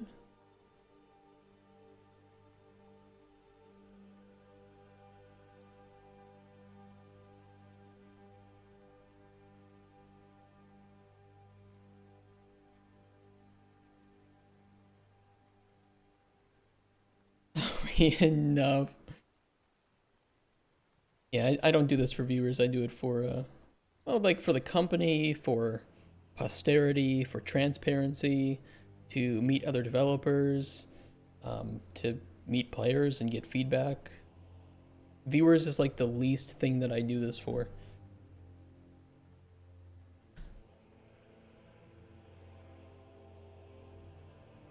If we were to delete this, how would this button respond?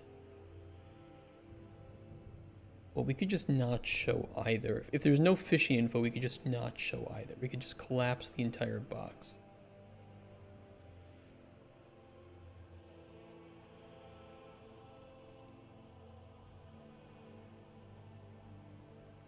It's okay when I have many more viewers from US watching software dev stream. They don't understand a thing. Honestly, this is a very niche category.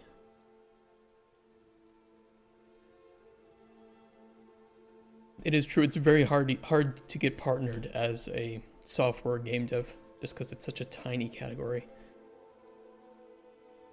I don't know how I would fix that though if I were in charge of doing it.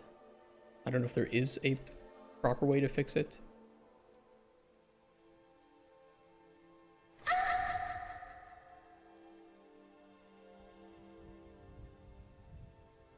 Oh.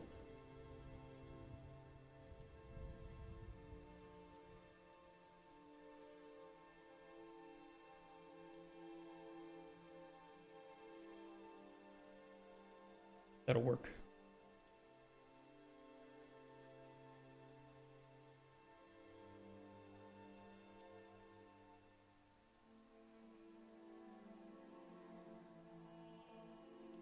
Yeah, I'm gonna wrap the tab box with a vertical box, then move the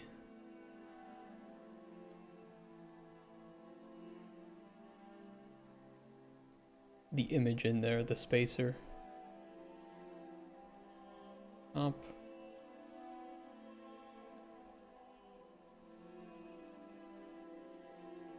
$15.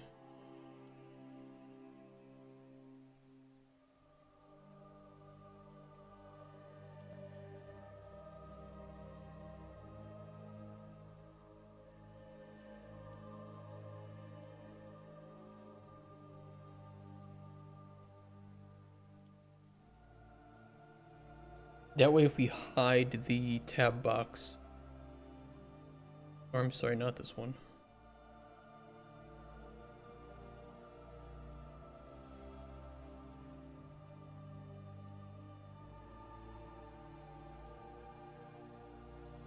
This one. Yeah. So if there is phishing info known about this ingredient, then we show this box and we have the tabs. If not, we can just hide this box completely, and it won't be relevant.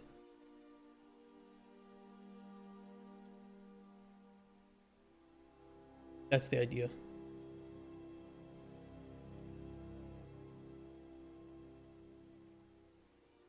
Info panel overlay. Yeah, we have the hoverboard. I don't remember when we used that. I think we used that at the ingredient shelf.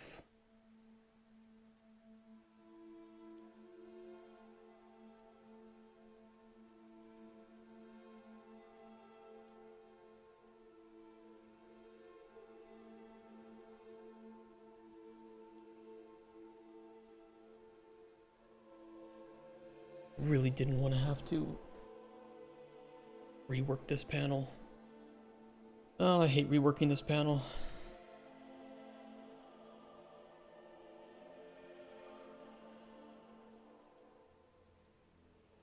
Thing is, what do we show if we have the fishing info?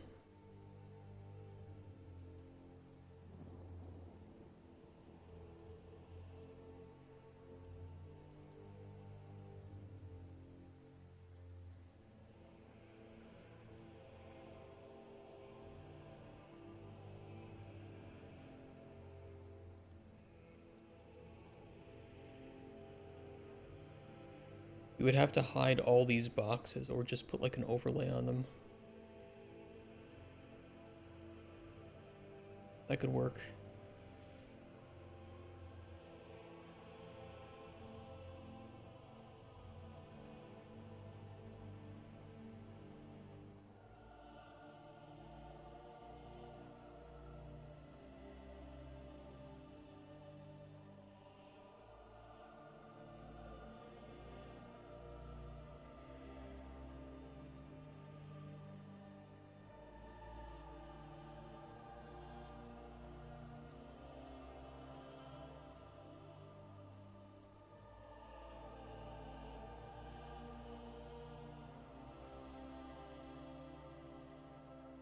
And wrap this with an overlay.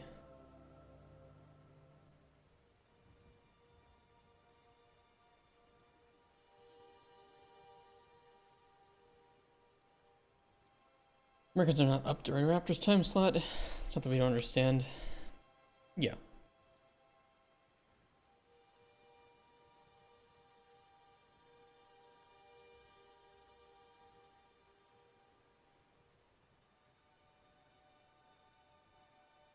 Where's that being weird?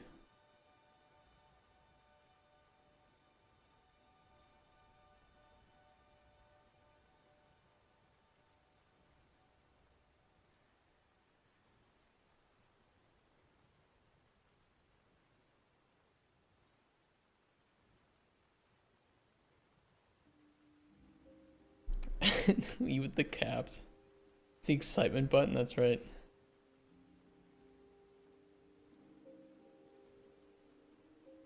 Widget, widgets, widgets, widgets.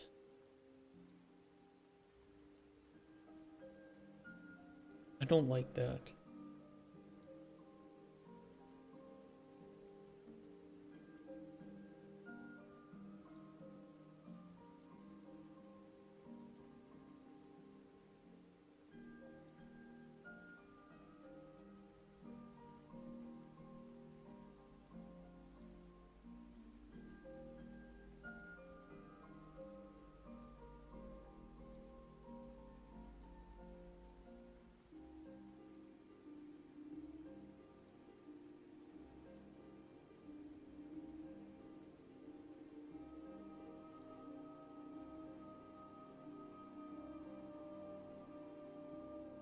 Why could we not do auto wrapping on that? Oh yeah. Jimmy Kiso, thank you for the follow. Thank you so much. We are only 5 followers away from 500 followers, which is crazy. It's wild. I appreciate each and every one of you. Except for Turning Cog.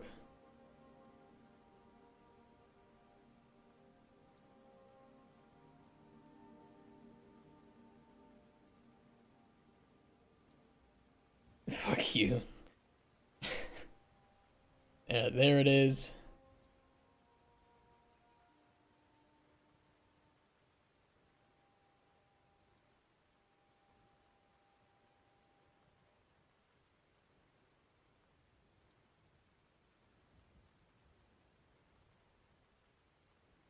Oh, there we go.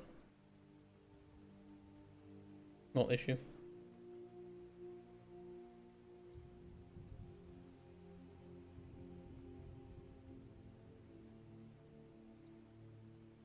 Little classic problems like that.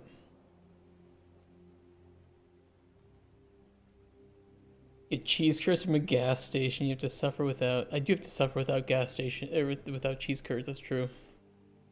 They're not hard to make though. Apparently, from what I've seen, making your own cheese curds is pretty simple.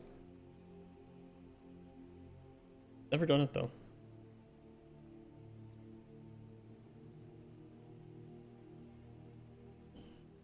Need to re-edit some writing in AutoCAD, and our product needs caps. Interesting.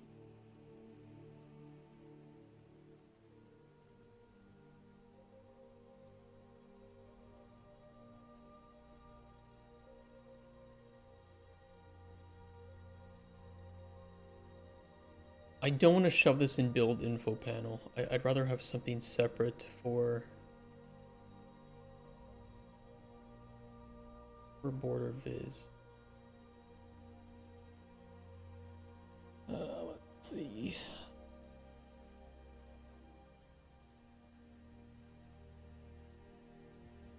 I know what we call this all over the place though.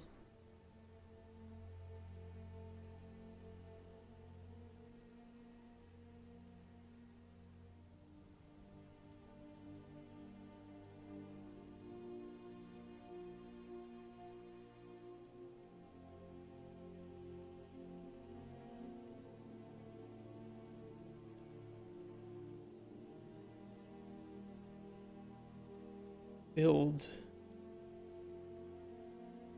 machine info.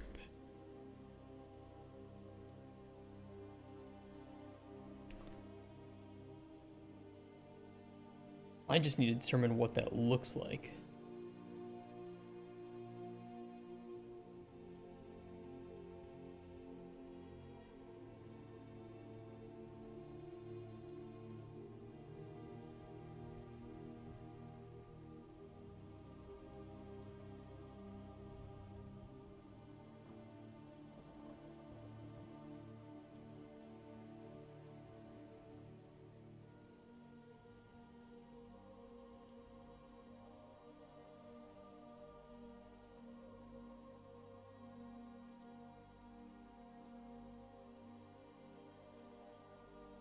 Order. I'd like to have this separated into two sections. One for things you can catch with it, and the other for things that can be caught, or things that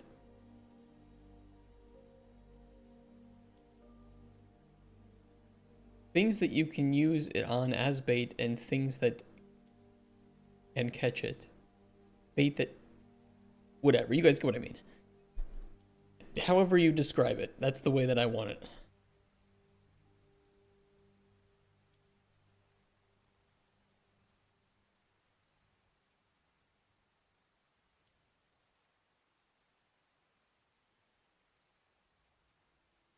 Bait in the actually, yes. Baitator.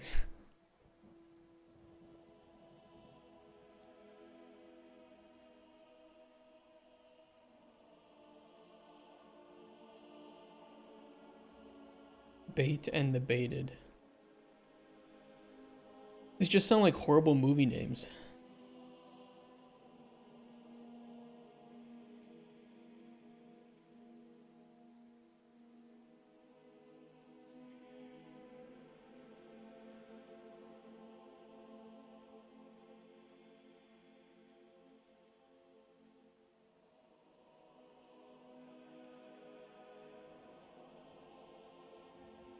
text,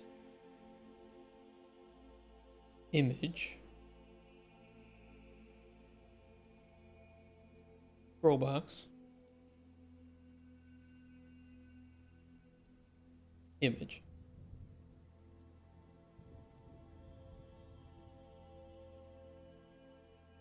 From New Line Cinema comes the romantic thriller of the summer. Stop it. Get help.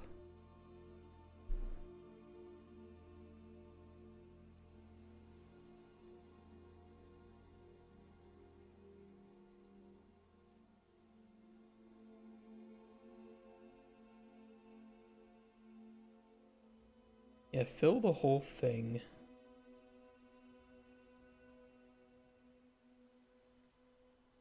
That should be up top. Set to fill.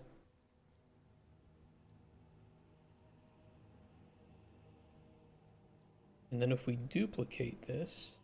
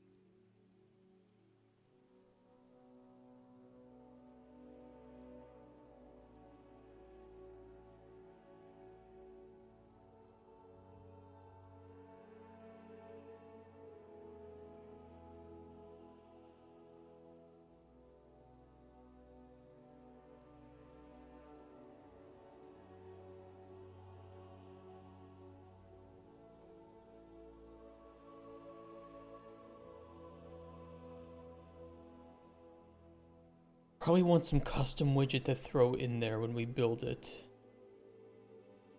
Probably.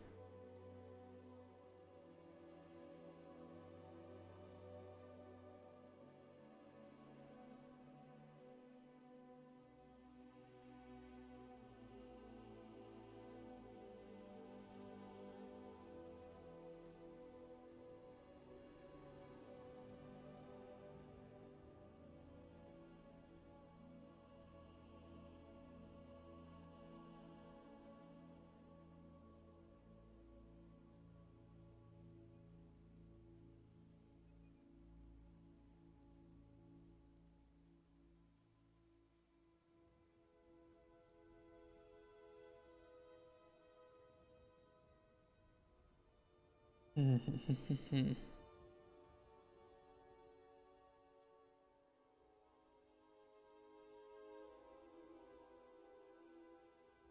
I wrap the scroll boxes with an overlay,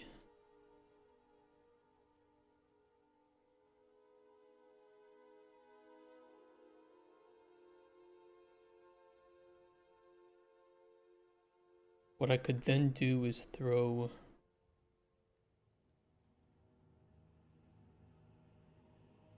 text onto here.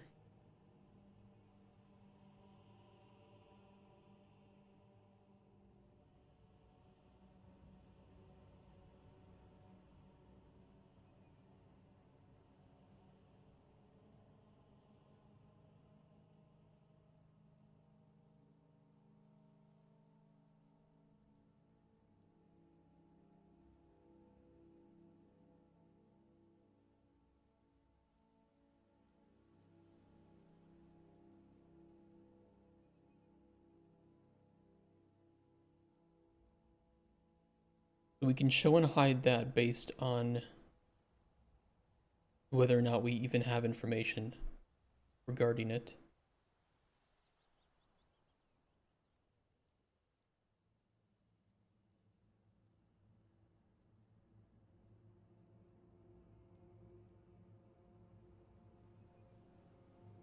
We'll do that here too.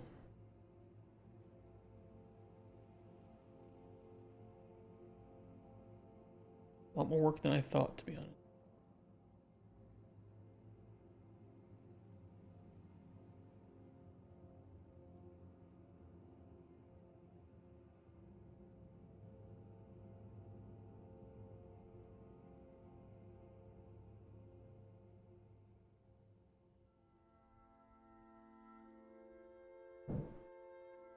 And this will pull information that we know from the player. So it's not going to be information from the data table necessarily. It's going to be information that the player knows about. So if they were, for instance, to successfully catch a fish using some sort of bait, that info would be known. Or if they learn it from a book, we can store that information. I don't know yet how that's going to look, but once we have that information stored, it really shouldn't be a problem to just grab it and load it up into here.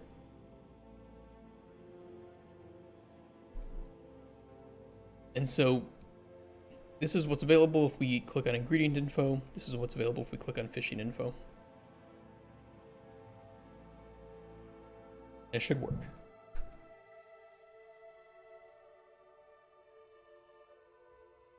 This will be collapsed by default.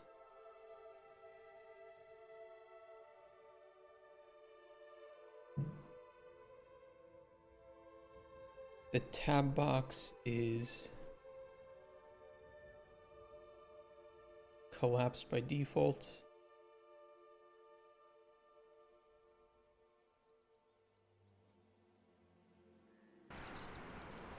Theoretically, it shouldn't look any different from before.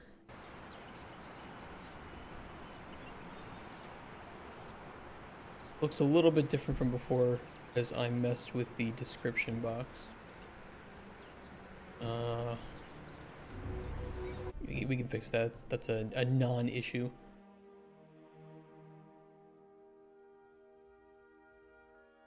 I thought it was because we put a size box.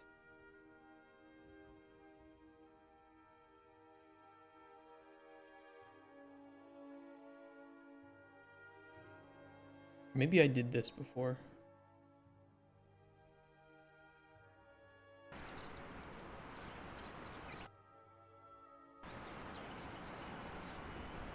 Might have been like that. Either way, that's not necessarily important.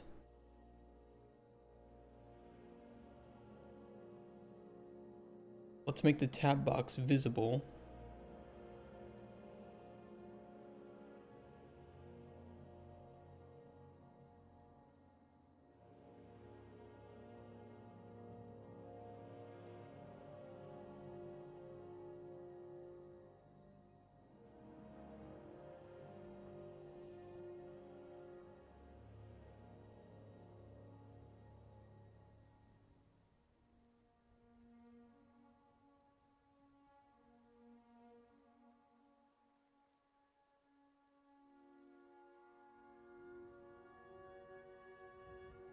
We'll call this here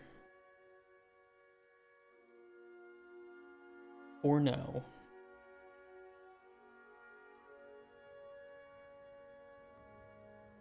And for the time being, since we don't have any known fishing info, we don't have anywhere to store this, let's just pretend as if it is always relevant.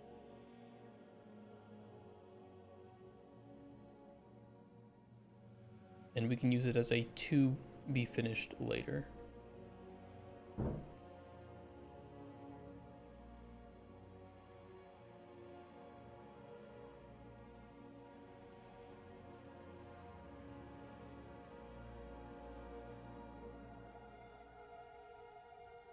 It's always going to start on the info panel tab, so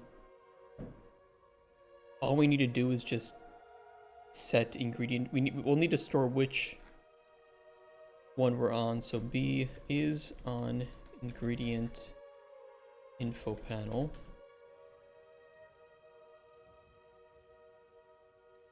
Default of true.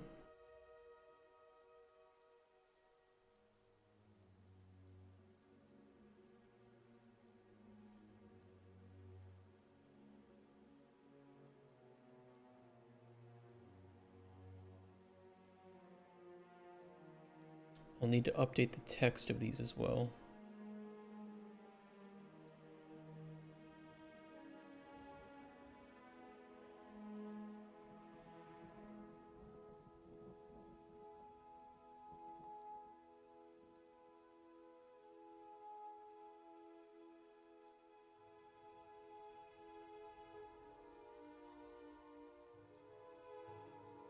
And let's see.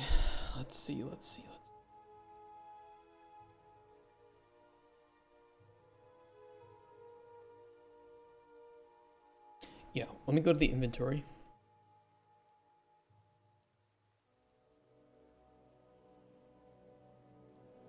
And whatever we did here for the color was nice. Update tab color.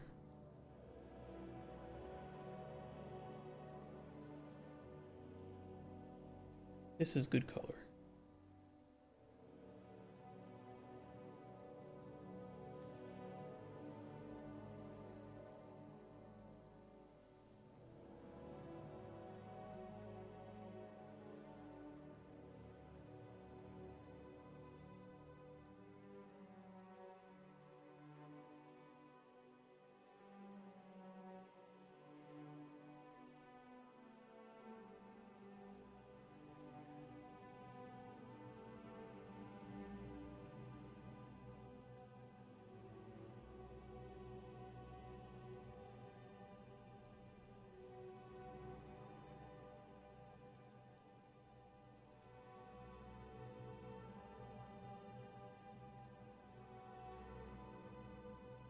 Okay, for now, let's just return that.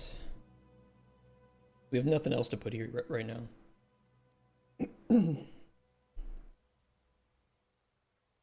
On the event graph, though, we can start to add the buttons for fishing info and ingredient info.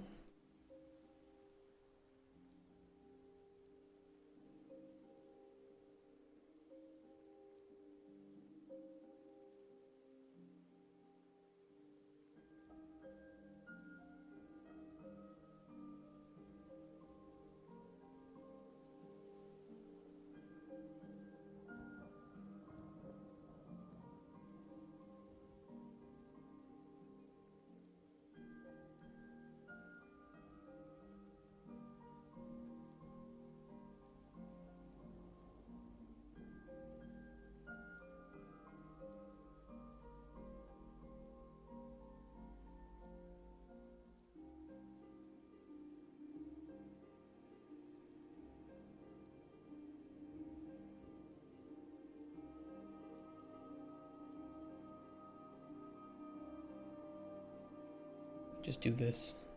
Save ourselves the trouble.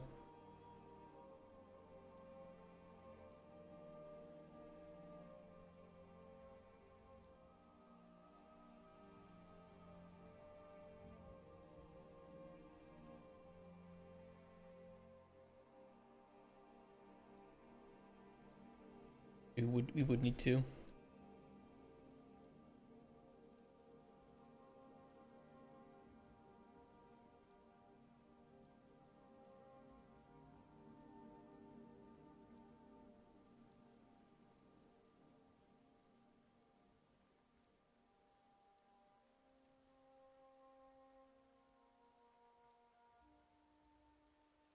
Yeah, it's just gonna make it awkward. But don't use this one.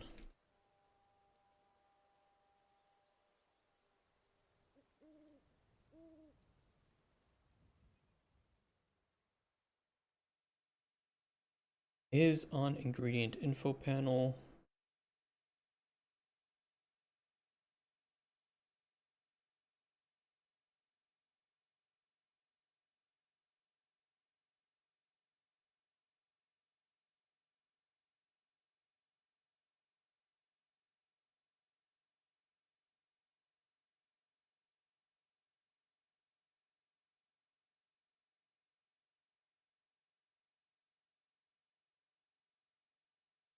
Good enough.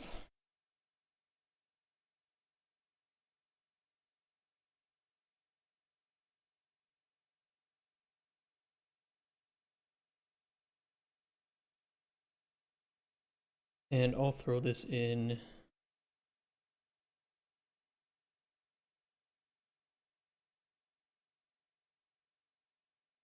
Or just the default build info panel.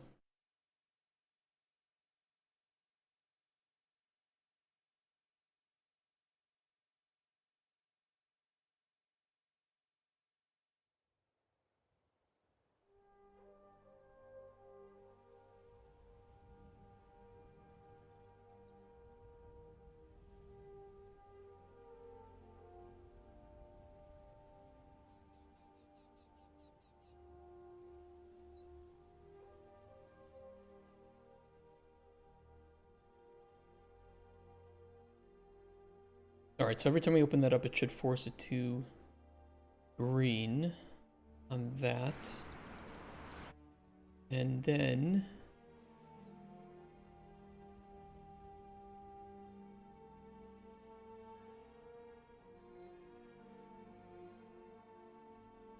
we'll do this.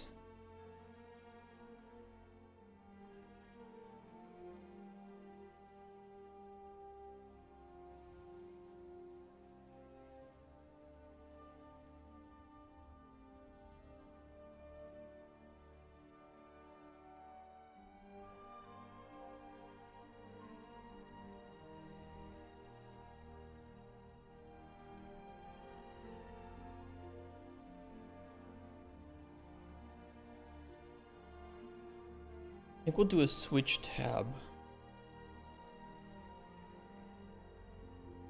And what are the two pieces? We have the tab box. That's only going to be relevant if we have something there. Ingredient info panel box. And fishing info border.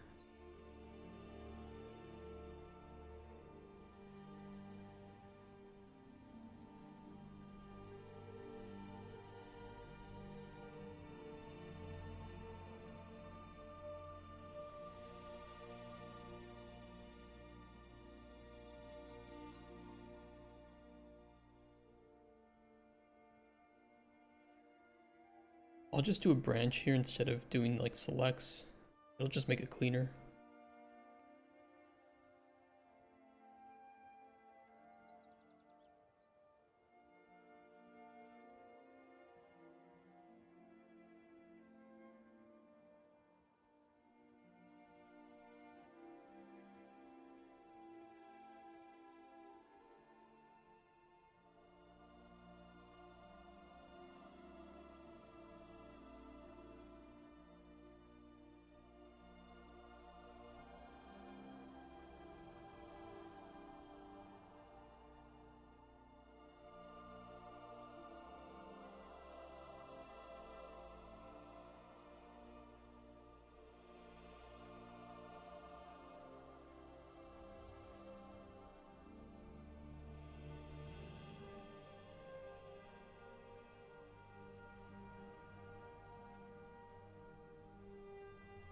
Okay, update tab color, switch tab. I'm gonna rename this to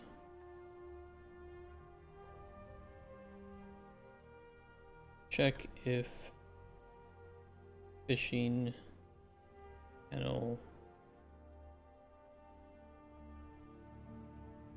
Check if tabs should be shown.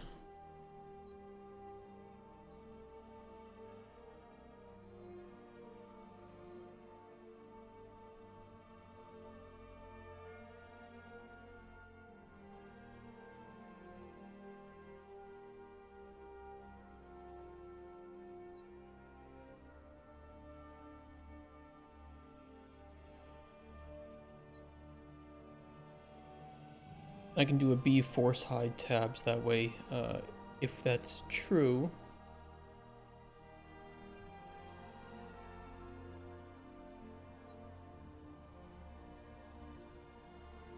We can just skip over check if tabs should be shown, or we can even just run this right into the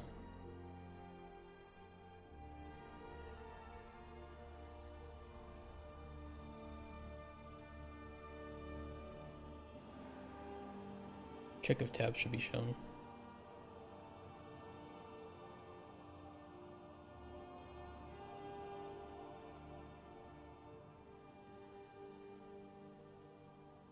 If true, get the tab box.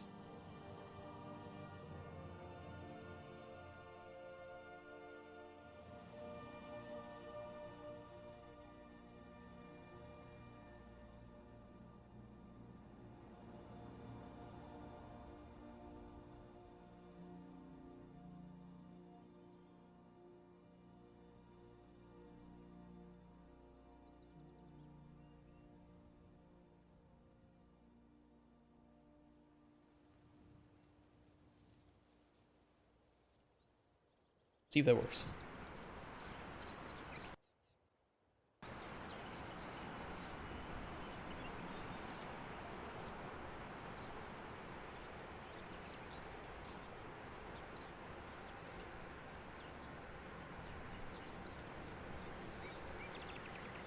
That's awkward.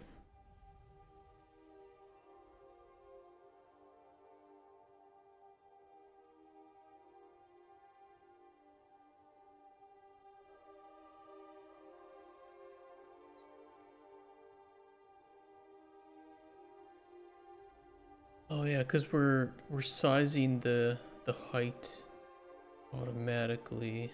I could put minimum size. I could put minimum box sizes on those.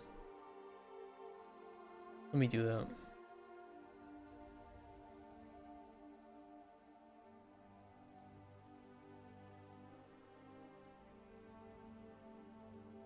Doesn't have to be like crazy big, but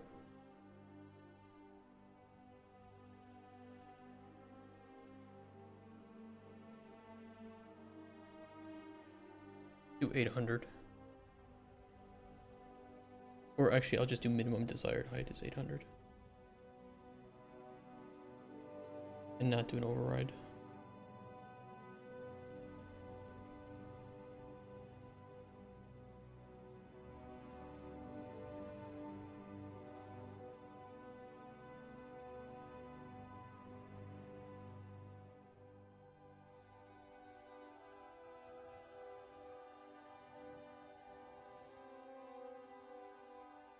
Oh, 800 is too much. It needs to be like, hold the phone.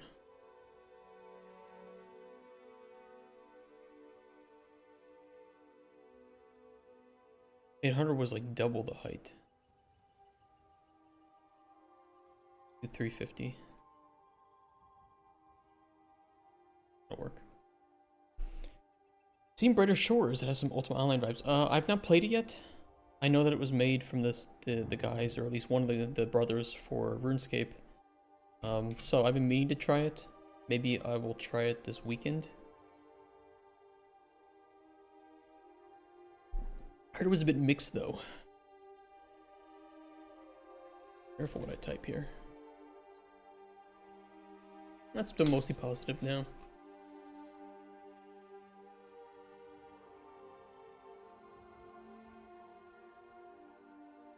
There was one thing, every time you advance to a new part of the game, your combat progression is reset. Did they fix that? Because I know that was one of the biggest complaints early on.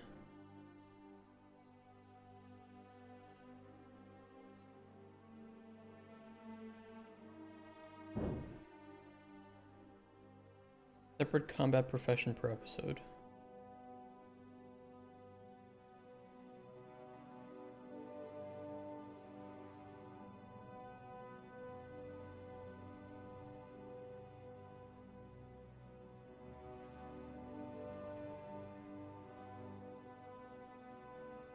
Yeah, that's weird. Okay, so it's like you have different episodes and it resets it has separate combat professions per episode, but your other professions are not wiped, such as scout, woodcutter, gatherer, carpenter. You will have to go back to Hope Port often, which is episode 1. It is very weird.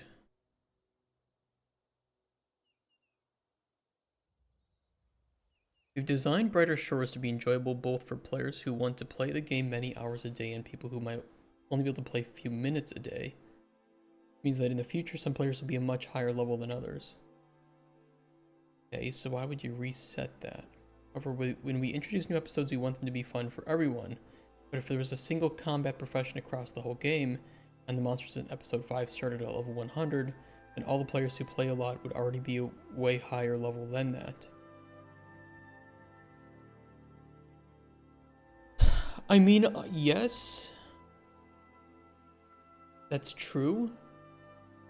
They're saying it's a way for them to cater to specifically say, when you enter this new episode, we reset combat. That way the game feels good for everybody.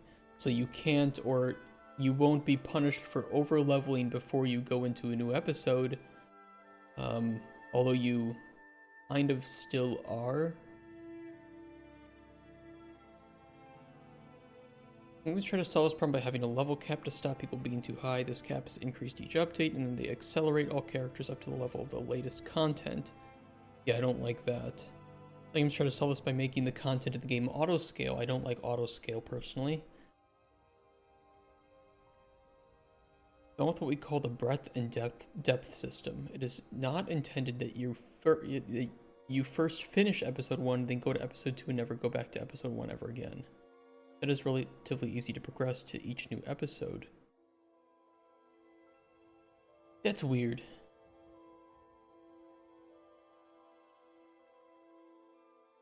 That's weird. That's weird design.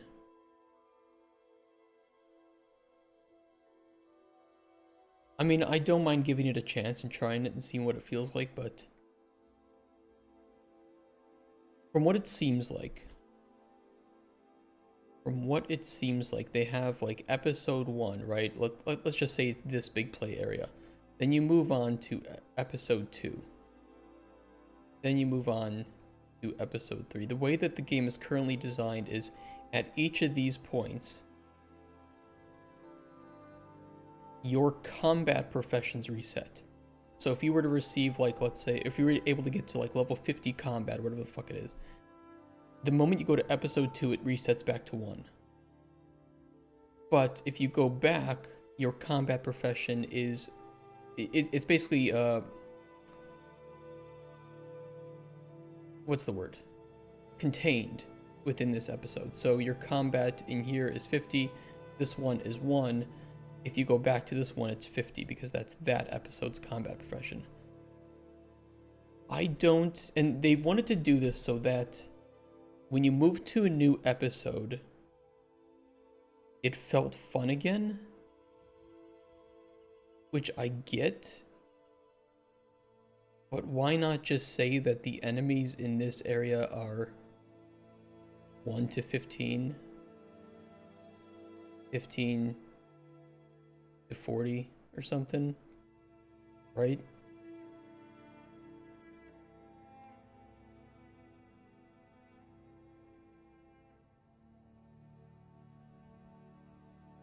It seems weird. I've never seen a system design like that, and I think there, in my opinion, there's a reason why. It's one of those things that seems good on paper when you're talking to another designer, but I think in practice, it's just confusing and frustrating.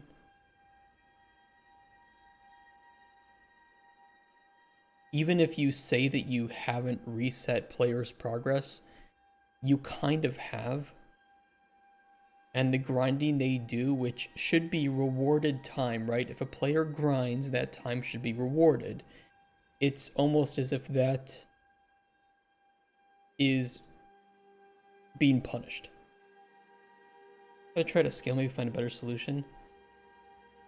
It's weird that this comes from the developers of RuneScape, where you can just go anywhere at pretty much anywhere at any time in RuneScape, right? There are very few barriers to prevent you from going to a location that is either very, very high level compared to you or very low level compared to you. It's not a scaled world. I don't see why you couldn't still do it this way. It's just that these are connections between areas of the world, right? You know, you can have that in any way that you want. And then just either do, you know, like leveled zones and stuff, and this is like a high level zone, so you can go here early, but you probably don't want to be here early. You know, grind up a bit in some of these later areas and then come down here.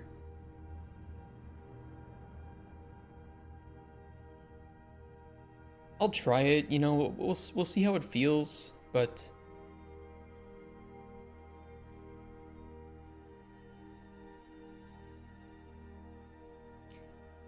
it seems weird. Okay, what are we gonna change? So they heard the feedback, they released this blog very, very soon after, is what it looks like, which is good for them. I appreciate that. We've already made the first changes. We have now changed the level shown next to your character name to be your total level across all profession in all episodes. This means that it doesn't disconcertingly jump back to 0 whilst you are in Hope Forest. Better emphasizes that nothing has been reset and all your earlier progress is still relevant. Is it though? Saw a player suggestion that we could add some special content that relies on multiple combat levels to complete. For example, a boss monster that you would need to be both a high level guard and a high level scout to defeat. I think this is a good idea. Okay. It's weird. This is just weird. Hopefully this makes things a lot clearer. Being able to add new episodes to the game that everyone can enjoy and without resulting in loads of dead content is very important.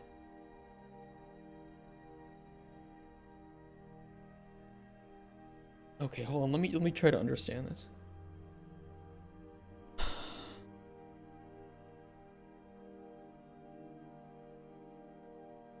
They wanted to avoid dead content. They also wanted to avoid increasing level cap. I respect this. I agree with this. I don't like minimizing earlier content by releasing better content later on, right? Then again, the journey is what matters because the journey is what people will remember. I don't see a reason why a player who plays a lot should not be rewarded for playing more than somebody who doesn't play often. I don't think it necessarily...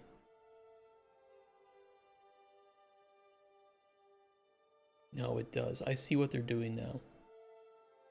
So the new player can just jump to a new episode and start to enjoy it from base combat, the same as everybody else.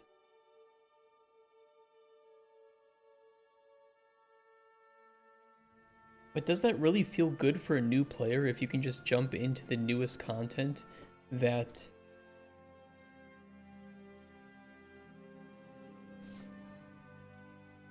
I mean, I agree that you shouldn't need a power level, right?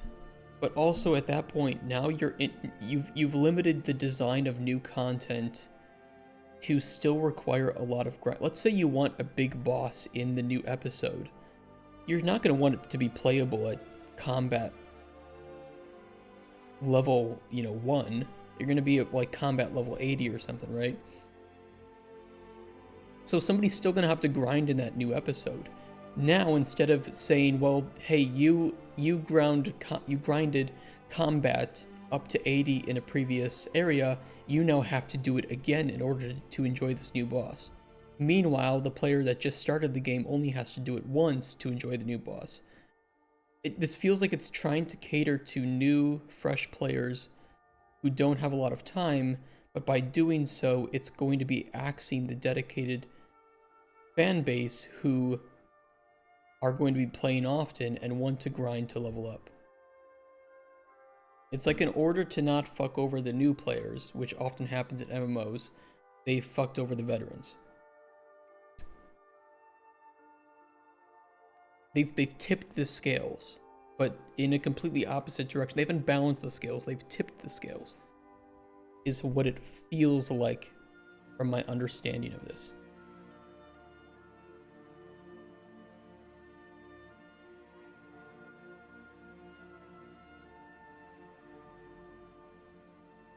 I don't know how to feel about that.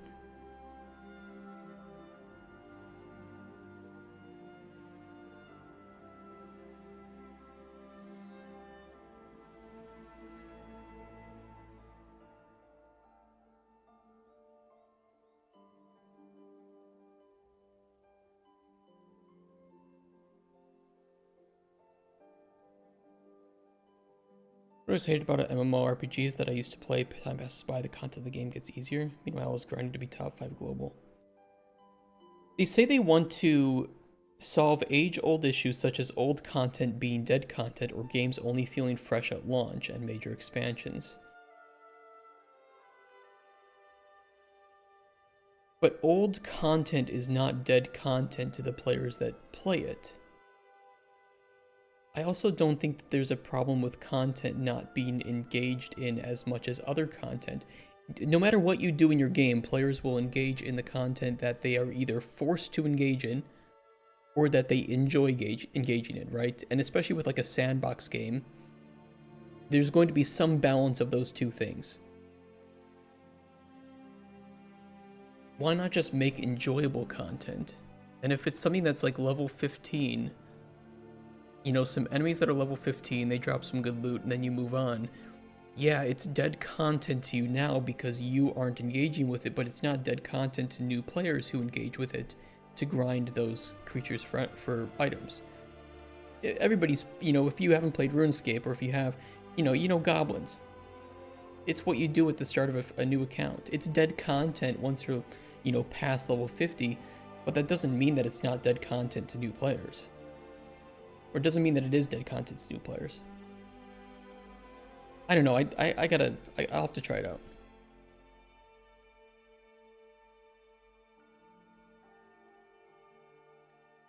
I was saying you need to play for 4 months to get level 400. Yeah, I mean, I don't like that. I don't like the increasing level cap, right? But it's a matter of where the fun is. You know, in a lot of MMOs, you have... Here is your entire game, right? Early game to end game. Let's even write it. Let's write early, end game.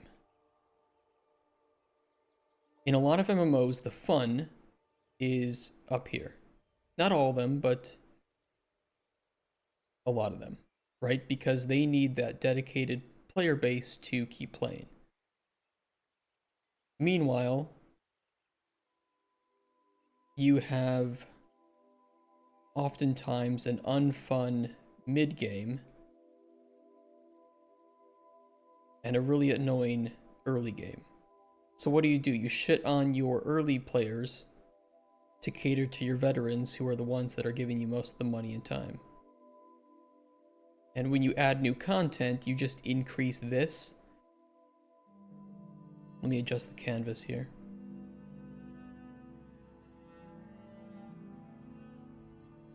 You increase this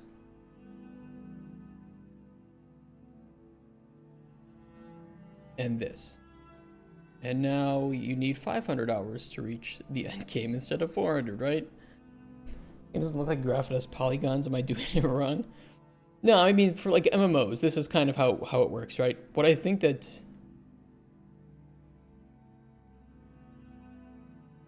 Here's what I think of RuneScape. If we want to compare it. Because I think RuneScape does it pretty well for an MMO. Not perfect. Certainly has problems, mostly in the early game.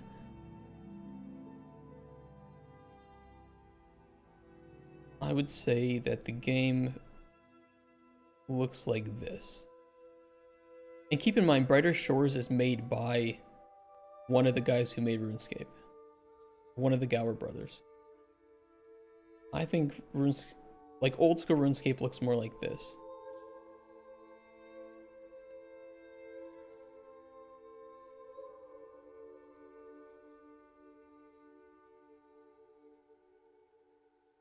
And this is what needs to be solved, is this. The early game fucking sucks in old school.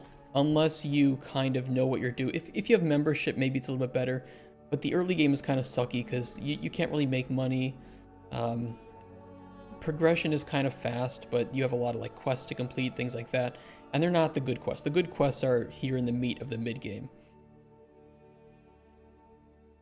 What it seems like they're doing with Brighter Shores is basically just reversing this. Is what it feels like. It feels like you're just being punished for your progression. So early game feels good, but then you don't have a lot of reason to grind up. Because it's like your progress, your combat progress is just gonna get reset. That's what it kind of looks like. A lot of games don't really open up to level 20. Yeah. Like early game, I don't know. I think for me that the journey is important. You know, this is the meat. This in RuneScape, just out of clarification, this section can take thousands of hours. Thousands. Most of the game is the mid game. It's really hard to max an account. So most of that feeling good is a good thing. Actually, that's not even a good circle, because it's pretty easy to get to up to higher levels. So it's more like this. But this sucks. This absolutely sucks. Lots of punching giant rats and treat. Yeah, exactly.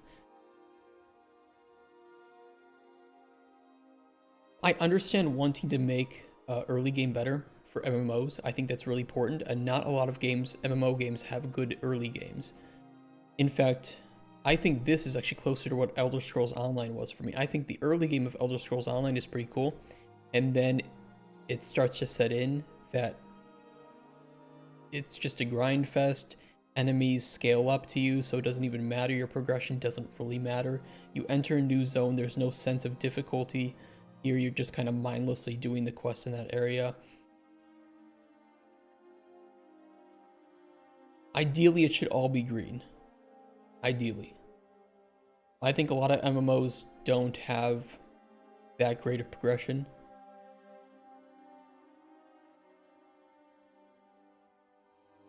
But I need to try Brighter Shores and just see what it feels like.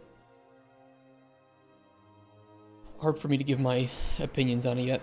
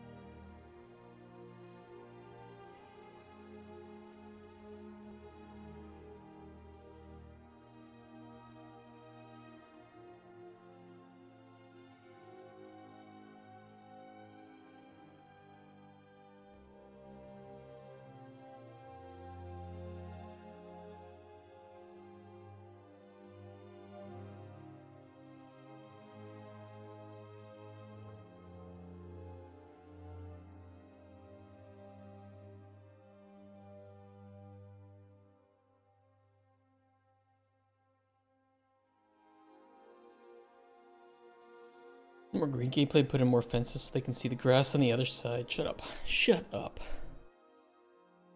God.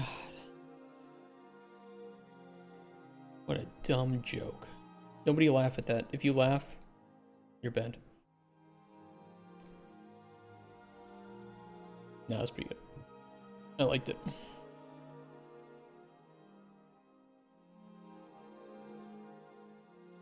Update tab.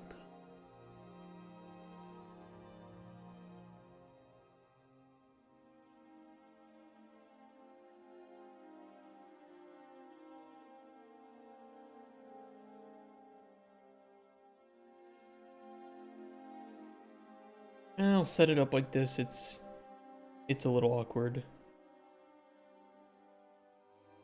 Until we have that info, it's gonna look a little awkward. I mean, leveling is important. After that, the equipment system, refining, enchanting, etc. But making leveling easier and refining easier over time sucks, my opinion. Yeah. I think that if your MMO is designed for people to just hit endgame as fast as possible because that's where the good content is, then you haven't made a good game. And you haven't made a game that's fun to level up in, which is your progression. Like, that's your account progression. That's when it should feel good, is every level up feeling important, unlocking new things, being able to utilize those new things to do content better. And I see a lot of people who mention, oh, you should play this MMO, but, you know, I'll power level you so you get to endgame. I don't want that. I want the game to be good. Fuck more about not getting bored of my armor and weapons. Same. Yeah. And again, I think that's where RuneScape does a really good job, where because it's such a sandboxy equipment system where you might need to wear powerful range armor while slinging spells, ironically enough. And you've now made it so that there's a lot of use for gear in different scenarios, even if that gear is not the best gear.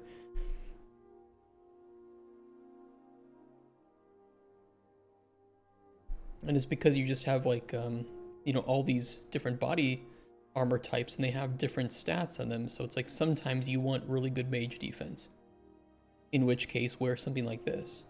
But that is going to impact your ability to do spells, right? Because this is your spell attack modifier. So you might want to optimize and say, okay, well, this is really expensive, by the way. That's why it's so good. Maybe I want to use one of these elite void pieces, or use Avram's robes, which are a good middle ground between decent magic defense, not great, but decent, while also boosting my magic attack ability. Or I want to melee something that is casting spells, so I have high magic defense and no negative impact on my ability to use melee attack styles. Or vice versa, I want really good slash defense without negatively impacting my ability to cast spells too much. Varix is good. Only a -6 on magic attack while having pretty decent melee defenses. So it's weird. It's like, yeah, you're wearing something that traditionally you would use to melee in, but now you can use it to cast spells in while having good melee defense. I like that system a lot more because it doesn't nullify previous gains or utilizing different types of gear. There's no best gear in the game. There are good pieces of gear and worse pieces of gear that you obtain through progression of the game. And even things that you might drop but might not need anymore can be sold, like the Dragon Chain Body. I have no need for this anymore, but it's worth 185,000 gold and I can sell it.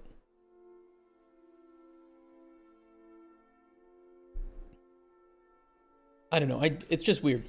It's weird that one of the developers of RuneScape is doing something that feels so against what they've been trying to achieve, but I haven't played it yet, so this is just my initial opinions.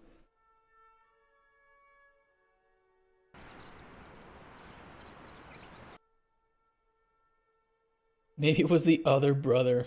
I don't know, who made Brighter Shores? Was it Andrew Gower? Yeah, it was made by Andrew Gower.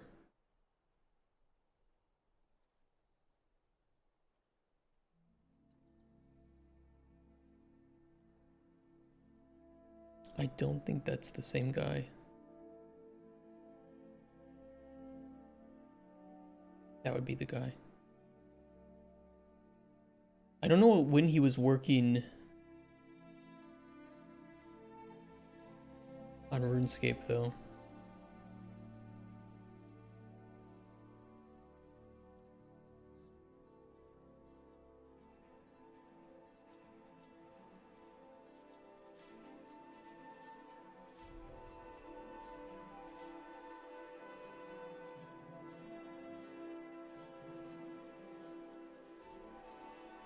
Show me Jagex.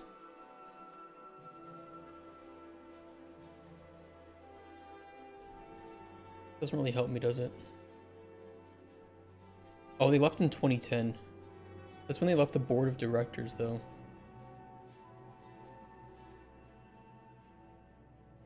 Yeah, I don't know.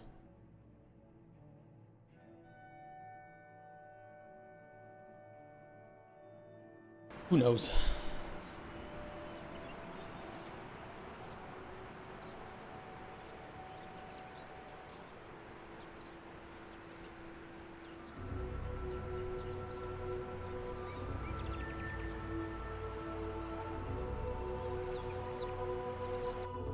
Here's a question. Do I want to reset the tab while the player is still in the inventory? If I do this and I hover over this, it goes back to the ingredient info panel and not the fishing info.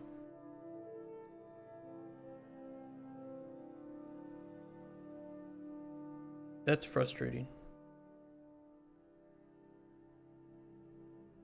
I don't like that.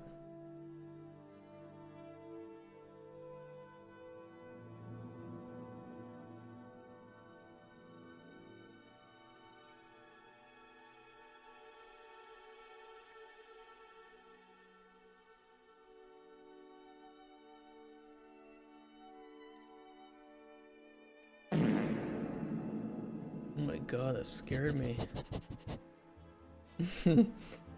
Get the shit out of me, bro.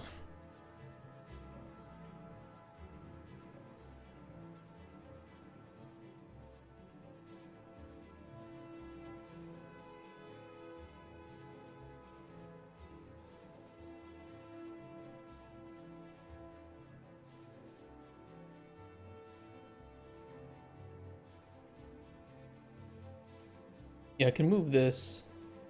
Part scare. Instead of the less clicking around, the less pissed off the player will be. Yeah, I agree with this too. I was thinking the same thing. I'm like, if I'm looking at fishing info, I'd rather just have that, and then if I don't need to look at it, I'll just look at the ingredient info.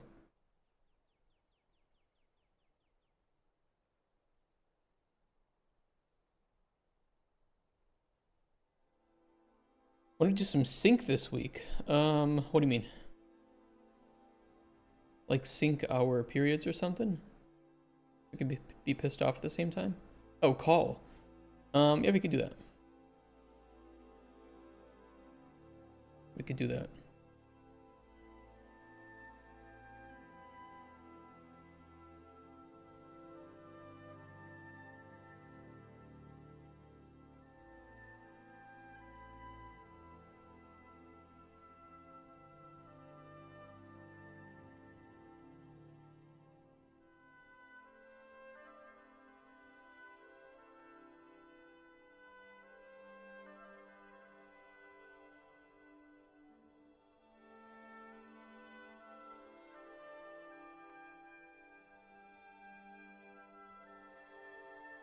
I'll try this.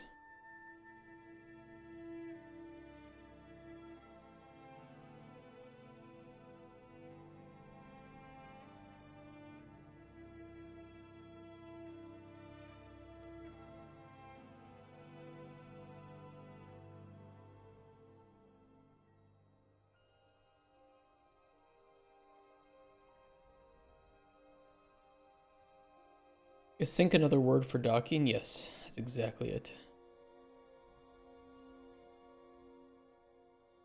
Bros before hoes, unless your bros are your hoes.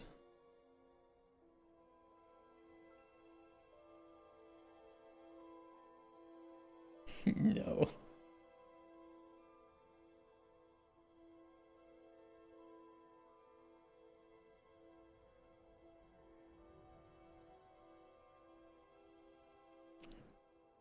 Always bros on first place?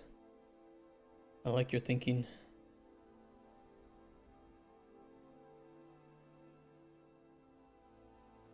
Alright, let's do this then. On inventory item.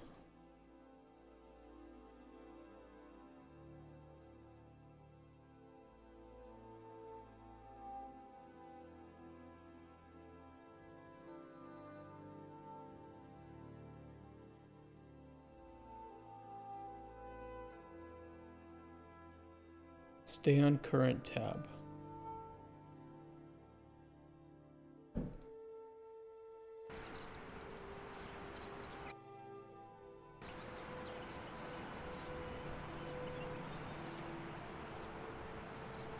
It's resetting the color, but it isn't resetting the tab. Okay. Easy fix. That's just because of the...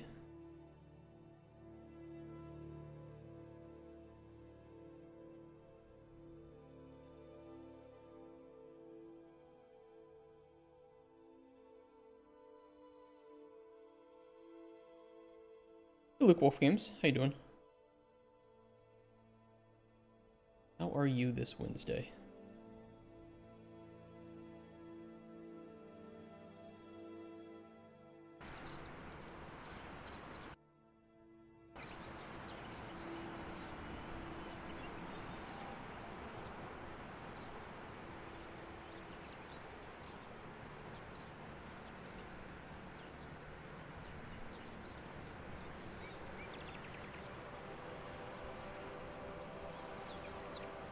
That works. It was looking great, thank you. I got a little sidetracked because we have ingredients and I want to be able to use any ingredient as bait.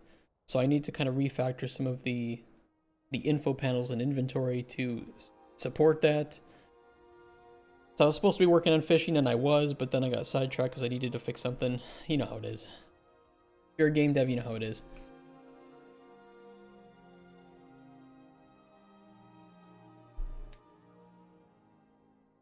And current.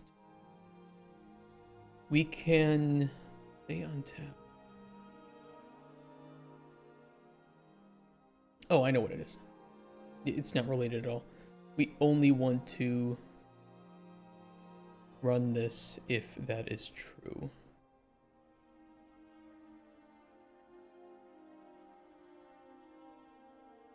Or I'm sorry, false. Always update tab color.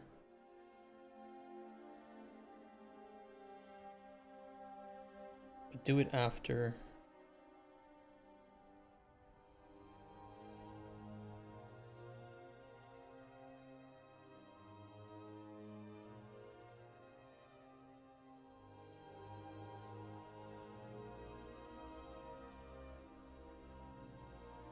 Oh, if we reset tab, reset back to info panel, switch to it, update the color, otherwise stay on current tab, don't run any of it because we don't need to change any of it. What it is.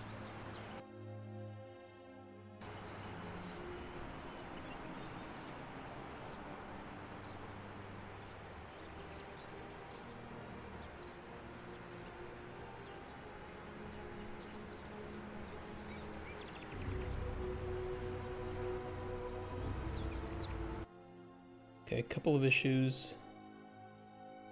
Default text for this should be green. Switch that.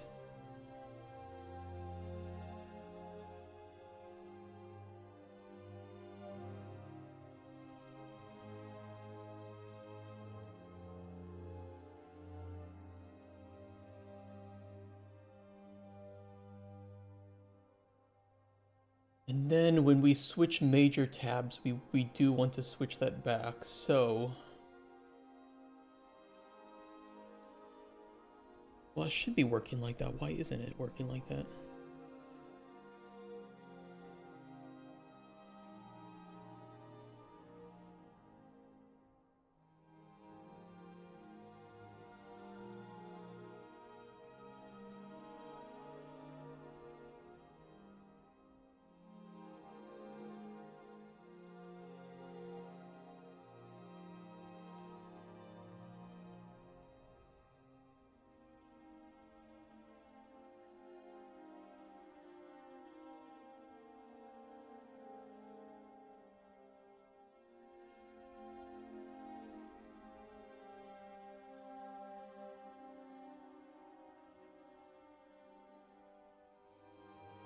Oh yeah, I only update the...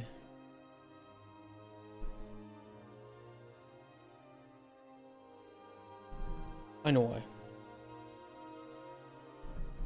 All the update is the visibility, but I don't ever adjust the... I need to tell it to rebuild the panel. Okay, we can do that.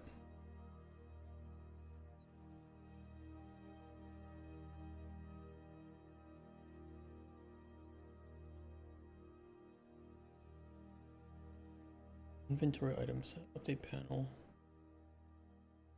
Well, we do run this. That's selected. Oh yeah, stay on current tab, okay.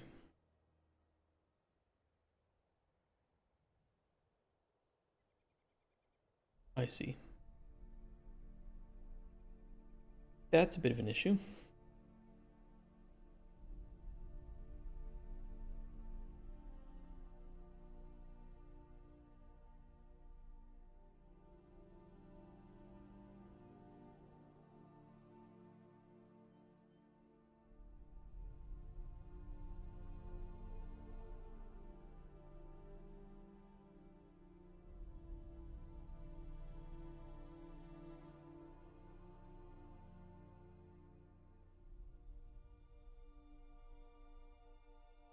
The issue is that this is not always true, since we run this when we switch tabs as well, which does properly update the panel.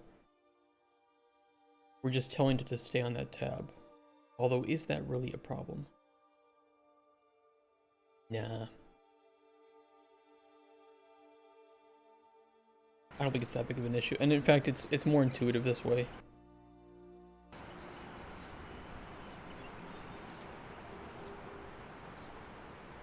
Just means if you go to potions and then back to ingredients, you're still on the fishing info tab.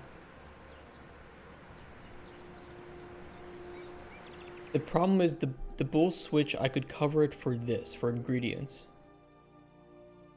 Right? If calling update panel, I could just call this separately with a boolean input on the event. But what if we wanted it for all of these?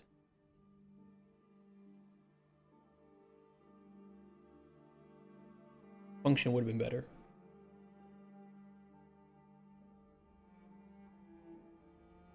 I could still actually push this to a function. Yeah, there's absolutely nothing here that would need to be pushed, that couldn't be pushed to a function.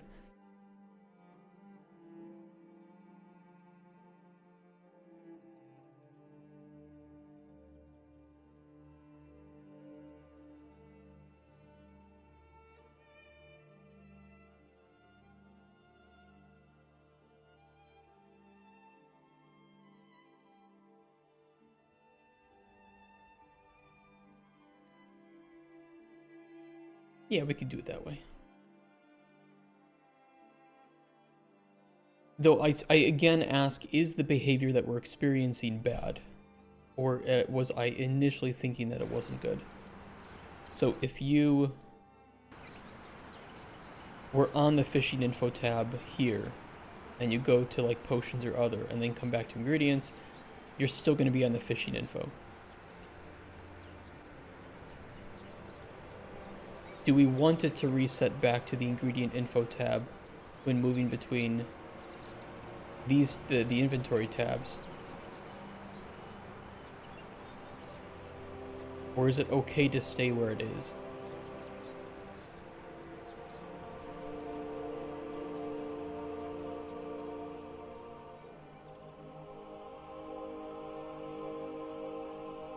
And that I don't know.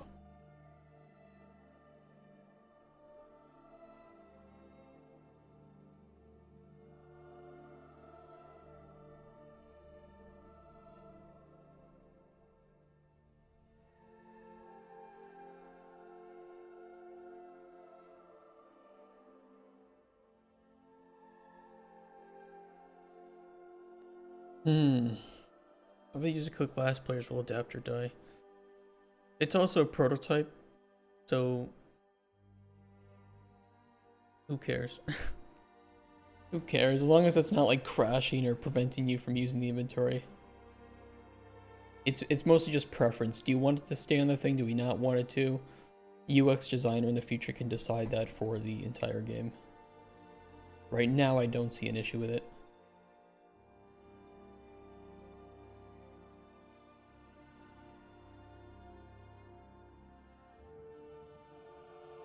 I do need to rework a few cases where we have ingredients.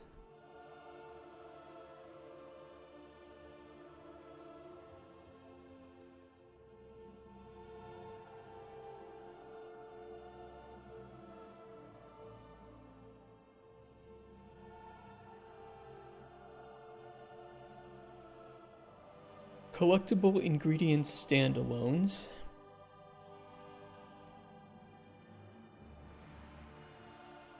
Build tooltip. Standalone ingredient. Horsehide tabs.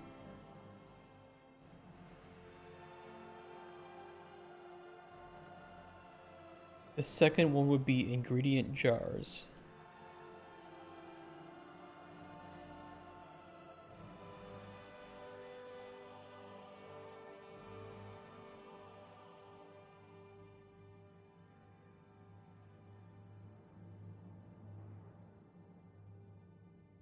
Hide tooltip.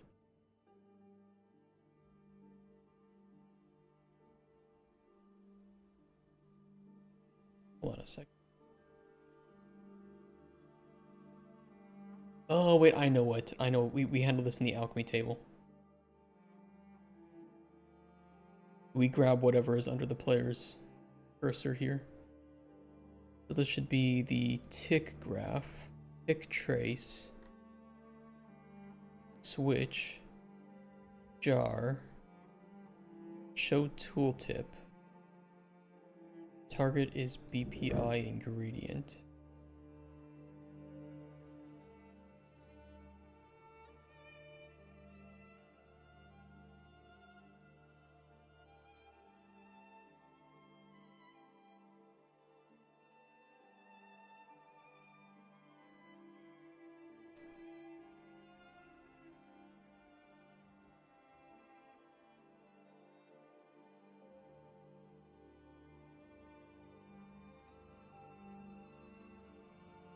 I'm blanking on where that gets thrown to.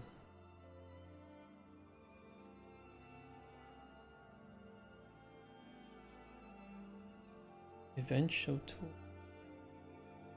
Set visibility of the widget. Yeah, but where do we update the widget?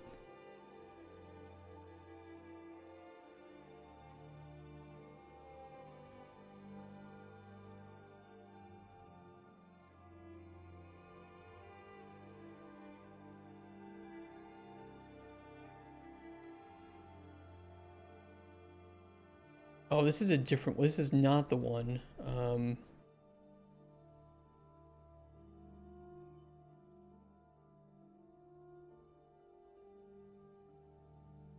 Where do we update the widget?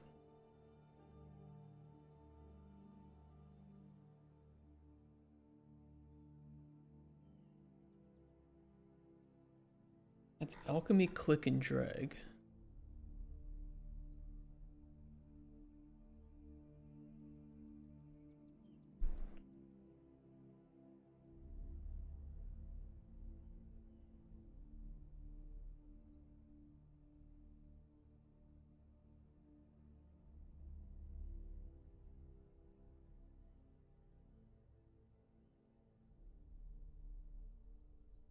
Yeah, we have the list here, but the alchemy HUD should have a separate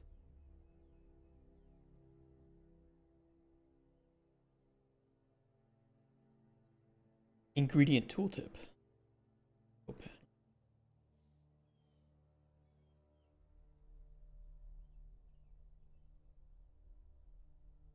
You know what? Let me just see wherever this is called.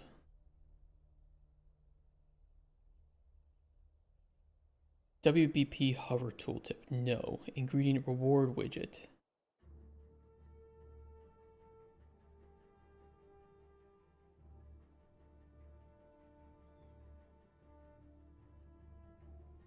Those are fine. Jar list item.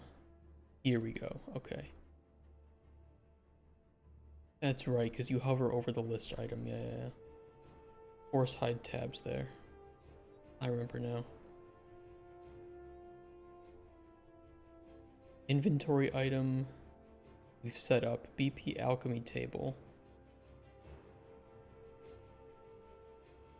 Switch to ingredient camera. No, that should be fine.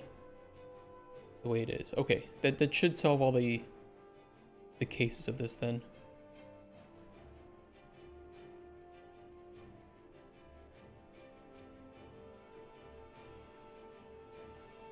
Let's test it.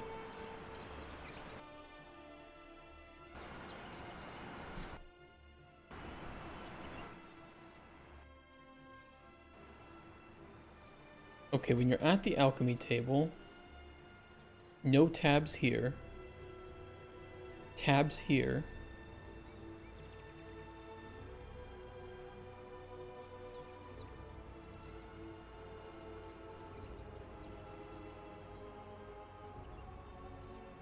If we go find an ingredient out in the wilderness, where is the closest one? Probably the tower. I know there's some at the tower. the hover tooltip should not show the tabs.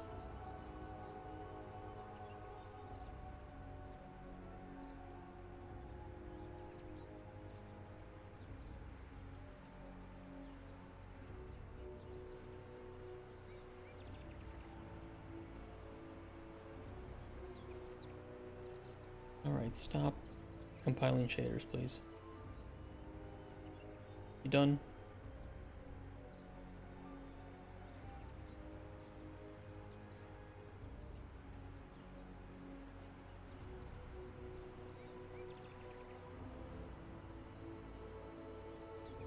No tab. Tab. It looks good.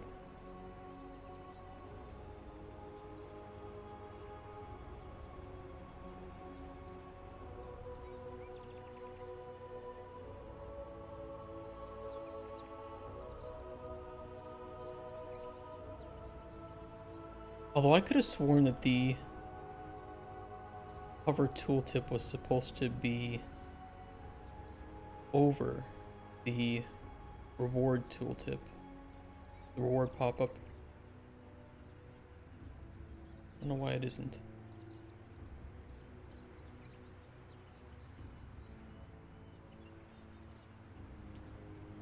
Music? Are you looking for my in-game music or for the music in the background? What music was this? These were... Oh god, I don't even remember where I got these. We're listening to Skyrim right now.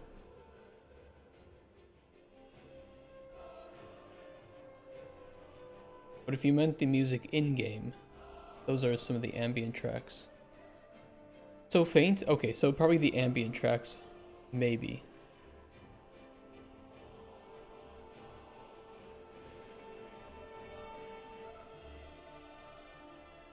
Where did I get these from?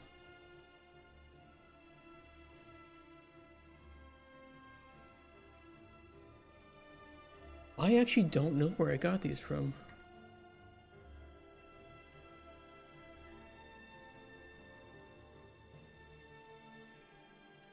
Somewhere I have like an ambient music pack that I got maybe from like Humble Bundle or something.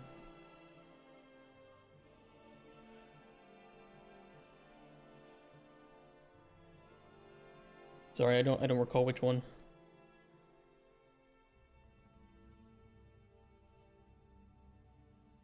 Yeah, I don't know where it was.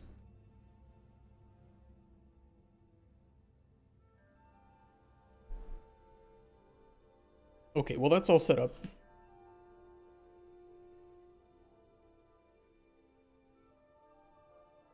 This means that we could put in our ingredient data table then information of used to catch blank and caught with blank.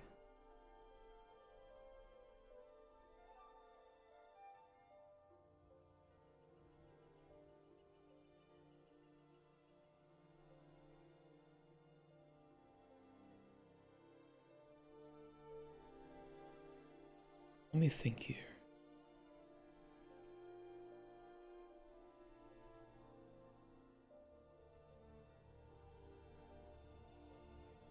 Yeah, this is kind of where it would need to be.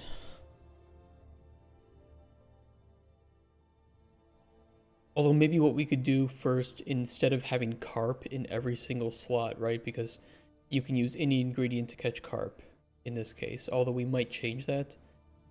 I think we would first run through the list of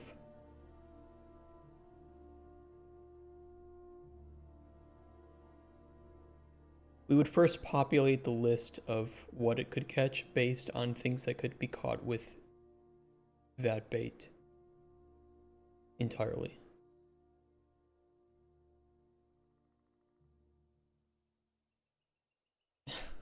Nice fish. So we would only have to specify specific ones.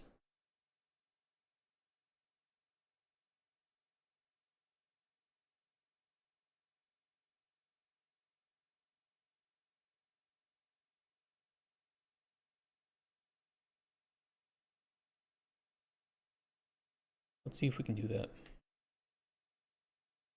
Ingredients. S ingredient data. Growth cycles, valid level.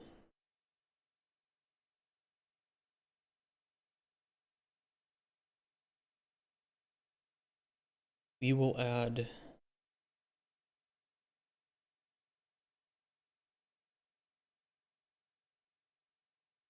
catches.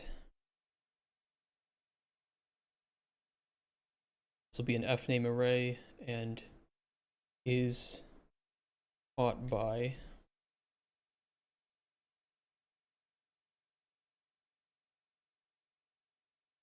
Or would we even need is caught by, because we could populate is caught by lists based on what else is, what can catch it.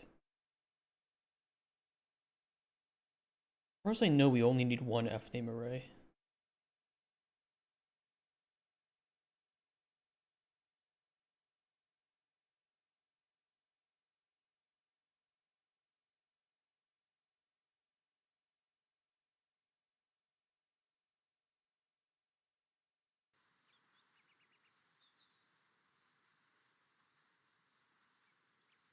How would it look though? Because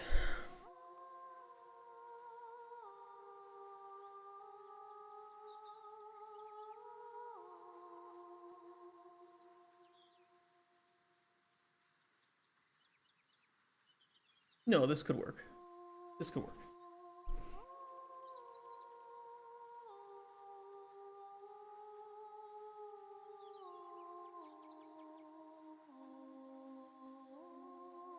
Yeah, updating one structure does have a lot of impact, doesn't it?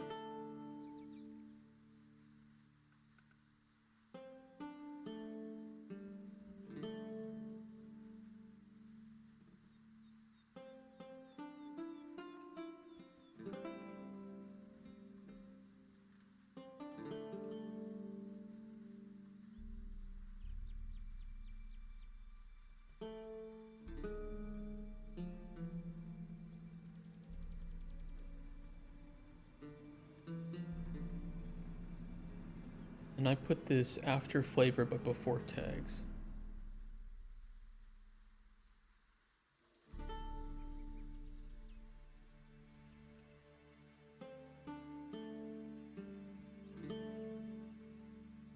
Okay.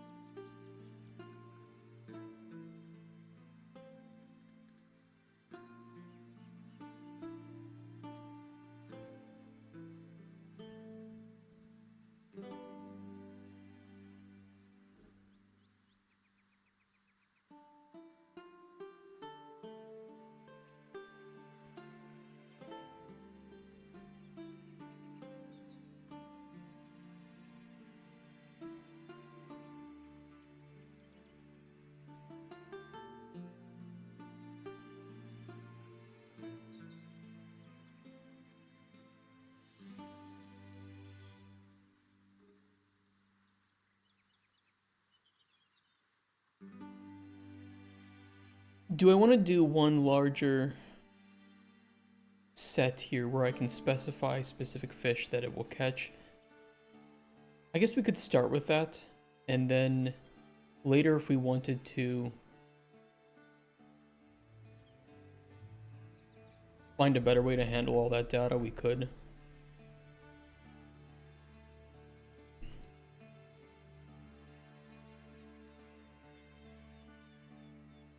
So we'll start with this. We'll start with this.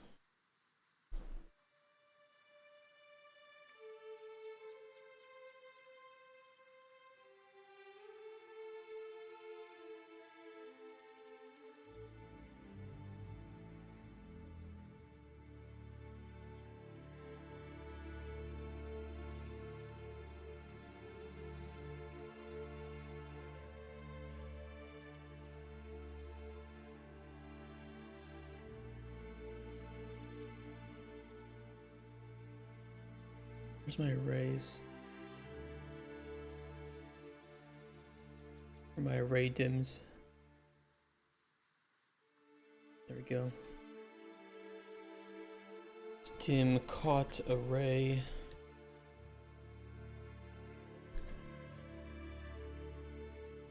Dim ing caught 1.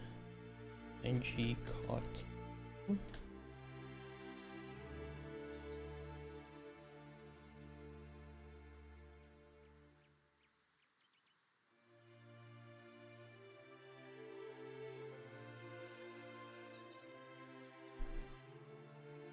Emote user detected. I don't even know if Visual Basic editor for Excel has a dark mode.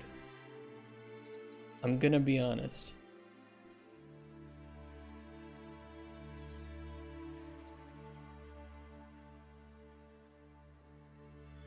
You think Visual Basic is older than you? I just want you to know.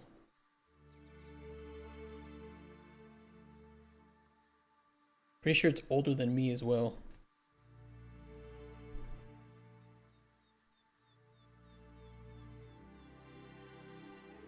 Yeah. It is older than both of us. So just keep that in mind. The final release being 26 years ago. I think I'm gonna give it a pass this time. Her mom's older than both of us. Yeah, that actually is factual. I'm proud of you. Stop it, shut up.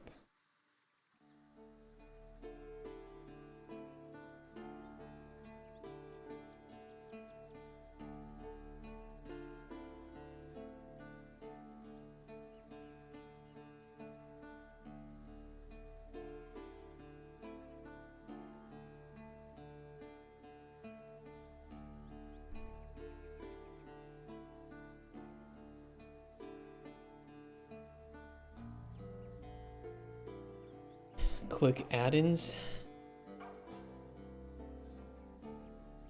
Okay, are you happy?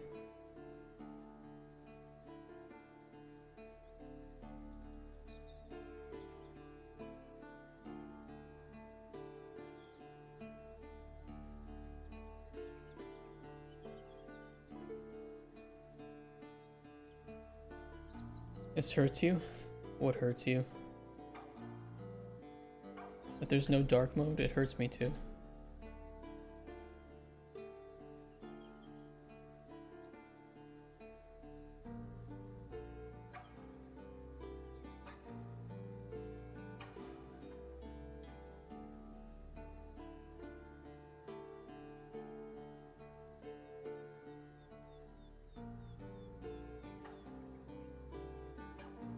Burns your BD. Don't worry, I will be done very quickly. I'm trying to speed through it.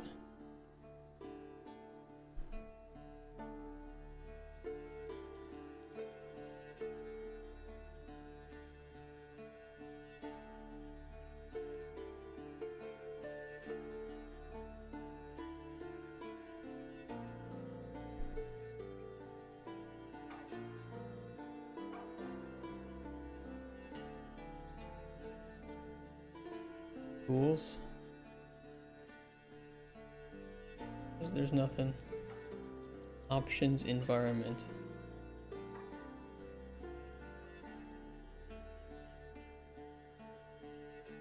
Yeah, it's not there. Where do you want me to go? General.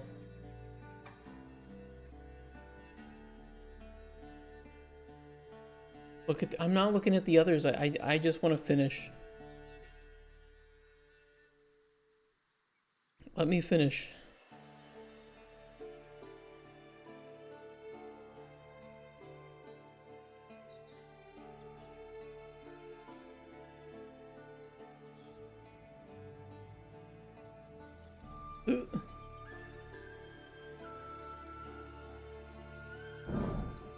Careful.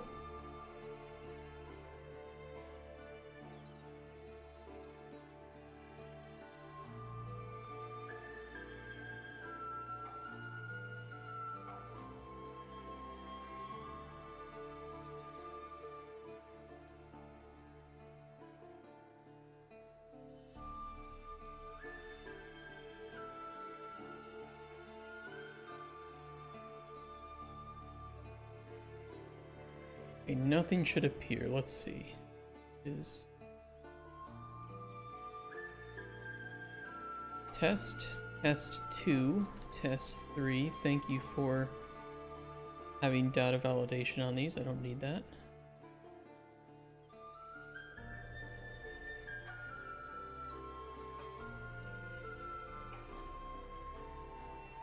Not validation. It is conditional formatting.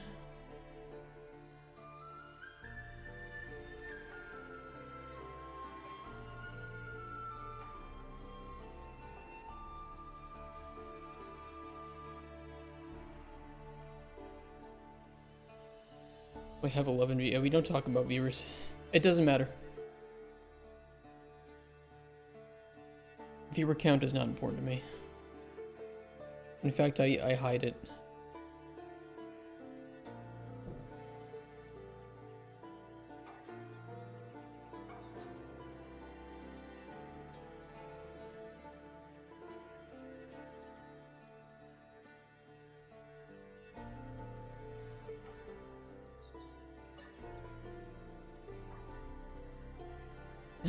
Rexco.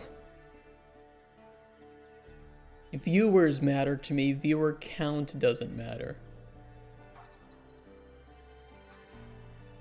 Let me clarify that.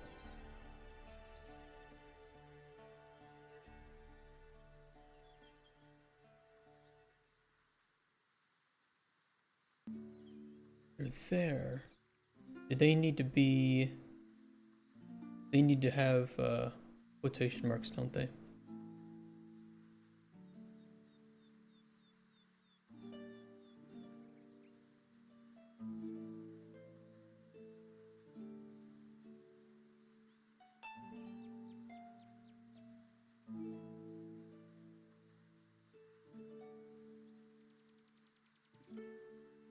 They might need to.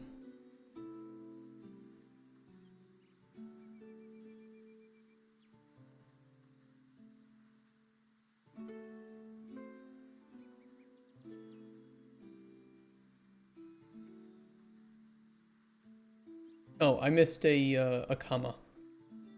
After tags. Oopsies. Oopsie daisy. Got my flex slide. Assign macro. Edit.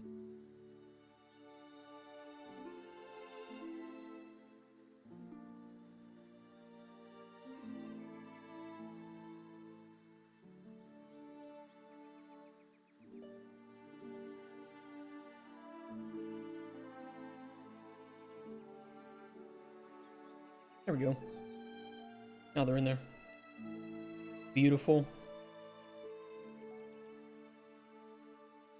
Okay, we can now export the catches.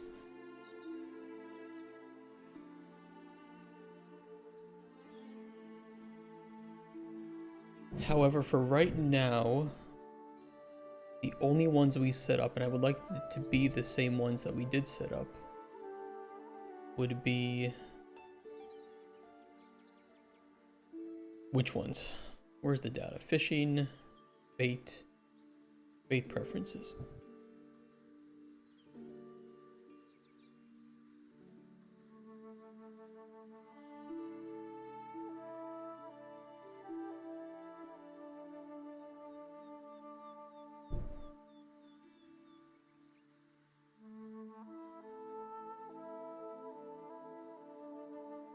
Why couldn't we just pull from here? Why am I spending all this time making new shit in my data table when I could just pull from here?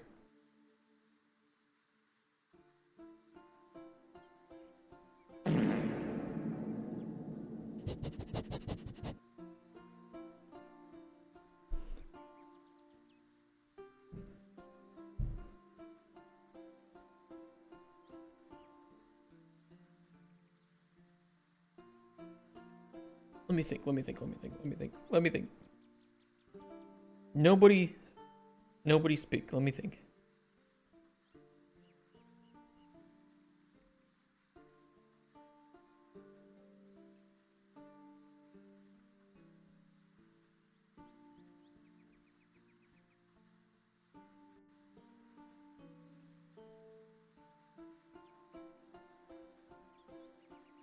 Yeah, we could just pull from here.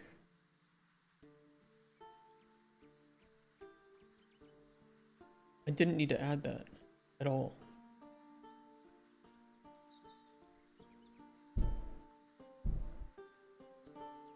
What a waste.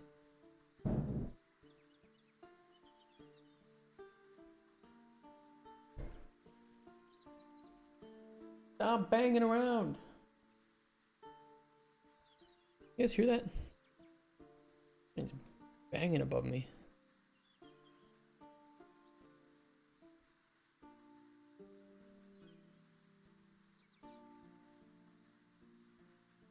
I mean, I'll leave it there just in case we want to use it. I can just delete it later, you know, from the structure. The issue is, I promise you this is going to be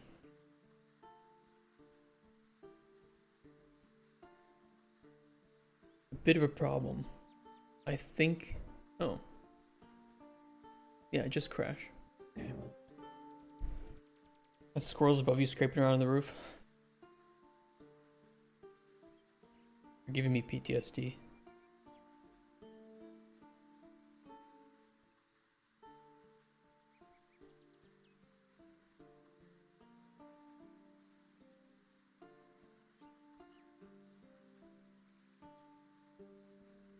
I think I will have a number of errors in my output log.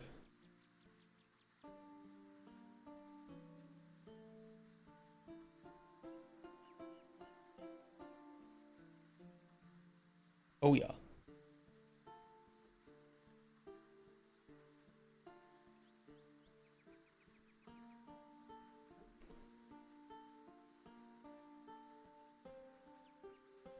This is unfortunately the hidden problem when you change structures and blueprints. And I'll bet that Unreal 6.0 gets released and they still haven't fixed this problem.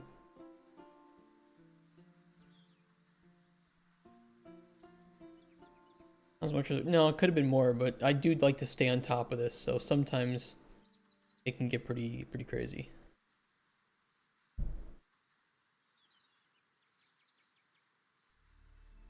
But I will have to fix this.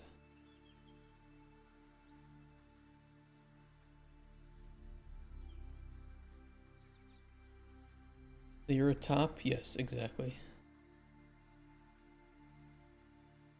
You caught me. Now punish me. Alright, where's the first one? Function library. Let's go.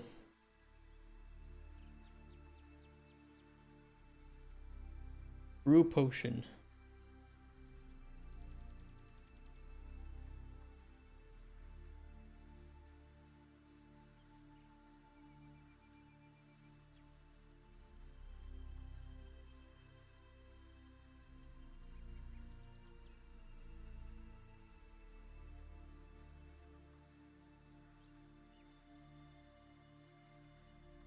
Failed to save.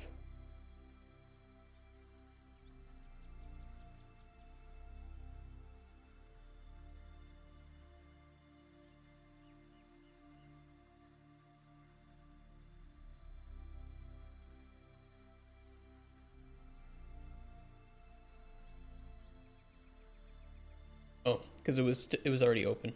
I had 2 instances of it open. Oopsies. Oh. My GPU crashed. Okay. A good start.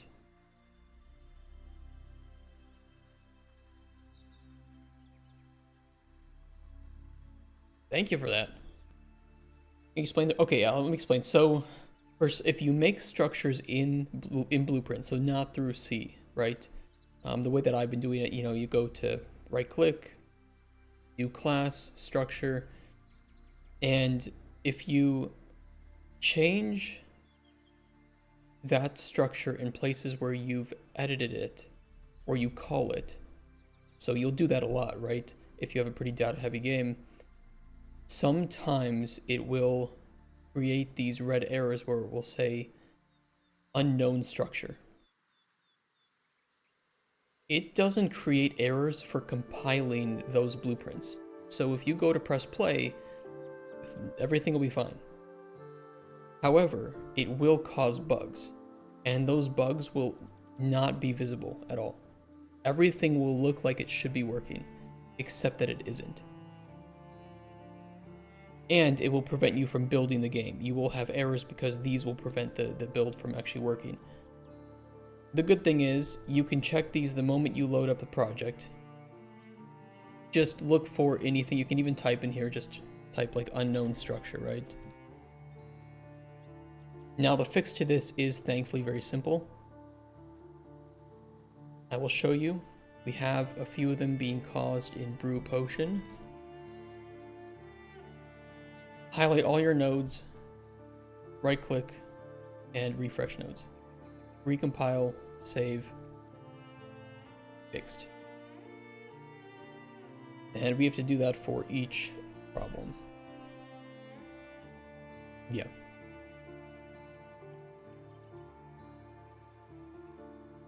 And make sure once you fix those two, just close the engine and restart it up and all those should be gone.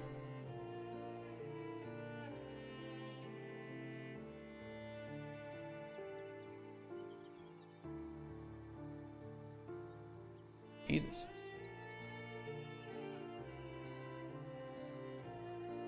The same as jiggle the node branch and recompile.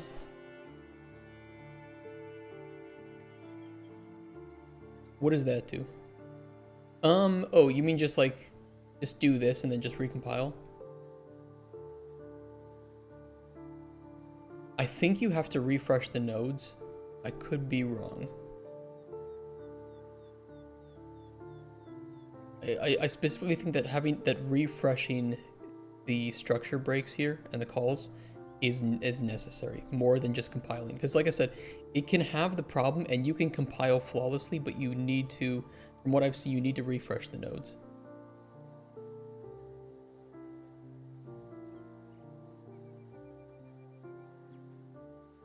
It's like here, ingredient is called, so we just need to do refresh.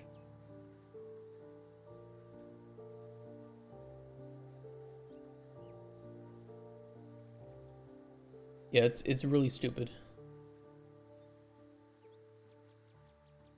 Ingredient shelf. On spawn jars and force ingredient inventory to 99.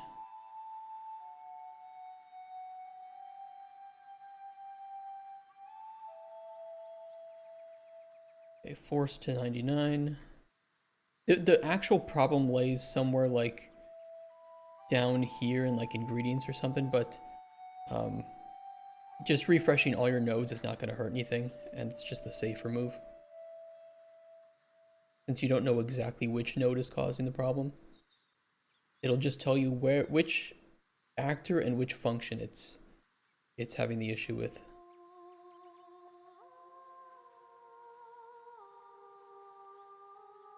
These monster ass blueprints.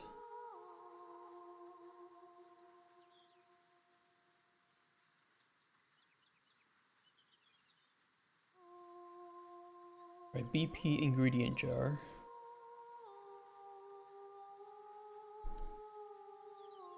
And this is in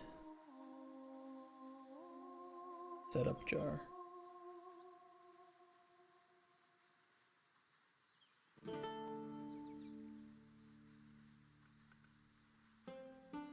Glad to help and pass that info on, because I promise you there have been so many sleepless nights caused before I knew that that was an issue. Wouldn't wish it on my worst enemy.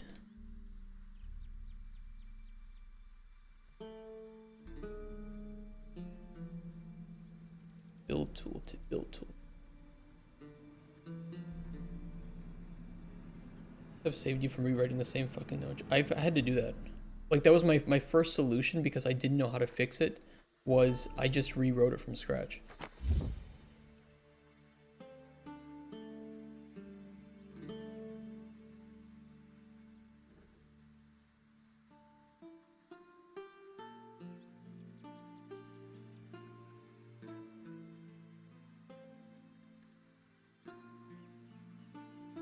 And it would just get worse and worse, right? Because I use like the function library a lot, and I would have to remake the function library from scratch and copy and paste the nodes and then replace all of the function references throughout all of my blueprints. So it's like the bigger my game got, the worse it got in order to fix it.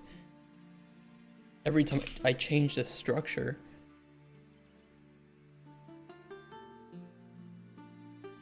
absurd, absolutely absurd.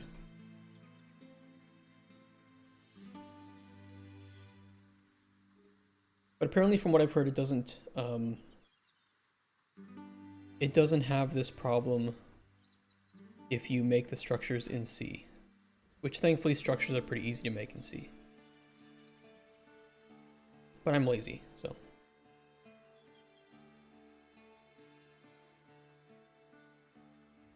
In the Uber graph.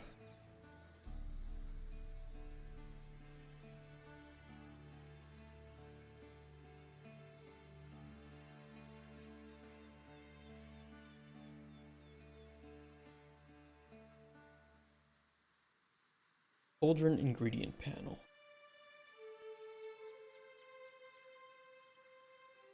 The funny thing is too, I just figured out I didn't actually need to do that.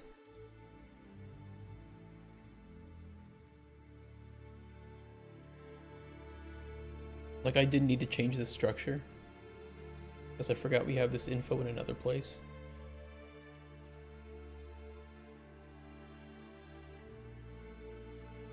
Is what it is.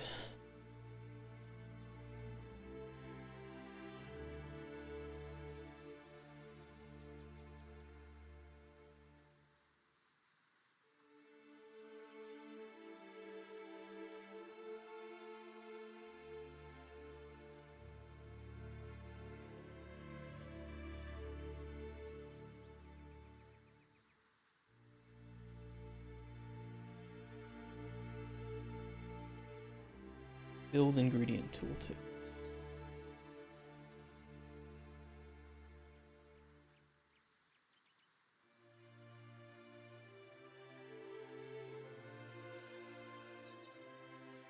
Ingredient info panel. Build info panel.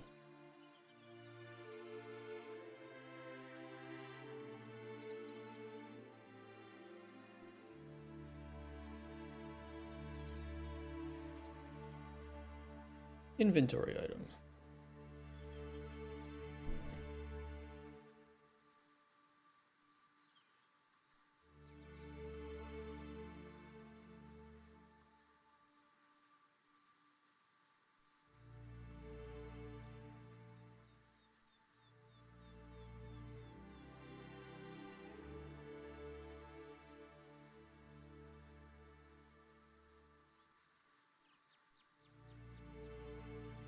Okay, those two fixed.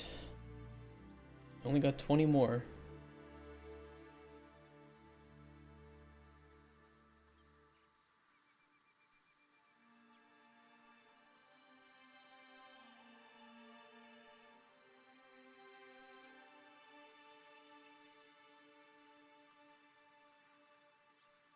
Ocean ingredients? Oh yeah, we do use that, okay.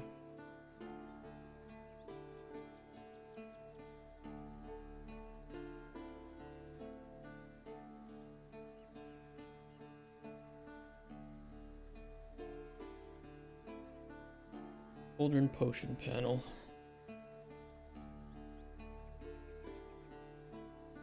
Build potion, build potion, build potion panel.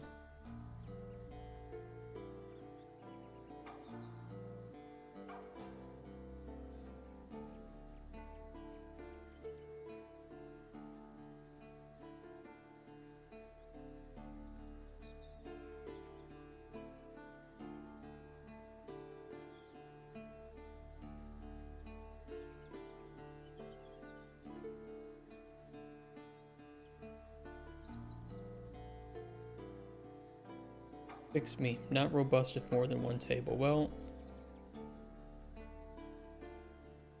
let's just not add more than one table then. Sounds like a fix.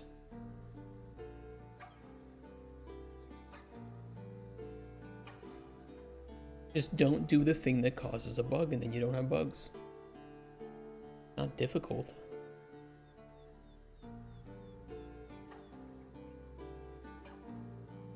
Oh. Setup ingredient and construction script.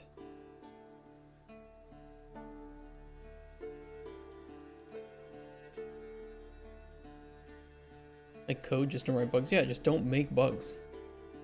The bugs only exist in your game because you make them. You are the problem.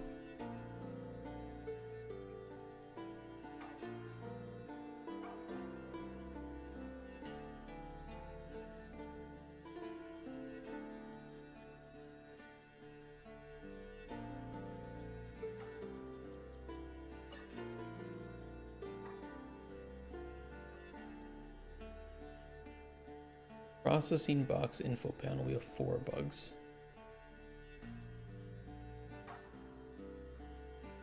Count Quackula? That's the first time I'm seeing that one. That's pretty funny. Check if ingredient can be processed. And build ingredient tooltip.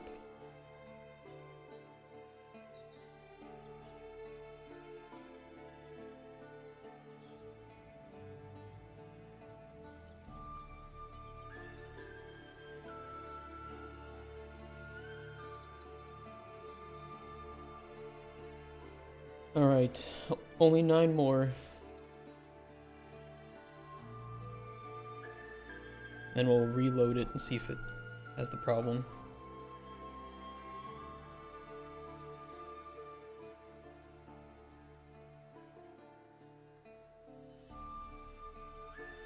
Build list.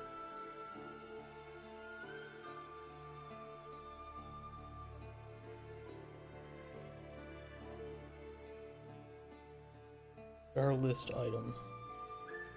Build panel.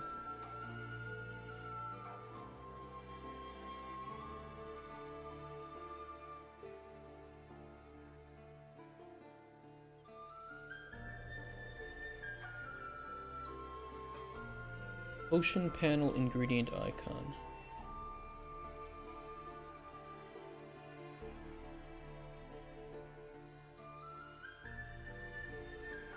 In build icon.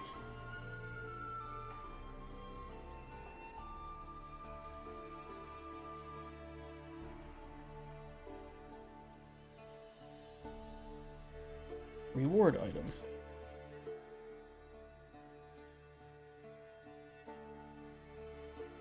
In setup item.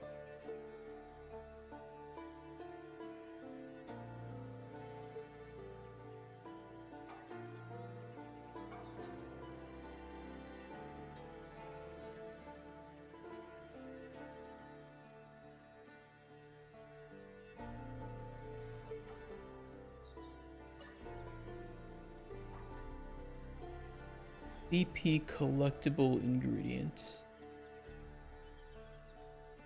That's collectible standalone.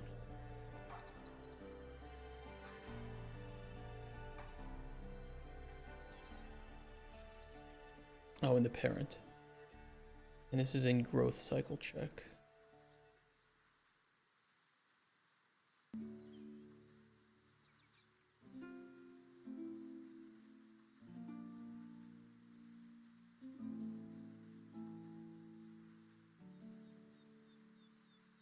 And last one, collectible standalone ingredient. In the construction script.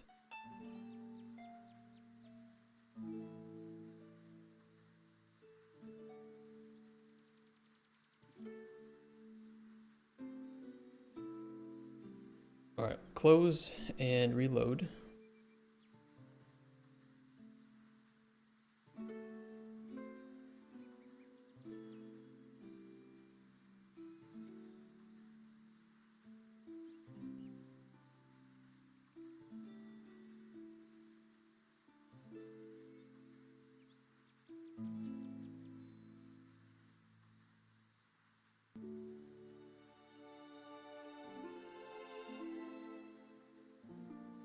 Okay. That fixed them all.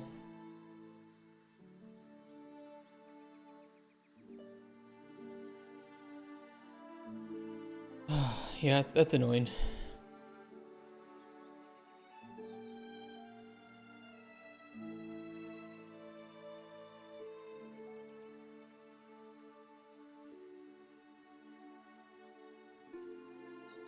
I think what I'll do is go to the bathroom, and we'll come back and we can do those Dragon Age Veilguard videos.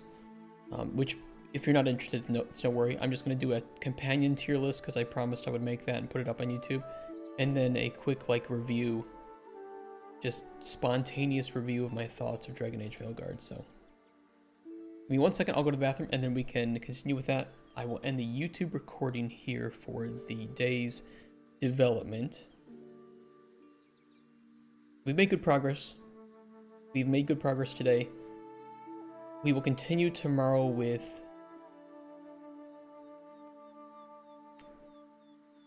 bait preferences and all that.